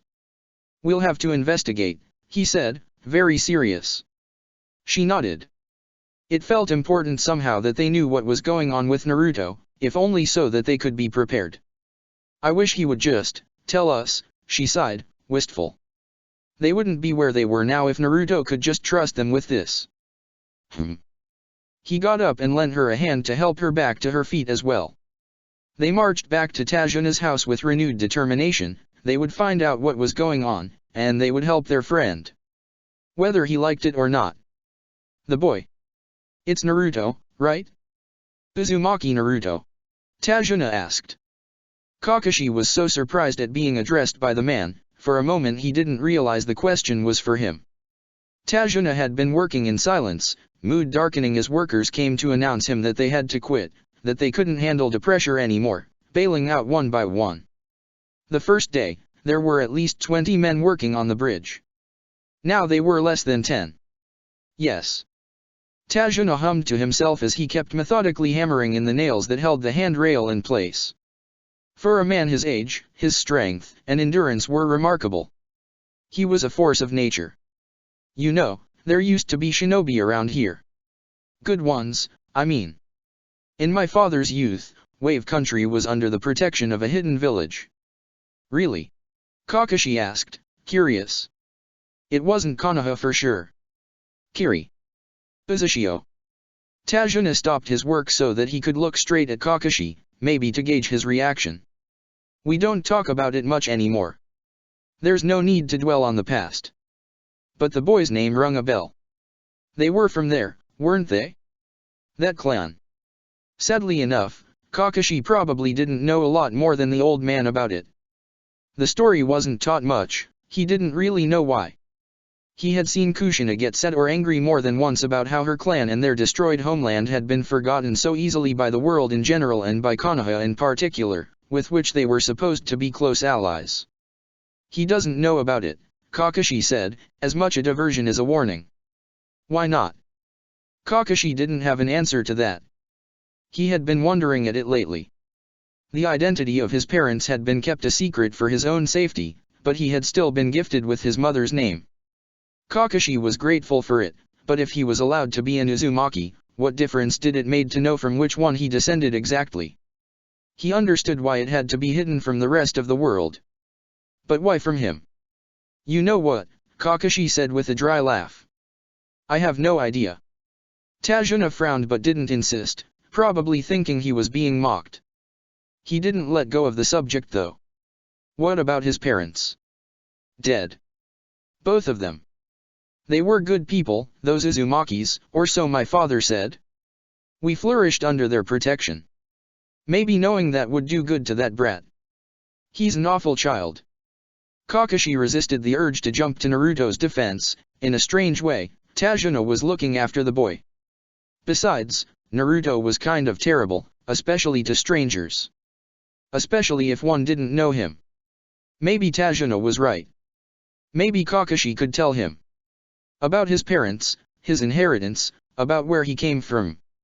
Every day the silence he kept over Minato and Kushina and what they had meant to him weighed heavier and heavier on his mind. It felt like betrayal, to have them ignored like this, like they had never been in his life, like they had never existed. Kakashi had loads of memory to share, and their son could only benefit from them. They could do good for once, these memories, instead of being painful. Maybe you're right. This forest was very different from the ones he was used to. The trees and plants weren't the same, but above all it was the whole atmosphere that was unfamiliar. Wave Country was very humid, swampy, and clouded, and that forest felt more like a jungle than anything. Naruto was walking aimlessly through the tall trees. The canopy was thick, and seeing how the sun was already shy around there, it felt like the forest was constantly on the brink of darkness, stuck in a surreal twilight, or dawn. It was alive with the sounds of insect, birds and small animals wandering around the bushes. Naruto felt both alone and surrounded, at ease. He had been in thorough need of some solitude. The rift that had always existed between him and the others felt more palpable than ever. It was due partly to Sasuke and Sakura's sudden unwillingness to ignore it any longer. It permeated all of their interactions, this sensation of them always being on the verge of asking, of trying to jump the gap. Sometimes Naruto thought he would reach out to help them cross. Sometimes he thought he would push them back. He couldn't make up his mind, and it scared him that their relationship could be redefined just depending on what mood he was in when they would finally crack and speak up. He had hoped to clear his mind a little, but it was proving difficult now that there was nothing to distract him from his spiraling thoughts. That is, until he stumbled upon someone else. There was a girl kneeling in the middle of a clearing, picking up herbs and flowers to fill a basket. He wasn't being stealthy. She raised her head at his approach and gave him a small smile before going back to her task. He could have kept going, ignore her. But he felt a weird pull toward the stranger, curiosity and attraction making him hesitate at the edge of the clearing. Are you lost? He startled. Her voice was deeper than he would have guessed. She looked at him expectantly, waiting for an answer. No. I'm just wandering around. He took a few steps, deciding to give it a go now that she had made the decision for him. He sat down on the ground, not too close, but enough that he could follow the precise movements of her hands, could study her face. Soft, gentle. She was kind of pretty. What is that for? He asked, unnerved by the silence. Medicine. Do you make them yourself? Healing creams, mostly. My friend was hurt. I need to tend to him. Naruto was grateful for the distraction of that mysterious stranger, and he grappled at something to say to keep them going a while longer. Isn't it dangerous for a girl to be out there on her own? Her eyes widened before she laughed, low and subdued. I can defend myself just fine. Besides, I'm not a girl. Naruto blushed, embarrassed. The other didn't look offended though. Sorry. I don't mind. I'm Haku. Naruto. Aren't you a shinobi, Naruto? Haku was pointing at the Konoha headband resting around his neck. Naruto tended to flatten it under the collar of his hoodie, so that it wasn't so ostentatious. He was, but he didn't like people identifying him as such at first glance. It beat being recognized as the demon fox on sight, but not by much. Yeah. So you must know girls that are very strong too. They're not girls. Or boys. They're shinobi, he said without thinking. Haku seemed startled by his biting tone. Is that a bad thing? Naruto wondered if that's how he had made it sound. At a loss, he just shrugged. Do you want to help me out? Haku asked, electing to change the course of the encounter entirely. Why not? Naruto agreed without thinking. It's not like he had better things to do anyway. They worked in silence for a while, Naruto following Haku's instructions, trying to emulate the delicate movements of the other teen. He wasn't so bad with plants, he had a few of them, and he was the one to tend to Shisui's small garden, even if they grew nothing more than a few flowers and aromatic plants. Thinking about Shisui brought back their last conversation to the forefront of his mind. He hadn't really had the opportunity to go back on it, with the chaos of the last few days. There was too much going on right now. Are you alright? Haku asked when they took a break, sharing some water. I'm just thinking. Do you want to talk about it? Sitting there between the flowers, under the protection of the trees, Naruto felt strangely sheltered, at peace. Reasonably certain that there was no threat around for now. There was something about that Haku, Naruto couldn't explain it. He felt close to that complete stranger, like they were linked somehow. The other didn't know him, had no expectations over Naruto and what he would choose to share, and Naruto didn't have much to lose there, wouldn't care about Haku's judgment. He was overwhelmed by the turmoil of his emotions, feeling isolated from the world at large, and he needed to talk about it somehow, to let it out. I don't know why I'm alive. He was seized with panic in an instant, mortified at having let that drop so bluntly. Haku didn't look taken aback though, not even a little. Didn't laugh, or looked at him weirdly, shrugged it off. Instead, that stranger, about whom Naruto knew nothing about, answered with a wistful tone, full of sorrow and compassion, "Ah. I understand." Somehow Naruto had no doubt that it was true. By all means, it would make more sense if I was dead, and yet. Do you think we need a reason? Maybe we're just alive, and that's it. Haku didn't look any more convinced by this than Naruto did. No. If we're alive, it's just because the ones who have power over us haven't killed us yet. Maybe they just couldn't do it, Haku said. Naruto perceived sadness in that quiet voice, and maybe longing. Or maybe they just love you. Naruto scoffed at that, and Haku smiled too, knowing that it was unlikely. They wouldn't be wondering, if that was the case, they wouldn't be doubting like this. Maybe they need you. Naruto folded his knees up to rest his chin on top, wrapping his arms around his legs, a parody of comfort against that unpleasant truth. It's nice, Haku went on, being needed by someone. Is it though? You don't think so? I don't want to help them. They were both being as vague as could be, and yet there was an understanding between them. Haku was about his age and it looked like they didn't lead the same kind of life at all. Naruto would usually have trouble connecting with people like this, and yet. Do you? He asked. What? Do you want to help them? Haku reflected on it for a while. Yes. I'm grateful for the life they've given me. I'm not. Maybe they're laid the heart of the issue. Isn't there someone? Someone you're grateful for? Naruto's mind jumped to Shisui framed by the door. You will always be welcome here. To Sakura, you're not alone. You'll never be. To Sasuke, I'm not going away. He was grateful, but he was also bitter, because he had no proof whatsoever, that his life wouldn't be easier if they were just, not there. Colder and lonelier, yes, but easier. He was tired of his feelings. He was tired of feeling period. Maybe. But they don't need me. They had their families, their lifelong friends, support, love. Naruto didn't bring much to the table beside troubles and worries. If only I was stronger, then I could be free. But you would be alone. I'd rather be alone than chained. Really? The tone suggested Haku disagreed. You get used to it, Naruto said, even if he wasn't sure it was true. Haku smiled. Do you? I guess you're stronger than me then. Naruto unfolded and straightened up to look at Haku, who was just staring at him now, indulgent, compassionate. The other teen shifted closer until their knees were touching, raised a hand slowly, up, until it rested lightly on Naruto's face, cupping his cheek. I'm sure you'll find it. The reason. The quiet moment stretched into infinity as they stared at each other.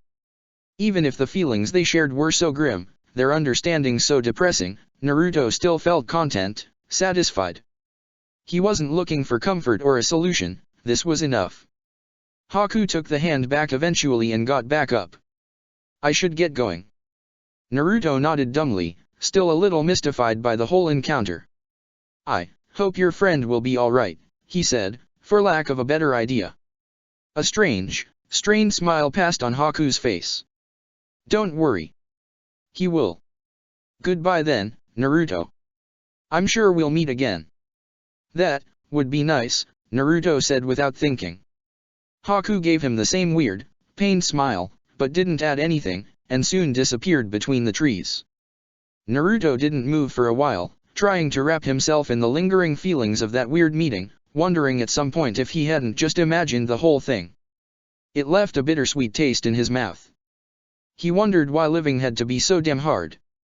Just before dinner, Kakashi told them, "We leave tomorrow night."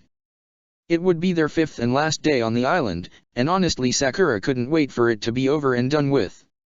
She wanted to go home, she wanted to leave that gloomy town with its gloomy people, she wanted to be back to safety, relieved of the fear that wouldn't let her rest since they had been attacked on the road. She wanted things to go back to normal. Kakashi had said nothing of the fact that they hadn't heard from Konoha at all.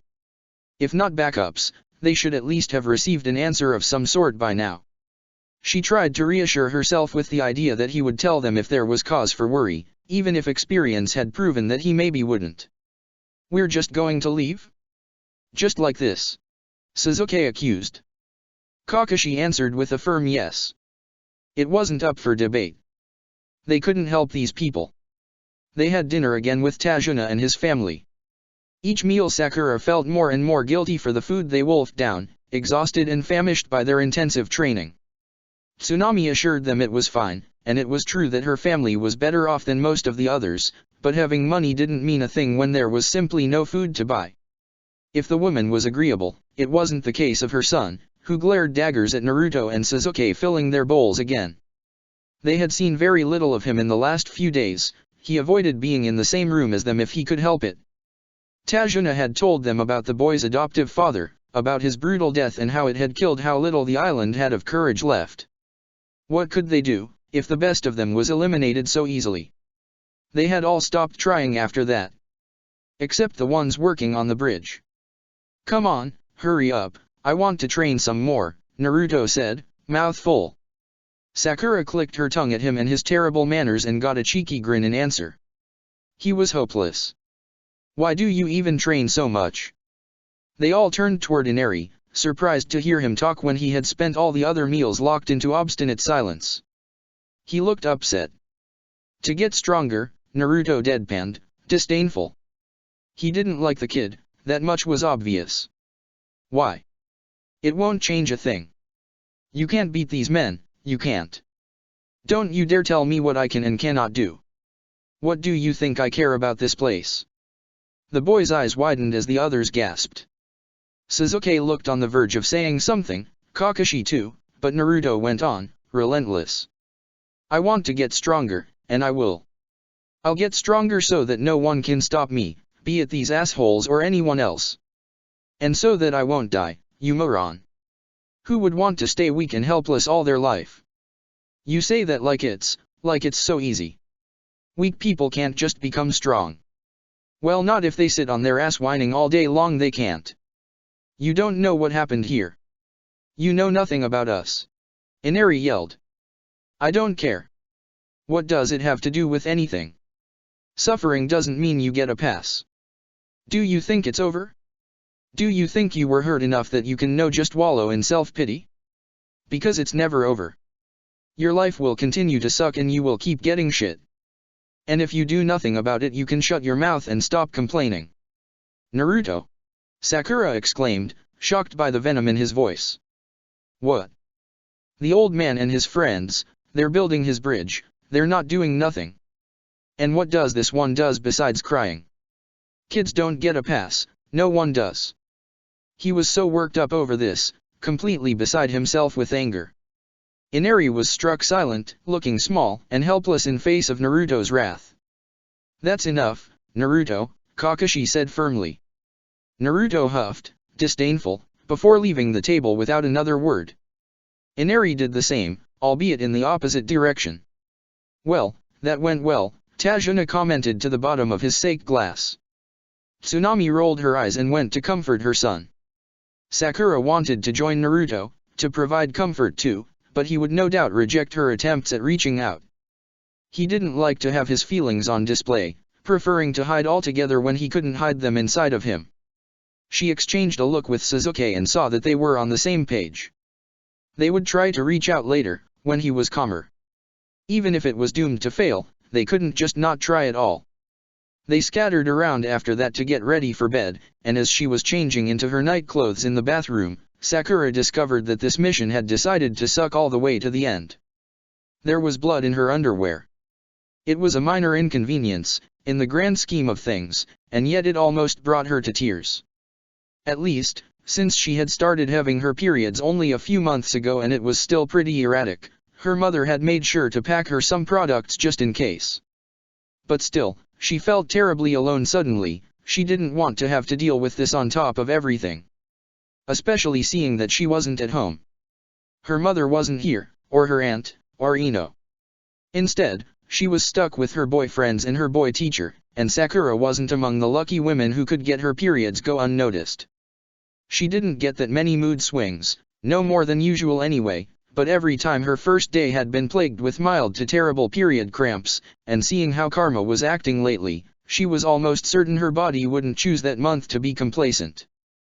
The idea of having to say it aloud to her team filled her with dread. As if on cue, it was the moment Tsunami chose to knock on the bathroom door, asking if she needed anything. Sakura slid the door open just enough that she could talk to the other woman, even if she couldn't meet her eyes. I need you to tell something to my sensei. Please." She finished getting ready for bed, trying not to think about the woman announcing her predicament to the Jounin. This was so embarrassing. She would probably be bedridden the next day, and Naruto and Sasuke would go watch the bridge without her. Would they think she was lazing around? That she was being a huge baby? She had suffered through training with bruised bones and upset stomach, but period cramps were something else entirely, especially without medicine to get her through it. She shuddered just thinking about it. All wasn't lost though, because when she went back to the room they shared, careful to ignore Kakashi's pointed gaze, Tsunami had a cup of herbal tea ready for her. She said it would help, and that she would give her some more in the morning. Sakura was already feeling sick, but it could have been solely from anticipation, as far as she knew. When morning came and she couldn't unfold from her fetal position without whining like a kicked puppy, that wasn't anticipation for sure. "Sakura? Are you all right?" Naruto called from above, curious to see her still rolled up in her blankets while they were all bustling around getting ready. "Sakura isn't feeling well," Kakashi said from the other side of the room. "She'll stay here this morning, she'll join us later." "Really? What is it? Did you eat something bad?" He sounded concerned. "We all ate the same stuff," Sasuke remarked, joining in the guessing game. Sakura groaned, both from pain and embarrassment. Why did boys have to be like that? "Let's go," Kakashi ordered firmly. Just when she thought she had escaped the worst of it, she heard Sasuke whisper to Naruto, "I think it's that girl thing." And Naruto to let out an ooh of great revelation. They kept ushering between themselves, too low for her to hear, mercifully. She had no wish to know what they thought that girl thing was exactly. "We'll see you later then, Sakura."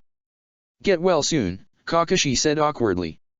Silence soon fell back on the house, to her relief. She just wanted to sleep until it was over, but she had to at least go to the bathroom and drink something. She stayed bundled up in her blankets all morning as Tsunami went about her chores around the house. Her tea did wonders, the pain was manageable, and even the nausea was kept at bay. Sakura would have to ask her what was in there. The woman had also given her a heating pad filled with rice to press to her stomach, and after a few hours, Sakura was confident that she would be able to regroup with her team soon. She didn't like the feeling of being left behind, even if it made sense of course. She wanted to be with them. Inari helped his mother around, while shunning Sakura as obviously as he could. Bored and restless, Sakura took it upon herself to sharpen her weapons, the soothing, repetitive task allowing her mind to wander. She was lost in a complex fantasy where she traveled the world to rescue people in need and ended up breaking an unknown curse on Naruto that slowly turned him into a beast, when the wooden wall behind her exploded into pieces. It was very weird, and frankly a bit scary, how fast their mind could change track. On the way to the bridge, Sasuke had been arguing with Naruto over how much blood it was possible to lose before passing out and dying. The blonde's estimations were way off tracks. Kakashi had assured them that Sakura would be better in no time, and Sasuke was boosted by the perspective of going back to Konoha soon. Everything suggested that this would be a boring, uneventful day. It only took a moment, of seeing the workers lying down on the unfinished bridge, bloody and battered, of Tajuna rushing toward one of them, of hearing the poor man try to force a warning past his throat. Every mundane thought left Sasuke's mind, gone the trip back home, gone the plans for the day, gone his friend's troubles. Only one thing remained: they were under attack. They were going to fight. Sasuke couldn't separate fear from excitement, worry from anticipation. The rush had been so spectacular. Right after the masked man had taken Zabuza's body away, Sasuke had felt lightheaded for a while. Now they were going to fight again, and they would win for good this time. Speaking of which, he was there, the one with the mask, standing by Zabuza's side. Kakashi had been right about that. He had deceived them indeed. Sasuke itched to fight him. It was Naruto who took the lead though. "I'll take that one," he said, stepping forward, kunai in hand. His face was set in stone, undecipherable, and there was an intensity to him that Sasuke had never seen before. He had half a mind to protest, but Kakashi stopped him. "We'll have more than enough to do with that one, Sasuke," his teacher said with a smile that didn't really had its place here. "Don't let your emotions get to your head. This isn't personal." Sasuke nodded wordlessly, a bit ashamed of his eagerness. Kakashi was right, this wasn't training, they weren't here to have a good time. He had to focus. "You're very confident, considering the brat froze like a deer in front of a hunter the last time we met," Zabuza taunted as Naruto and the other teen seized each other up. The mask was the one to initiate. Naruto blocked a powerful blow, retaliated, only to be blocked in return, and the pair moved further down the bridge as they kept exchanging hits and kicks without either one managing to take the upper hand. "We'll see," Kakashi said lightly. Sasuke could only assume his careless attitude was a mean to throw the enemy off, to irritate them. It worked on him anyway. Seeing his teacher joke and smile in this situation was jarring. But they had fought Zabuza before and Sasuke had seen then that for all his act, Kakashi was well deserving of his reputation. He would take this fight as seriously as the last. "Are you ready, Sasuke? We need to protect Tajuna, and to beat the demon of the hidden mist for good." "Good." Sasuke took out a kunai and put his guard up, fully focused now on their adversary. "Good." Sakura was thrown to the ground, and she didn't get up. Laying as still as a dead body, she tried to assess what was happening and who had barged into the house like this.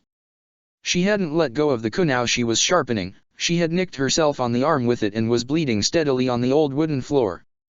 She felt an absurd pang of guilt for it, as Tsunami had cleaned it up just a few hours ago. There were two men. They talked about taking the woman with them, as a hostage. Probably Gato's men. She would be a good mean of pressure against Tajuna. It looked like Gato had decided to up the ante, and it would no doubt result in all these people being killed. Sakura had to do something. She heard Inari tumble into the room. Tsunami threatened to kill herself if they touched him. And what about this one? Sakura kept a death grip on her instinct to bolt out of there right then.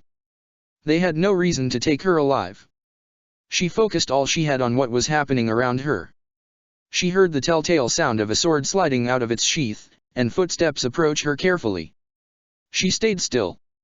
Another step, another one. The man above her was even nice enough to let out aloud, "That'll be one kill at least," before bringing down his sword.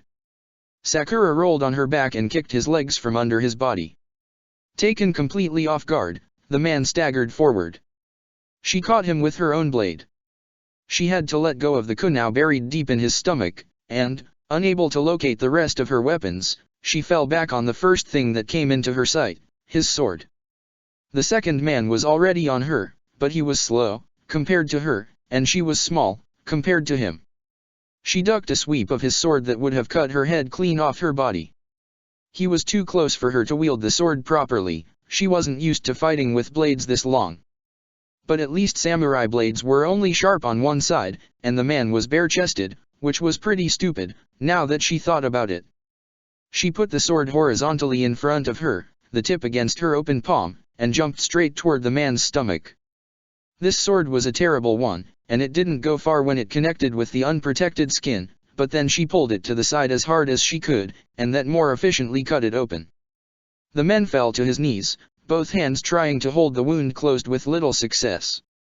His height was easier to deal with like this. Sakura kicked him in the head.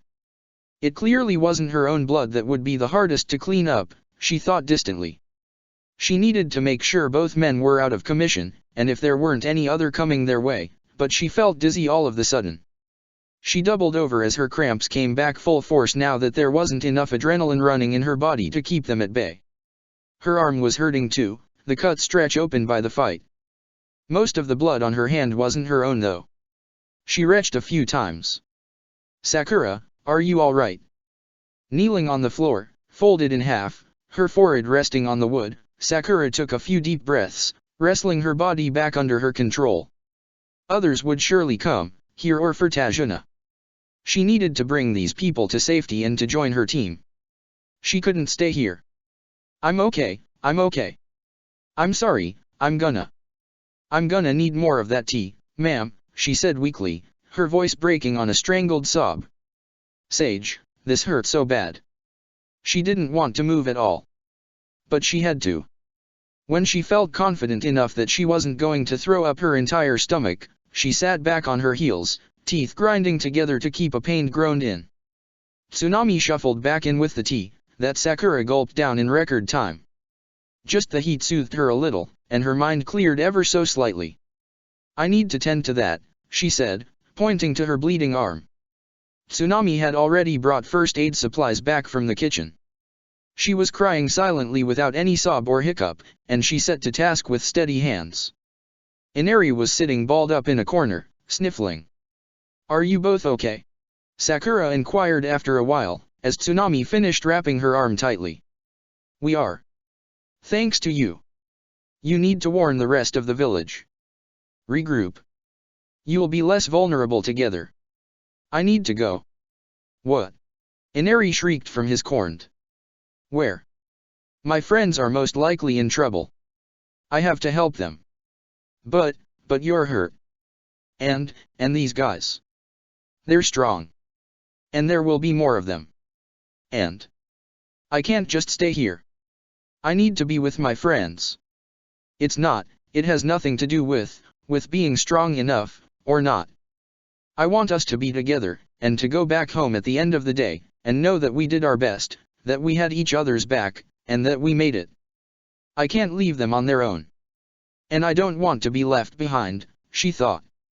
She needed to be where they were. That's where her place was. "You'll be all right?" she asked Tsunami. The woman wiped her face and nodded firmly. "Be careful." "I will." The first few steps were the worst. After that, it was just a matter of keeping the momentum on. She took the direction of the bridge. She still had the sword. One of those annoying needles pierced through Naruto's wrist, hindering on the movements of his left hand. He was covered in small cuts from the ones that the masked teen kept waving around, determined to, slowly but surely, ruin Naruto's clothes and skin. And still Naruto couldn't bring himself to get fully into the fight. It was the same as before, that man didn't want to kill him. He didn't even want to fight. Naruto didn't understand how he could be so devoid of murder intent while attempting to literally murder him. Or was he, really? He was strong, stronger probably than Naruto was, but he wasn't fully in it either. Naruto couldn't help but wonder why they were even fighting. It wasn't their problem if Tajuna died, it wasn't their problem what happened to this place, right? So why? Naruto didn't want to fight this one, and he certainly didn't want to kill him. Time to try another seal. Sasuke notoriously hated that one, but he hated every seal anyway. He found them supremely unfair. Naruto maintained he was just sour that they couldn't master any. Naruto blocked a kunai with his weakened hand, his arm shuddering and almost giving in under the force of the impact. He grabbed the teen's arm with his other hand, just above his elbow, fingers digging into pale, tender skin. Fuinjutsu. Phantom Limb Seal. When he let go, his opponent's right arm fell to the side, as if paralyzed. He had gotten better at controlling the range of its effect, since the very first time where they had lived an hour of intense panic during which Sasuke had lost the use of his right leg completely. Naruto had kept assuring him it would wear off, while having a major freak out over the possibility that it wouldn't. Sasuke had regained control of his leg eventually, and Naruto had developed a counter seal. Not that he needed that one here. The masked man was one arm down. That put a huge advantage on Naruto's side. Or so he thought, until the guy started making hand seals with only one hand. Damn it! The water that covered the ground suddenly rose into deadly ice needles that rushed toward Naruto. He cursed, jumped out of the way. Some needles followed him, scratching his skin and adding a dozen more tiny wounds to his body. At this rate, he would soon have the practical answer to his debate with Sasuke over blood loss and unconsciousness. Having only one arm of use was still a hindrance to the other boy, even if he was as dexterous with his non-dominant hand. Naruto managed to get a good punch in, but he was the one to hurt himself on the mask, which was far harder and sturdier than he would have thought. Still, his opponent stumbled backward, and Naruto took the opportunity to kick him hard in the stomach, sending him to the ground a few meters away. The boy got up, but instead of charging back in, he stepped back even further and raised his valid hand to form seals. Naruto ran, intent on stopping him before he could complete it, but he was stopped dead in his track by the masked teen speaking up for the first time since the beginning of their fight. "I'm sorry, Naruto." It was so obvious then, Naruto wondered how he didn't get it before. He knew that voice.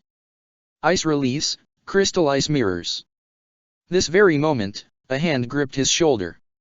It occurred to Sasuke, as he deviated yet another shower of shuriken coming his way, that he had never been in a real fight until now. He had fought plenty, of course. He had fought all the members of his family, he had fought all his friends, he had fought most of his classmates. But it was training. No matter how brutal it was, no matter how willing they were to create real mission conditions, they were still his family, his friends, his classmates. He knew that they wouldn't seriously try to kill him, as they knew he wouldn't seriously try to kill them. That string of shuriken was one he had dodged 100 times, but they hadn't been thrown with the intention of teaching him how to escape them. This time, they had been thrown fully intended to embed themselves into his body. It made a world of difference. His emotions were running high, and he felt simultaneously more stressed out and more focused than ever before in his life. The man, Zabuza, had fallen silent since he had made that mist descend over them, and if Kakashi couldn't use his Sharingan in these conditions, it was worse for Sasuke, who had been told more than once that he relied too heavily on his sight, dojutsu or not. The Sharingan allowed him to react fast enough to things piercing the mist barely a meter away from his face, but he knew that it was possible to do that even without sight. Proof enough, Zabuza had his eyes closed, and he was dominating the fight completely. To make matters worse, Sasuke could barely hear Naruto's fight anymore, and it worried him. He wanted to go help him, to do something, but he had to protect Tazuna. Kakashi had said he had a way to find Zabuza in the mist, and Sasuke hadn't seen him since. The tension and the unknown were driving him crazy. What was happening out there? His ears picked on a new, foreign sound. Another pair of feet hitting the damp ground, coming toward him. Reinforcement. They seemed to be headed straight toward him. A few meters more. Sasuke spun around on one leg, ready to strike. Sakura shrieked and blocked his kunai with a bloody sword. Sakura! What the? I could have killed you. I didn't see you. He put down his arm and took a shaky breath. They were lucky she had good reflexes, and a freaking sword of all things. Where did you find this? What happened to you? He asked, noticing the bandages and blood on her arms. Some men came to the house. Your family is fine, she added to Tajuna. "And you?" "I'll live," she said, stubborn.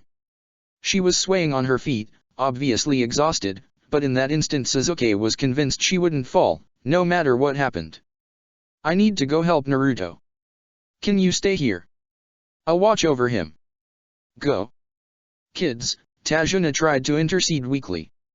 Sasuke didn't even wait for him to utter another sound. He ran through the fog toward where Naruto and the masked teen had disappeared, trying to make as little sound as he could while listening for the rumor of their fight. The fog quickly unraveled the further he got from Zabuza, and soon enough he was able to make out Naruto's silhouette on the bridge. His opponent was staying a few meters away, far enough that Sasuke could approach safely. He was about to call out Naruto's name, a hand on his shoulder, when Ice release, crystal ice mirrors. What are you doing here? I came to help. I don't need your. Now really isn't the time for you to fight. In a few seconds, they found themselves trapped in a prison of ice panels, on all sides. The masked man was outside the structure. Sasuke thought he was going to step in, but instead he disappeared in one of the ice blocks, only to reappear, multiplied, on each one of them. "Huh? What the hell is that?" Naruto mumbled, clearly not expecting an answer.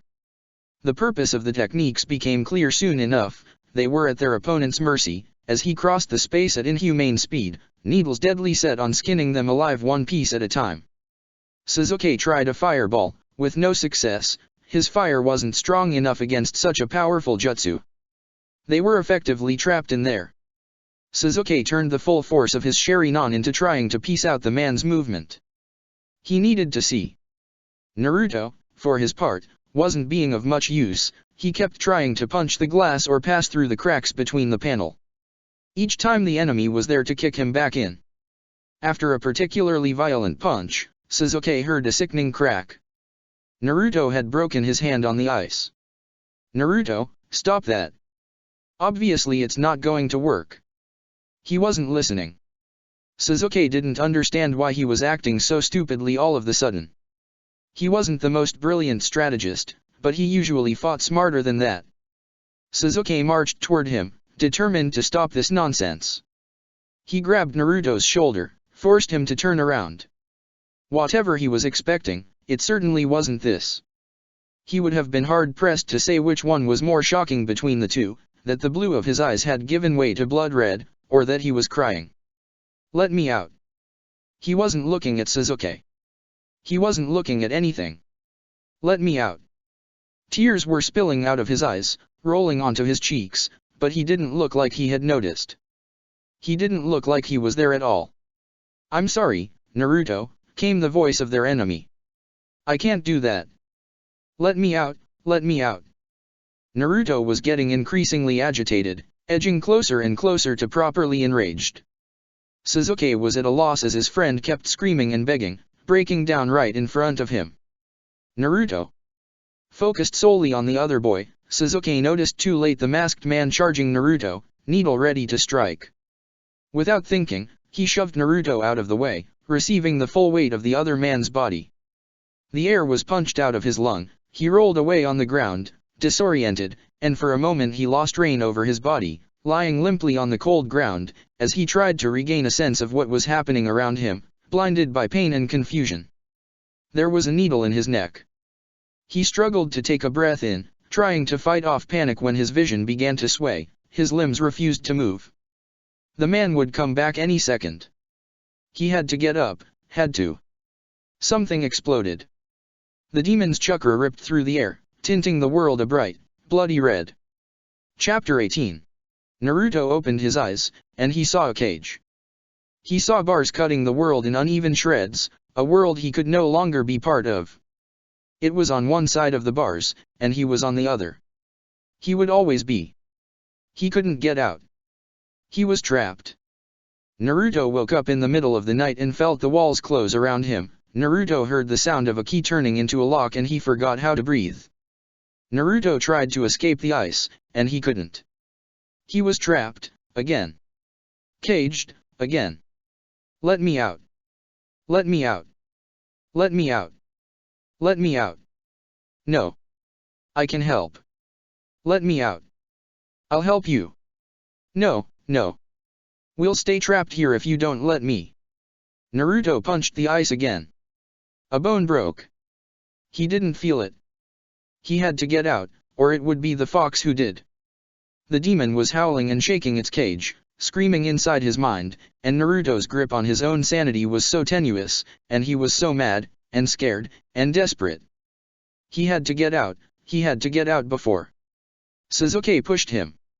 Haku, because it was Haku, Haku from the forest, so nice and sweet, so familiar somehow, without a face but still the same, slammed into Sasuke, stabbing a needle in his throat. Sasuke crashed on the ground. For a split second, Sasuke didn't move. A split second was all it took. He didn't want to say that he had underestimated Zabuza, but he definitely had. Kakashi had been warned before that his confidence would cause him trouble someday, and he wished the prophecy had chosen a fight with lower stakes to manifest itself. He still had his dog summons, and he had spilled enough blood onto Zabuza's blades that they would be able to locate the man, but he couldn't say the tactic was refined, or even sound. Because there was actually a lot of blood involved, and the longer this fight ran, the more disadvantaged he was. His hearing was far from being good enough to compensate for his lack of sight, another thing he had been warned he relied too much upon. He had made the same remark to Sasuke, and really, were teachers fated to give advice they failed to follow? This is becoming quite boring, Kakashi, Zabuza's voice said through the fog. Why don't we get this over with? Kakashi heard something, somewhere in his back end. Shit. The other two. Sasuke could handle himself, but he wouldn't hold long against the man. Kakashi rushed back blindly. That damn fog was such a pain. He spotted the tall silhouette of Tajuna, and next to him was. It wasn't Sasuke. It was Sakura. She was making too much noise, asking what was going on, where was everyone. Kakashi picked up the pace, but Zabuza had a length on him. He was already on them. Kakashi wouldn't reach them in time. He wouldn't reach them in time. Zabuza raised his sword above his head, brought it down right on Sakura's frozen form, set to split her skull in half. The sword went through her head. It went through her body. It planted itself in the ground, making concrete fly. She was unharmed. She hadn't moved. Her image wavered. The next second she and Tajuna were standing just a few steps back, far enough that the sword had missed them completely, but close enough that Sakura could take advantage of Zabuza's surprise to jump him. He avoided her blade, but not without having to let go of his own sword still embedded into the concrete. Kakashi didn't leave him enough time to disappear back into the mist. He smeared blood on his scroll, slammed it to the ground. Summoning. Doton, tracking Fang technique. His dogs made quick work of immobilizing the man. Damn, Kakashi was getting too old for this. Are you alright, Sakura? He asked when he reached the girl. She was shaking, but her grip was firm on the sword she had in hand. Where did it come from and what was she doing here? He would find out later. Why yeah, I'm good. That genjutsu was very good, Sakura. I can make it just on a very short distance but it was enough. You did well. Later too the lecture on how she could have spared a heart attack to her old, weary professor. He couldn't believe she had pulled off such a neat trick. The mist had helped to reinforce her illusion while hiding the real persons standing behind. She had added sound to the mix to make sure Zabuza would fall for it, and he had. I'll take care of it from here. Go assist Sasuke and Naruto, will you? She nodded and disappeared into the fog, Tajuna on her heels. Looks like the kids aren't that bad, don't you think? He asked Zabuza, who was covered in Ninken. The fact that the man was even standing was amazing. They were both pretty banged up, but Zabuza was the one who could no longer move. I guess, yeah. For cannon fodder. Kakashi frowned. He didn't want to drag this longer than it needed to. Zabuza needed to be put down, because he was a major threat to several villages, but also because as long as he was alive, Kakashi couldn't take his team safely back home, and right now, it was his only priority. This won't be their fate, he declared, as he concentrated chakra into his palm. You're way too attached to these kids of yours, Kakashi. It will cost you one day. I don't believe in a heart of stone. That's why Konoha shinobi are so fucking weak. Always running after their friends. Ruled by their feelings. Aren't you attached to your kid? Zabuza scoffed.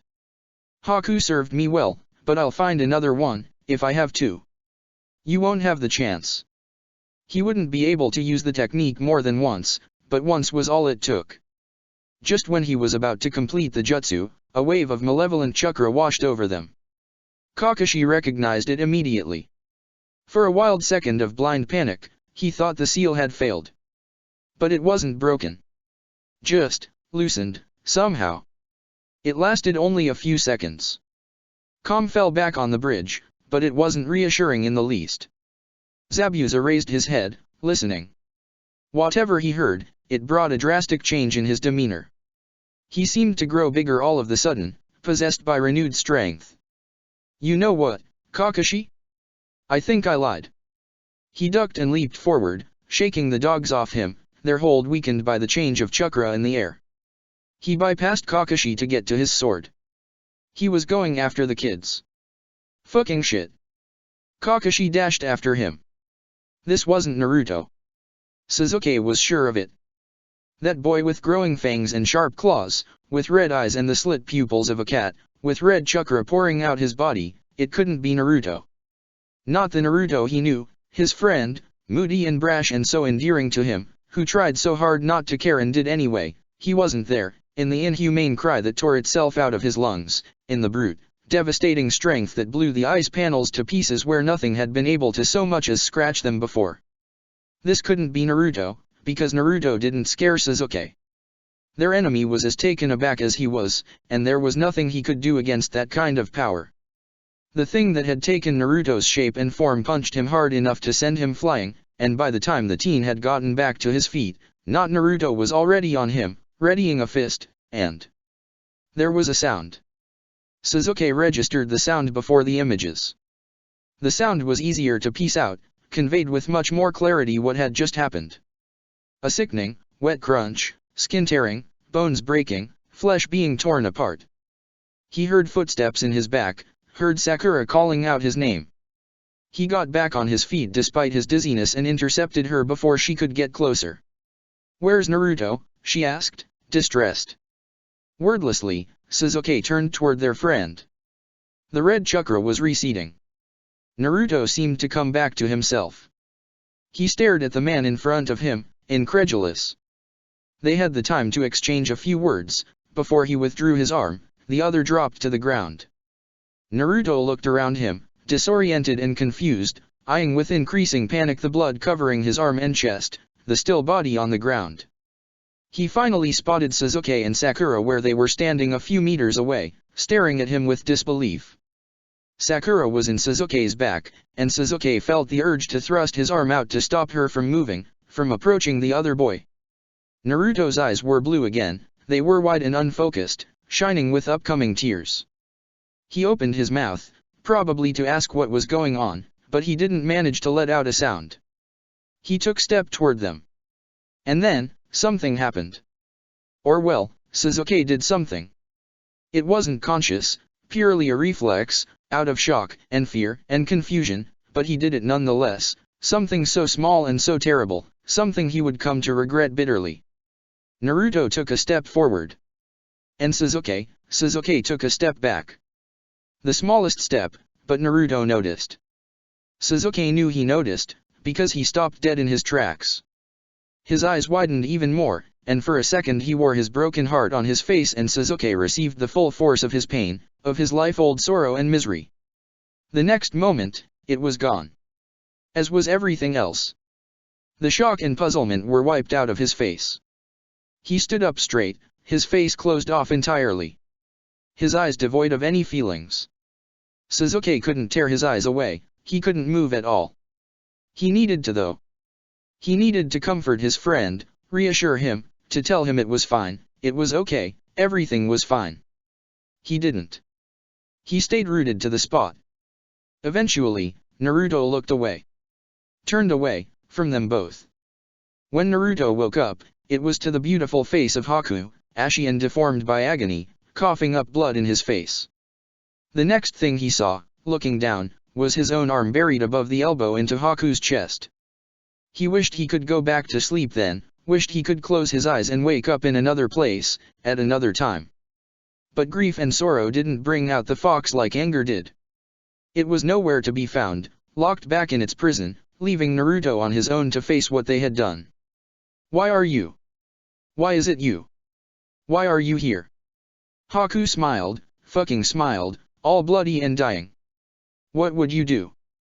Naruto, what would you do, for the first one that didn't think you were a monster?"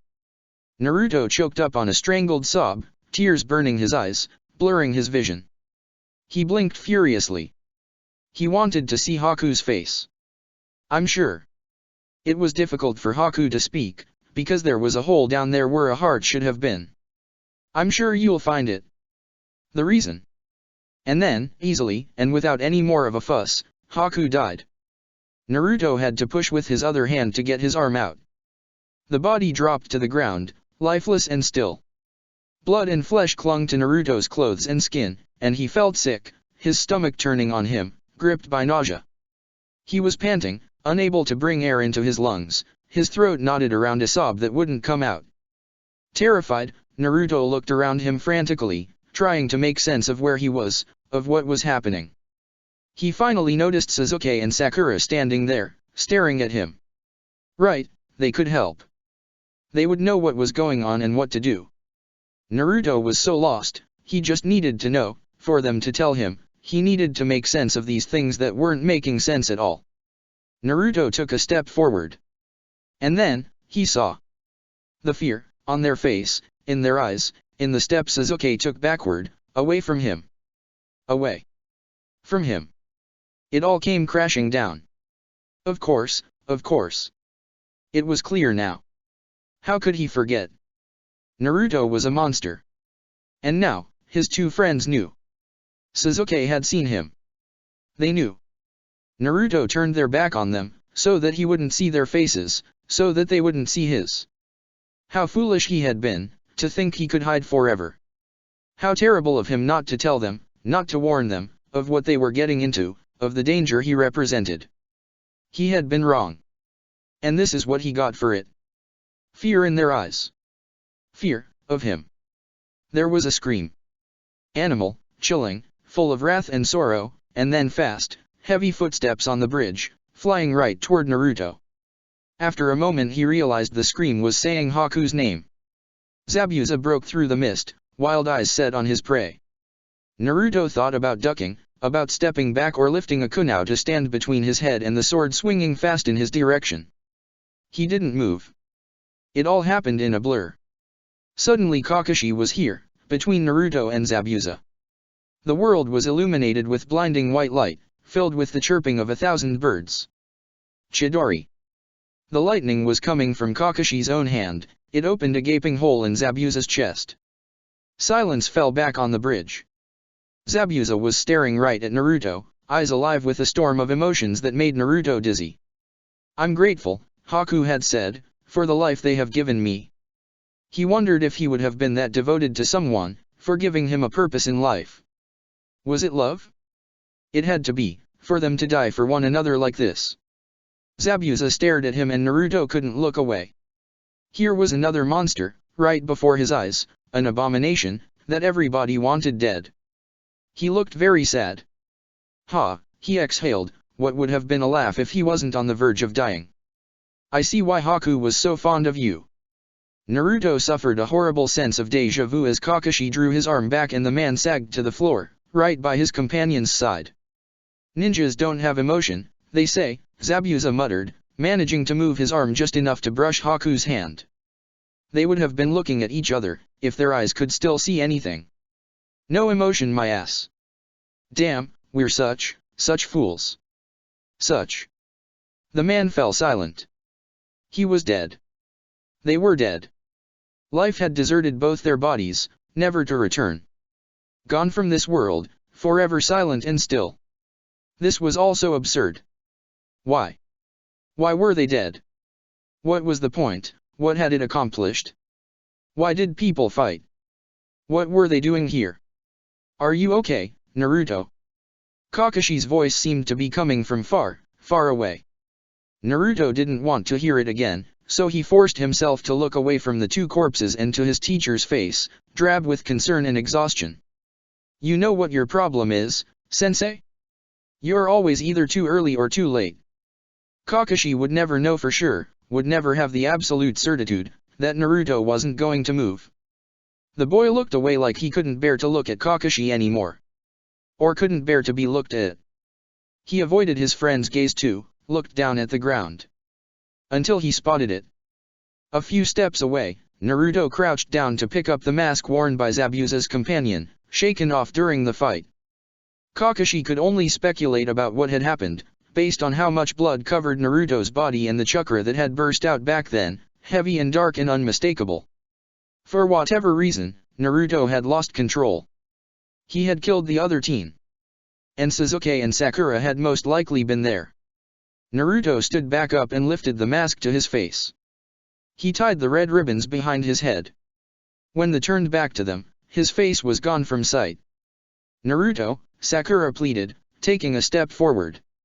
She crossed the distance between them, but when she raised her hands to reach out, to check for her teammate's injury, Naruto stepped back. He didn't go as far as to swat her hands away, but he avoided her touch neatly. She let out a wounded sound, distressed. The day wasn't over though. There was a commotion from each side of the bridge. On one side, a group of mercenaries armed to the teeth, led by a short man in a suit. On the other side, dozens of villagers, armed too, with what they were able to find, farm tools and kitchen knives. Tajuna's daughter and grandson were among them. They all looked ready to fight it out. I see you've gotten rid of the demon, the man in the suit said with a satisfied smile. That's one problem that took care of itself it seems. Thank you for that. Kakashi assumed this was the infamous Geto, the way the villagers were looking at him sure suggested it. Disaster was coming to them fast. It would be a bloodbath if this devolved into a fight, but they couldn't just leave this place to its fate, not after all that had happened. The kids wouldn't stand for it. If Naruto fought again in his state though, there was no telling what would happen. Kakashi was far from being in top form, and if he couldn't stop the boy. There, people. I would advise against trying to defy me. No one will blame me for crushing down a mutinous rebellion. I'll have you all killed, Geto continued. It was hard to say if he was as confident as he sounded. The villagers were poorly armed, but there was a number of them, and they didn't look like they were going to step back. A conclusion Geto seemed to reach too, because he turned to the Konoha ninja then. Hey, you? What would you say about working for me? I'll pay you. I'll even put in some extra for killing these two, he said confidently, pointing at the Kiri ninjas on the ground. What do you? From behind Kakashi, a kunai flew through the air, a shimmer in the dim light he barely registered before it was buried into Geto's neck. Kakashi didn't waste time watching the outcome of that particular hit, the man was already dead. He spun around to face his team, the three fucking children that were getting sick over an eating contest the day before and embarrassed over periods this morning, and were now avoiding his gaze, looking down or to the side, faces closed off, unreadable. Who? Kakashi didn't bother to finish the question. The message was clear in their rigid posture, in their fleeting gaze. He would never get an answer. He was so unbelievably tired all of the sudden. Geto's men hesitated, but they didn't look like they would leave without a push. Kakashi had enough chakra to burst out a few dozen clones. Added to the angry villagers screaming at their face, the mercenaries, who were nothing but worthless criminals, beat a hasty retreat, leaving their dead leader behind, abandoning the fight. Just like that, it was all over. Kakashi felt depleted, completely dried out of any force and will. He had a hard time wrapping his head around how spectacularly bad things had turned out. It was barely conceivable, it didn't make sense. He didn't think he still had it in him to be angry at how unfair the world could be sometimes. Kakashi, Tajuna began when he reached the ninja, but he didn't go any further, didn't find anything to say. Your people will be fine now, I hope. We will rest a bit, and we will be on our way. The old man nodded, somber. We will bury them, he said, pointing at Kakashi's back. Naruto was sitting near the boy, Haku. He was folded up tight, arms wrapped firmly around his knees. He had his back to Kakashi, but the red ribbons were a stark contrast against his blonde hair. He was still wearing the mask. Kakashi hated that he knew exactly why. He still missed his sometimes. Especially when his emotions were running high, when he couldn't keep them as hidden as he would have wanted. Guy had always hated it, always asked him to remove it. It was the first thing he asked, when they met, and Kakashi was fresh from duty, still in his Umbu gears, but most importantly, his Umbu mindset, this other person that had a much easier life than he did. Guy hated it, always he clicked his tongue and lifted the mask, gentle but suffering no protest. Why do you need to take it off? Kakashi had asked, once. You know it's me? Guy had looked sad then, like he did sometimes when they were alone and he saw something in Kakashi that he himself couldn't decipher. No, he had answered. No, I don't. It made sense. Kakashi didn't really know who he was either back then. But who would do that for Naruto? Who would he trust enough to let the mask slip? He was so guarded, alone in the crowd. Had anyone ever seen him cry? Come on, Sakura, Sasuke, Naruto. We're leaving. They glared at him, incredulous and hurt, wondering how he could set them back in motion so casually, when all they wanted to do was experience the full unraveling of their raging emotions in peace. But it was a luxury they didn't have. It would have to wait until they were back home. Maybe shinobi couldn't truly suppress their emotions, but they still had to keep them at bay, ignore them as long as the mission was not over, as long as they could still put them in danger. They didn't say a word as they went back to Tajuna's house, or what was left of it. Kakashi would have had them departing immediately, if he believed the kids could take more than 2 steps without collapsing. They needed to rest. They cleaned up as best as they could, tended to their many wounds, changed their bloody clothes to cleaner ones, even if it would take far more than that to wash off their reddened hands. The silence was like a physical force between them, thick and oppressive, as effective as if they were underwater, where they couldn't have spoken even if they had wanted to. They ignored the hole in the living room, and as they gathered their things, packed their bags, Kakashi sent them to rest in the room they occupied. They didn't complain. They didn't say a thing. He knew he wouldn't be able to sleep, and he wondered if they would. He busied himself with helping Tajuna's family cleaning up the house, once they were back from the village celebrating their newfound freedom. He spent the night on the dock, looking at the stars. Maybe he dozed off. He had unpleasant dreams. The kids didn't emerge until the next morning. They ate breakfast without much enthusiasm, quiet and grim. Naruto was still wearing the mask. Kakashi saw no reason to delay their departure. He made their goodbyes to the family. Sakura and Sasuke made the effort too.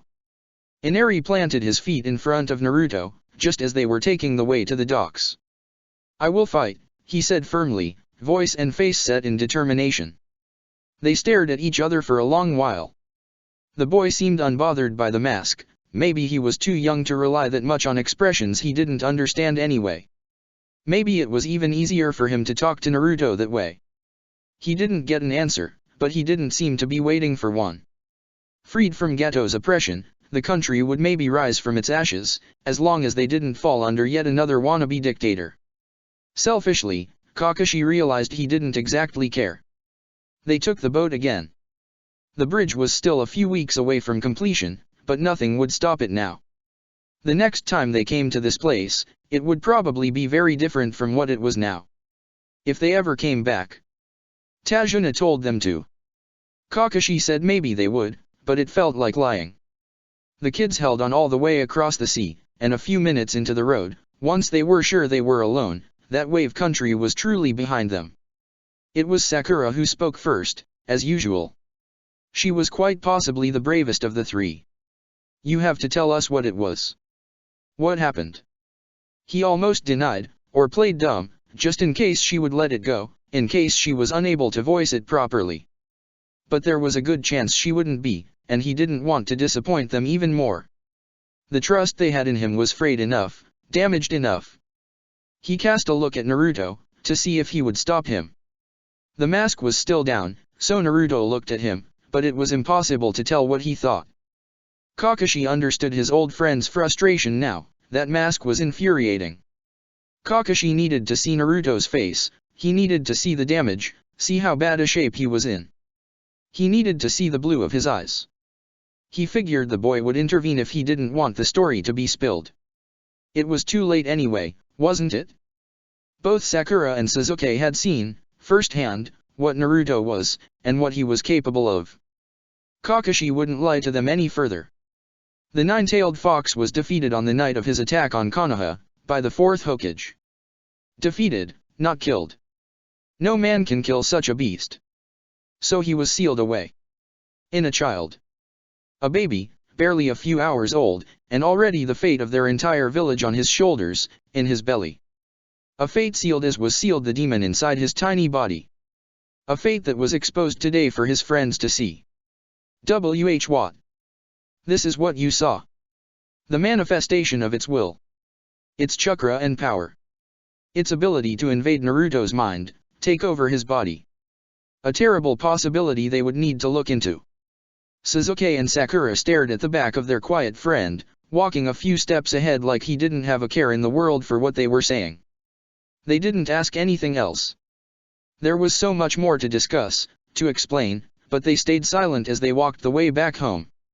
It was just a week ago that Naruto had begged Kakashi on that very road to keep going, not to turn back, because he was so eager to see the outside world, to be free of the constraints of the village's walls, even for just a little while.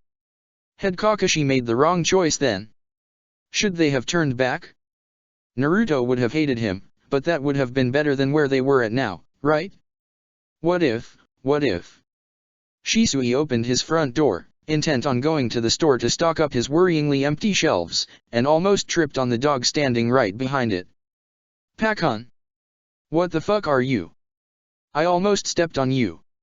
It took only a few seconds for Shisui to catch on with the program and work out that Kakashi's number one dog's presence at his doorstep was more worrying than annoying. What is it? Team 7 is on its way back. Kakashi sent me ahead. To warn you. Is Naruto alright? Tenzo had been mocking him constantly for the past few days, for what he said was his obvious mothering freak out. Shisui had maintained he wasn't that worried, until even Itachi had caught up on it and started to make fun of it too, and for Itachi to catch up on things, they had to be pretty obvious indeed. Fuck it all, but yes, he was worried, and it looked like he had the right idea. Is he hurt? Not physically. Shisui cursed. He was left to wait out the hours in anxious anticipation, once the dog had summed up to him the events of Wave Country. He still had grocery shopping to do, maybe he should have warned someone else, or gone to meet the team on the way. But he didn't want to move. He wouldn't be able to put his mind into any task, and he certainly wasn't the one who would report the mess of that mission to the administration. He would leave that to Kakashi, hoping the man would be selective of what he was going to share. Shisui could only wait. He had to wait for Naruto to come home. He couldn't risk not being there when the boy was back. So he tidied up the kitchen and sorted out the laundry, trying to focus on chakra movement around him, even if he wasn't that good at it. Good or not, he immediately picked on Naruto's presence outside the house. He was standing in the street, a few steps away from the door, and, as Kakashi had warned him, he was wearing a mask. White, oval, flat, with red swirls curling at the base, and with the Kiri symbol unmistakable on the forehead. He looked like a ghost, or an apparition, silent and motionless in the declining light of the day. A flickering presence that would vanish at the first misstep. Come on in then, Shisui said simply, trying to sound more collected and confident than he felt. He was scared Naruto wouldn't enter. That he would run away, disappear, become a spirit haunting these streets, impossible to catch. Shisui went to prepare some tea, both to busy his hands and to give out an impression of normalcy, even if this was anything but. He heard the front door creak open, footsteps inside the kitchen. He forced himself to stay focused on the task at hand. When he turned back, here was Naruto, standing motionless in the middle of the room, the still face of his mask turned to Shisui, creepy and unsettling. Shisui took a deep breath, and a step forward. Another, until he was standing in front of Naruto. Slowly, As careful as if he was trying to catch a bird or defuse a trap, he lifted his hands to Naruto's face, scared out of his mind that he was going to snap and run away. His left hand came to rest at the shin of the mask, the other reached back, to the red knot, tugging to loosen the ribbon. Gently, gently, he lifted the mask away from Naruto's face. Naruto was staring at him, his blue eyes wide and shining, unblinking. For a moment they didn't move, didn't speak, didn't even breathe. It seemed. Time stopped as they both waited to see what was going to happen, how this was going to play out. Shisui was the one to break the silence. He couldn't bear it. He had to tell him. "I'm so glad you're back home, Naruto," he said softly, trying to convey somehow how very serious he was, how relieved he was that the boy was here in front of him, more or less unharmed. Naruto's breath hitched. He opened his mouth. He had never looked so young, so vulnerable. Never looked the scared child he actually was in the end, that was always hidden away, buried under his armor. I'm. One choked sob, two. Naruto dissolved into tears. He was the one to close the distance between them, to mash his face into Shisui's shirt and grip at the fabric with desperate strength, like he was holding onto the wall of a great pit, the ground gone beneath his feet, seconds away from the fall. He wasn't silent, nor restrained, he was whining like a toddler, loud in the stilted air. He was bawling his eyes out. It felt like he would never stop. Shisui lost the battle against his own tears but managed to keep the sobs at bay, as he wrapped his arms around the small boy, as he hunched over to rest his face in his hair, to try and take him whole, shield him from the entire world. And Naruto just cried, and cried, and cried. "Sasuke? Can I come in?" The boy was lying face down on his futon. He emitted a grunt muffled by his pillow, letting his brother decide if it was a yes or a no. Itachi opted for a yes and went to kneel by his side. "The parents got a sense that your mission in Wave Country went awry, but they couldn't get much information. They asked me to collect data. Are you alright?" Instead of answering, Sasuke rolled around to face Itachi. He buried his face in his thigh, curled on himself against him. Surprised, Itachi waited a little, to see if he was going to roll away just as fast, but he didn't look like he wanted to move. Itachi rested a tentative hand in his brother's hair, intent on providing comfort, even if he didn't know how, or for what. "Itachi, did you know about Naruto? About what? What he is, for real?" Now that was an uncomfortable question.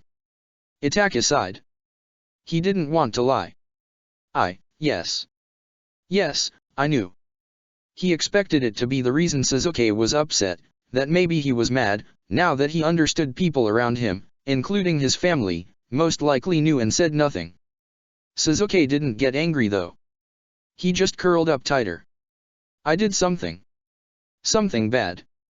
All they knew was that their nice, walk in the park C-ranked mission had turned into an A1 really fast. Kakashi had refused to share anything about it with Fugaku, arguing that it was up to Sasuke to tell them. Kakashi was all for that letting kids make their own decision thing, especially when it could get him out of unpleasant situations. "What happened?" Itachi nudged gently, running his hand in the dirty hair. Sasuke had face planted on his futon a few hours ago, right after coming back, and had not moved since. "I'm not scared of him. I'm not. Who would be scared of stupid Naruto? I was just surprised. At that moment, maybe. I just didn't understand. But I would never. I didn't mean to be scared." "Sasuke, what?" "I took a step back," he said whispered, low and ashamed. "I took a step back. He needed help, and I. Itachi realized, a little bewildered, that Sasuke was crying. He was trembling under his hand, silent tears spilling out of his eyes, sliding down onto the futon. He wasn't trying to hold them back or wipe them away. Sasuke didn't cry as much as he did as a kid, but tears were still a common side effect of his anger or frustration. Itachi would have been hard-pressed though, to name the last time he had seen Sasuke cry out of distress, out of sadness. He was more easily angry than sad, and he didn't like to be shown comfort, as all Uchiha. He was crying now though. And he was seeking comfort. Itachi didn't know what to do, much less what to say. He couldn't think of anything that wouldn't be a lie. He couldn't say things like, "Things will be fine," or, "You'll be okay," because what did he know? Naruto had been scared his friends would reject him, and even if it was only for a moment, that was exactly what had happened. Would he hear an apology, an explanation, now that he had been proven right, that he could justify to himself his hesitations, his determination to keep his distances? "It's not your fault," he said lamely, trusting that this, at least, was not a lie. "I don't want him to hate me." He won't. He didn't dare to tell Sasuke that the more likely outcome was just Naruto hating himself even more. All the times Sasuke had asked and be denied an answer, all the times Kakashi and Shisui had discussed the merits of bypassing the village and Naruto's wishes and just tell him anyway, to spare them exactly that kind of dramatic revelation, but had ultimately decided against it. Because they had managed to convince themselves somehow that it would stay under wrap, that there wouldn't ever be a reason for Naruto's friends to find out. Once more, they had been wrong. She had gotten as far as putting a hand on the door handle, before turning away. She couldn't imagine facing her parents now. She couldn't fathom telling them what had happened, what they had done, her friends and herself. She couldn't picture what they would say, how they would react, but she was sure it wouldn't make her feel better in any way. So Sakura turned away. Sneaking into the Harano house was far easier than sneaking into the Yamanaka's. Ino had had to give her a crash course to show her how to climb onto the roof of the flower shop and use the nearest tree to reach her bedroom window. She hoped the girl was actually at home. She didn't want to go back. She landed quietly on Ino's small balcony, determined to sleep there if she didn't get an answer. It wouldn't come to that though. Ino opened her window only seconds after Sakura had tapped lightly on the glass. Ino took one look at her, and she knew. That's why Sakura had come, that's what she wanted. Ino didn't start to fret and panic, didn't try to comfort her. She stepped away to let her in and guided her to sit on her bed, before going to rummage into her closet, to find her night clothes she handed over without a word. Sakura changed quickly, feeling calmer already, surrounded by the comforting presence of her friend. "I take it the mission didn't go so well," Ino said lightly, picking up some nail care supply before settling next to Sakura. She took Sakura's hand in hers and set to the task, removing chipped polish she had applied herself there just a week ago, filing the damaged nails. She didn't comment the blood she had to scrap off of them. The tears came easily, after a while. She didn't comment that either. Sakura cried ugly tears that she couldn't stop no matter how hard she tried, covering her face in snot and salty water. She tried to wipe it with her free hand, and when Ino needed that one they switched so that she could try to wipe it with the other. At some point Ino needed both, to massage some lotion into them, and so Sakura had to surrender them, and somehow that calmed her down, quieted her sobs as the flow dried out. "It was awful," she said after a while, where Ino was done with her ministrations, but still holding her hands firmly. "It was supposed to be easy but it wasn't. It wasn't easy at all. They had been attacked, they had almost died. She had killed 2 men. They had witnessed misery and hopelessness like she had never imagined, they had seen greed and cruelty, a bleak, terrible world of selfishness and death. It was supposed to be easy. She knew it was foolish to hold on to that. Being a ninja wasn't easy, going on missions wasn't easy. But she realized now how abysmal was the gap between knowing something and experiencing it. Would have things been different, had they known what they were in for? It felt like nothing could have prepared them for that. "And Naruto? I'm going to need your help." "For what?" "We find out something. It's about Naruto. And I need to know more. I need to." She needed to understand what was going on, for it all to make sense. Because Naruto hosting a demon made sense, and at the same time it made no sense at all. It was supposed to explain things, but it just asked even more questions. "I'll help you. Don't worry. But first, sleep." "I'm not." Her own body betrayed her before she could spew that lie. She let out a huge yawn, overcome suddenly by a bone-deep exhaustion that made her sway a little. Ino rolled her eyes with a smile and pushed Sakura down gently, so that they were both lying on the girl's bed. It was still early, before dinner time, but eating was a no-go right now, as was moving in fact. She would feel better the next day, she knew. Her head would be clearer and she would have found back some control over her emotions. She could go home and reassure her parents, she could figure out what to do next. For now she would just sleep, secure in the knowledge that Ino was right there by her side, that she had her back. Thank you. Anything. She thought she would have trouble falling asleep, but barely a minute later, she was out. How is he? What do you think? Ah. Anger it was. Kakashi was expecting it, but it was still an odd sight. Shisui rarely gave in to rage, it just wasn't in his nature. What a shitty achievement to add into Kakashi's book. What the hell happened?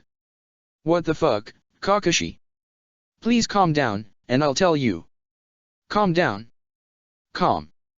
Have you seen him? Have you seen? Fuck. Shisui paced the length of the small kitchen a few more times, before collapsing into the chair facing Kakashi. Shouldn't we go elsewhere? Don't worry about that. He won't come out of his room. Or his bed, for that matter. It had been 2 days since their return. You should have turned tail as soon as it started to go downhill, Shisui said, accusing. Why did you keep going? Why do you think? Do I need to remind you that it was your idea to give Naruto a chance to get out of the village? You really don't. Shisui wasn't only angry at Kakashi. He was also angry at himself. Damn it, why can't things just go well, just once? This was supposed to be good for them, Shisui said, voice wavering. We couldn't have known, Kakashi said, not quite believing he was the one playing the "you're not at fault" card. Shisui seemed equally mystified. It was just terrible luck. With all the bad luck we've been accumulating, we should start shitting gold very soon. Kakashi snorted, a dry, joyless laugh. He would have loved to believe that these things evened out, that they would indeed be repaid someday, somehow, for all the shit life threw at them. He didn't. Everything pointed at the more likely outcome that things would continue to be just that bad. He only dared to hope they wouldn't get worse. I sent words for us to get back up, Kakashi said, feeling the need to justify himself, to prove to Shisui that he hadn't been careless, that he had tried. It never came through. Yeah, because why would anything go our way, Shisui deadpanned. I'm sorry, he added, sheepish. I don't mean to blame you, it's just. I was responsible for this mission and this team. I'm responsible for how it turned out too. The commander had not failed to remind him of that. His decisions would be examined, his report too, but it was nothing he hadn't shouldered before. Maybe he ought to be grateful that this wasn't even in the top 5 of the worst missions he had carried through. After all, no one in his team had died. What now then? I managed to get us a week off duty, for the kids to recover. Really? Kakashi knew what Shisui was asking. He wanted to know what had happened exactly, but mostly he wanted to know what of it Kakashi had told their superiors, what had made it into his report. What kind of repercussion they had to expect. I told them about our encounters with the ninjas of Kiri, how the kids had to fight. They didn't suffer any major injuries, but they didn't get out of there scratch-free either. And what did they say about, you know? At a loss for words, Shisui made a ridiculous gesture of claws with his hands, like a bad imitation of an angry cat. Kakashi snorted, he really couldn't help it. He was scared of what had happened and what could happen still, scared of what Naruto could do and what could be done to him, and here was Shisui, mimicking a freaking cat instead of just naming the demon. It was comforting to know that Naruto had him, at the very least. I didn't tell them. Really? Nothing. I told them that the fights got heated, I told them about the death toll. But we need to understand this, before alerting the village. They don't need to know just yet. Why? Shisui looked suspicious, and Kakashi couldn't blame him. He had earned his reputation of always following orders, of his never-wavering loyalty and devotion to his duty, to the completion of his mission. He had never lied on a report, never tried to sugarcoat, minimize, or embellish his failures or his successes. He had never disobeyed an order. But this whole story had affected him too, more than he had let on. Maybe because Zabuza was his age, and Haku was about Naruto's, and Kakashi had seen himself in them, for the briefest moment. Zabuza, who had fled the shortcomings of his village, vowing to come back and right its wrongs, and Haku, rejected and abandoned for the power he was born with and couldn't escape. He wondered what pushed Shinobi to betrayal, what order was too much to bear, when they decided to draw the line. What would have pushed him to turn his back on it all, to take Naruto with him and go look for a better future for them both? Had he gotten close to him as he should have, had he witnessed his childhood and how the village treated him, would it have made him snap? Would he have made that choice? And would it have been a good or a bad thing? What did it take for Shinobi suddenly putting a single person above their duty? Kakashi thought about his father. It wasn't a conscious, thought-out decision he had made before going into the Hokage's office for his report.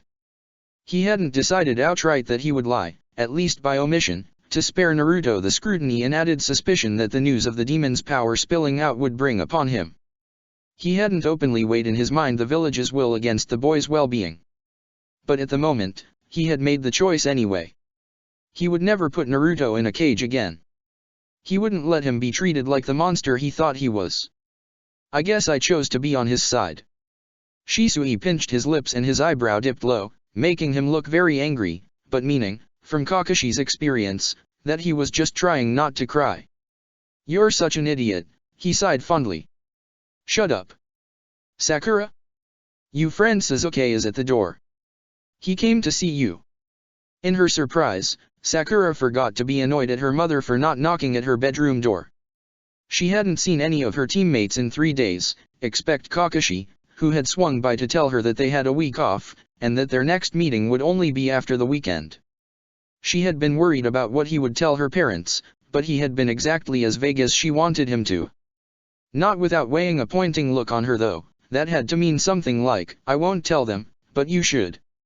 She knew she had to, but it was harder than it seemed. She wasn't at ease with them trying to comfort her, and she didn't want them to worry about her, to think she was in over her head.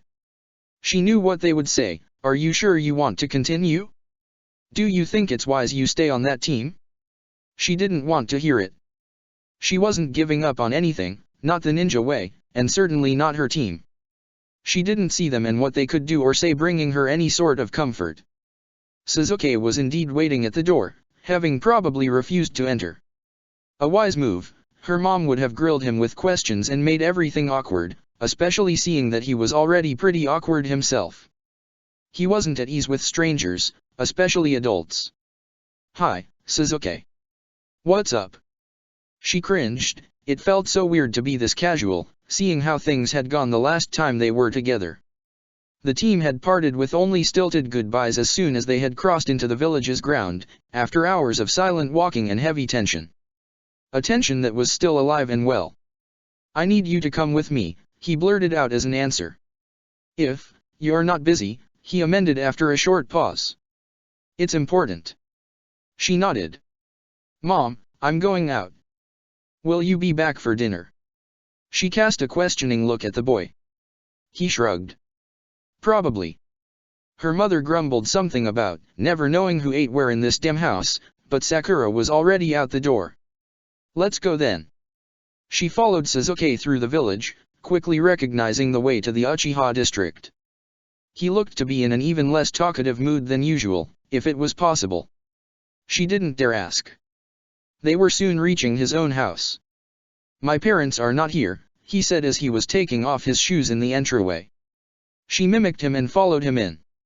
They didn't go to his room. He knocked on a door she had never crossed before. "Come in." It was his brother's room. Uchiha Itachi was reading by the paper rice door that led to the garden. Sakura bowed hastily with a shy hello, always intimidated by the stoic man. He greeted her with a soft expression. He never smiled. "Can we do it now then?" Sasuke asked. "Yes. We can." He gestured for them to sit on the floor side by side, as he settled in front of them. "Huh, Sasuke, what?" Only then did it occur to Sasuke that he hadn't told her what they were doing here exactly. I asked Itachi to tell me more. About Naruto. I figured you should be here too." He squirmed under her incredulous glare. "What?" he asked, defensive. "Nothing, that's just. Thank you." She would probably never understand how he worked, but it wasn't so bad, if they had each other's back anyway. They turned to Itachi in the same movement, ready for the show. He looked a little miffed, but he didn't back out. All right. Keep in mind that I'll be telling you things that are mostly known by the generation above yours, and some that are not so spread out. All in all, this is for your own understanding of this situation. We won't spill, Sasuke said seriously, and a little impatient, as if to say, now get on with it. Itachi gave an indulgent nod, looking fond. Sometimes Sakura regretted being an only child. 12 years ago, the nine-tailed fox attacked Konoha. We don't know why and to what purpose, but it wreaked great destruction on the village and killed many. That, they knew. It was taught at length in school and most of them had lost family members in the ordeal. There was a commemoration every year. The fourth Hokage was the one who managed to defeat it, but he didn't kill the beast. You have to understand, the Kyuubi isn't just a large animal. It is infused with chakra, like a summon right? Sakura said. Some of them are considered royalties, or even minor deities. Something like that, yes, Itachi confirmed blankly. She fought off an embarrassed blush, she needed to stop interrupting. But much more powerful. He couldn't be killed, not even brought down. But he could be sealed, Sasuke whispered. Itachi nodded. A good seal, if it's powerful enough, can't be fought off or broken, no matter the strength of who, or what, gets sealed into it. To be honest, I don't know how it happened exactly, or why. But the fourth Hokage had the chance to seal the beast, and so, he did. It cost him his life. You can imagine how much chakra such a seal would require. Why Naruto though? Why not an adult, anyone else? I don't know. But such a sealing technique is probably more efficient on a newborn, despite the toll it could have on their body. Why? Itachi frowned, thinking his words over. I imagine a young child wouldn't have fought it off, like an adult might have. That was a terrible way of putting it. Why didn't we know about this? Sasuke asked, a hint of anger in his voice. It was agreed that it would be kept under wrap to protect him.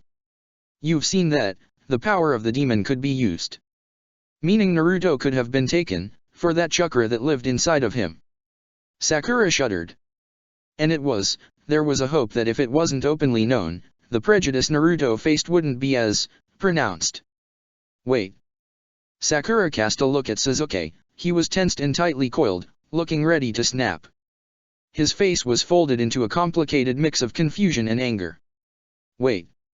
Is that the reason why? Is that why people have always been like that? With him? Itachi looked surprised by the question. Well, yes. Yes, that's the reason.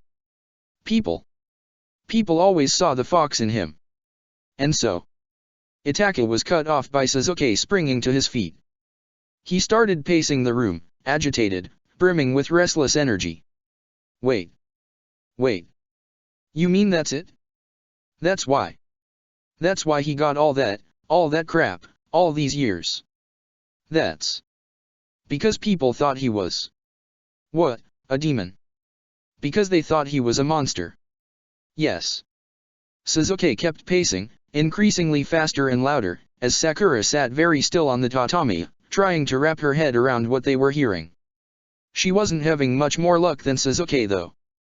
That's awful, she stated in his place. He stopped moving to look at her, and they had an understanding here, she felt, as their eyes met across the room. That's dumb. That's absurd. That's terrible. That sucks. I don't understand. Sasuke nodded, and he came back to sit by her side, to face Itachi once again, because he was the only one who could make sense of it, who could explain. I don't understand, Sakura said again.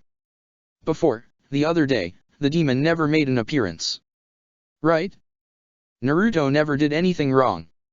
He's not dangerous. He's not bad.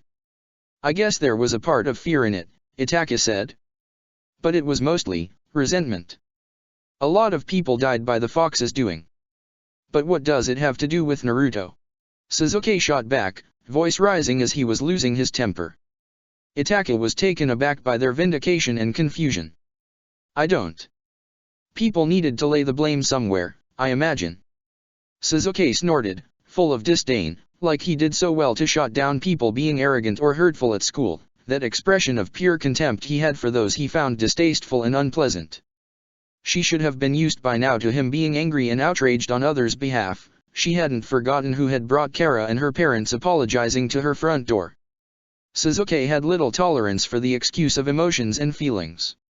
Or for any excuse really. If people were wrong, they were wrong. And in this case, people were very, very wrong. Was it why her parents had been so against her befriending Naruto? Her uncle, her father's brother, and his wife had died the night the Kyuubi attack. But Sasuke was right, what did it have to do with Naruto? He was a day old. He had done nothing wrong. All the teachers' scorn, all the parents' contempt, all the whispers and dirty looks, and that was the reason? They had wondered for so long, had put together theories and possibilities, but they had never come close to the truth. Because it couldn't be so. Terribly stupid. People just couldn't be so mean. Except that they could, it seemed. Did he always know? Naruto, she asked. No. He found out only a couple of years ago.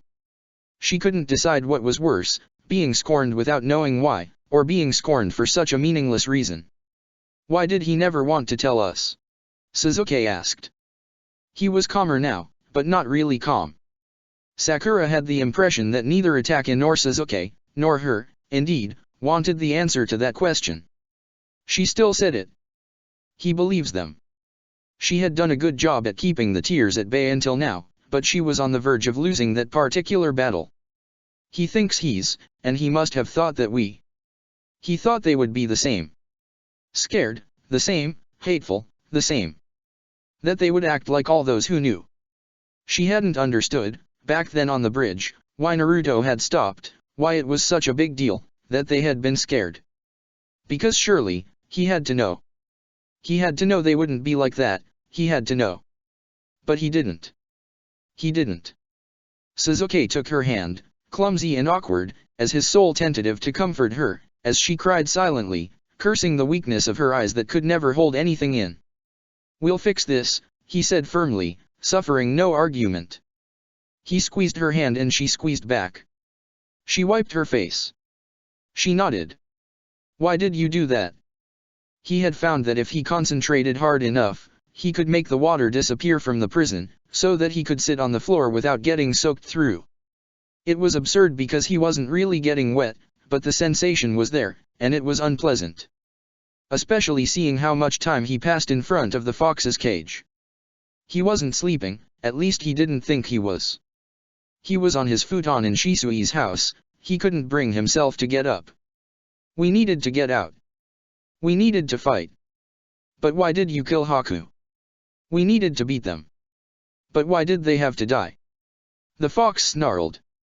Naruto couldn't look away from his hands, they were blood-free, and yet it was like he could still feel it, the warm, thick blood running down his skin, soaking his clothes. The stains barely showed on his black undershirt and the dark red of his hoodie, he had thrown them out all the same. Why are you so upset? They could have lived. But because of us, they're dead. They were your enemies. It doesn't matter. And were they, anyway? We had no reason to fight. Beside other people wanting us to. It was dawning on him that he would be ordered to kill again someday. And he wouldn't have the right to ask why. There would be no reason for it. He understood killing in order not to be killed, but Haku didn't want to kill him. Naruto was sure of that. It could have ended differently. They could have not fight. They could have become friends, maybe. They were the same. They wouldn't be dead, have you not been there? This is your fault. You would be dead instead. Naruto shrugged. That didn't move him much. Your little friend would be dead too. He shivered. That, he didn't want. It was what had pushed him over the edge, what had driven him to call upon the fox after all. For a moment Sasuke hadn't moved and Naruto had thought. Why do you care so much?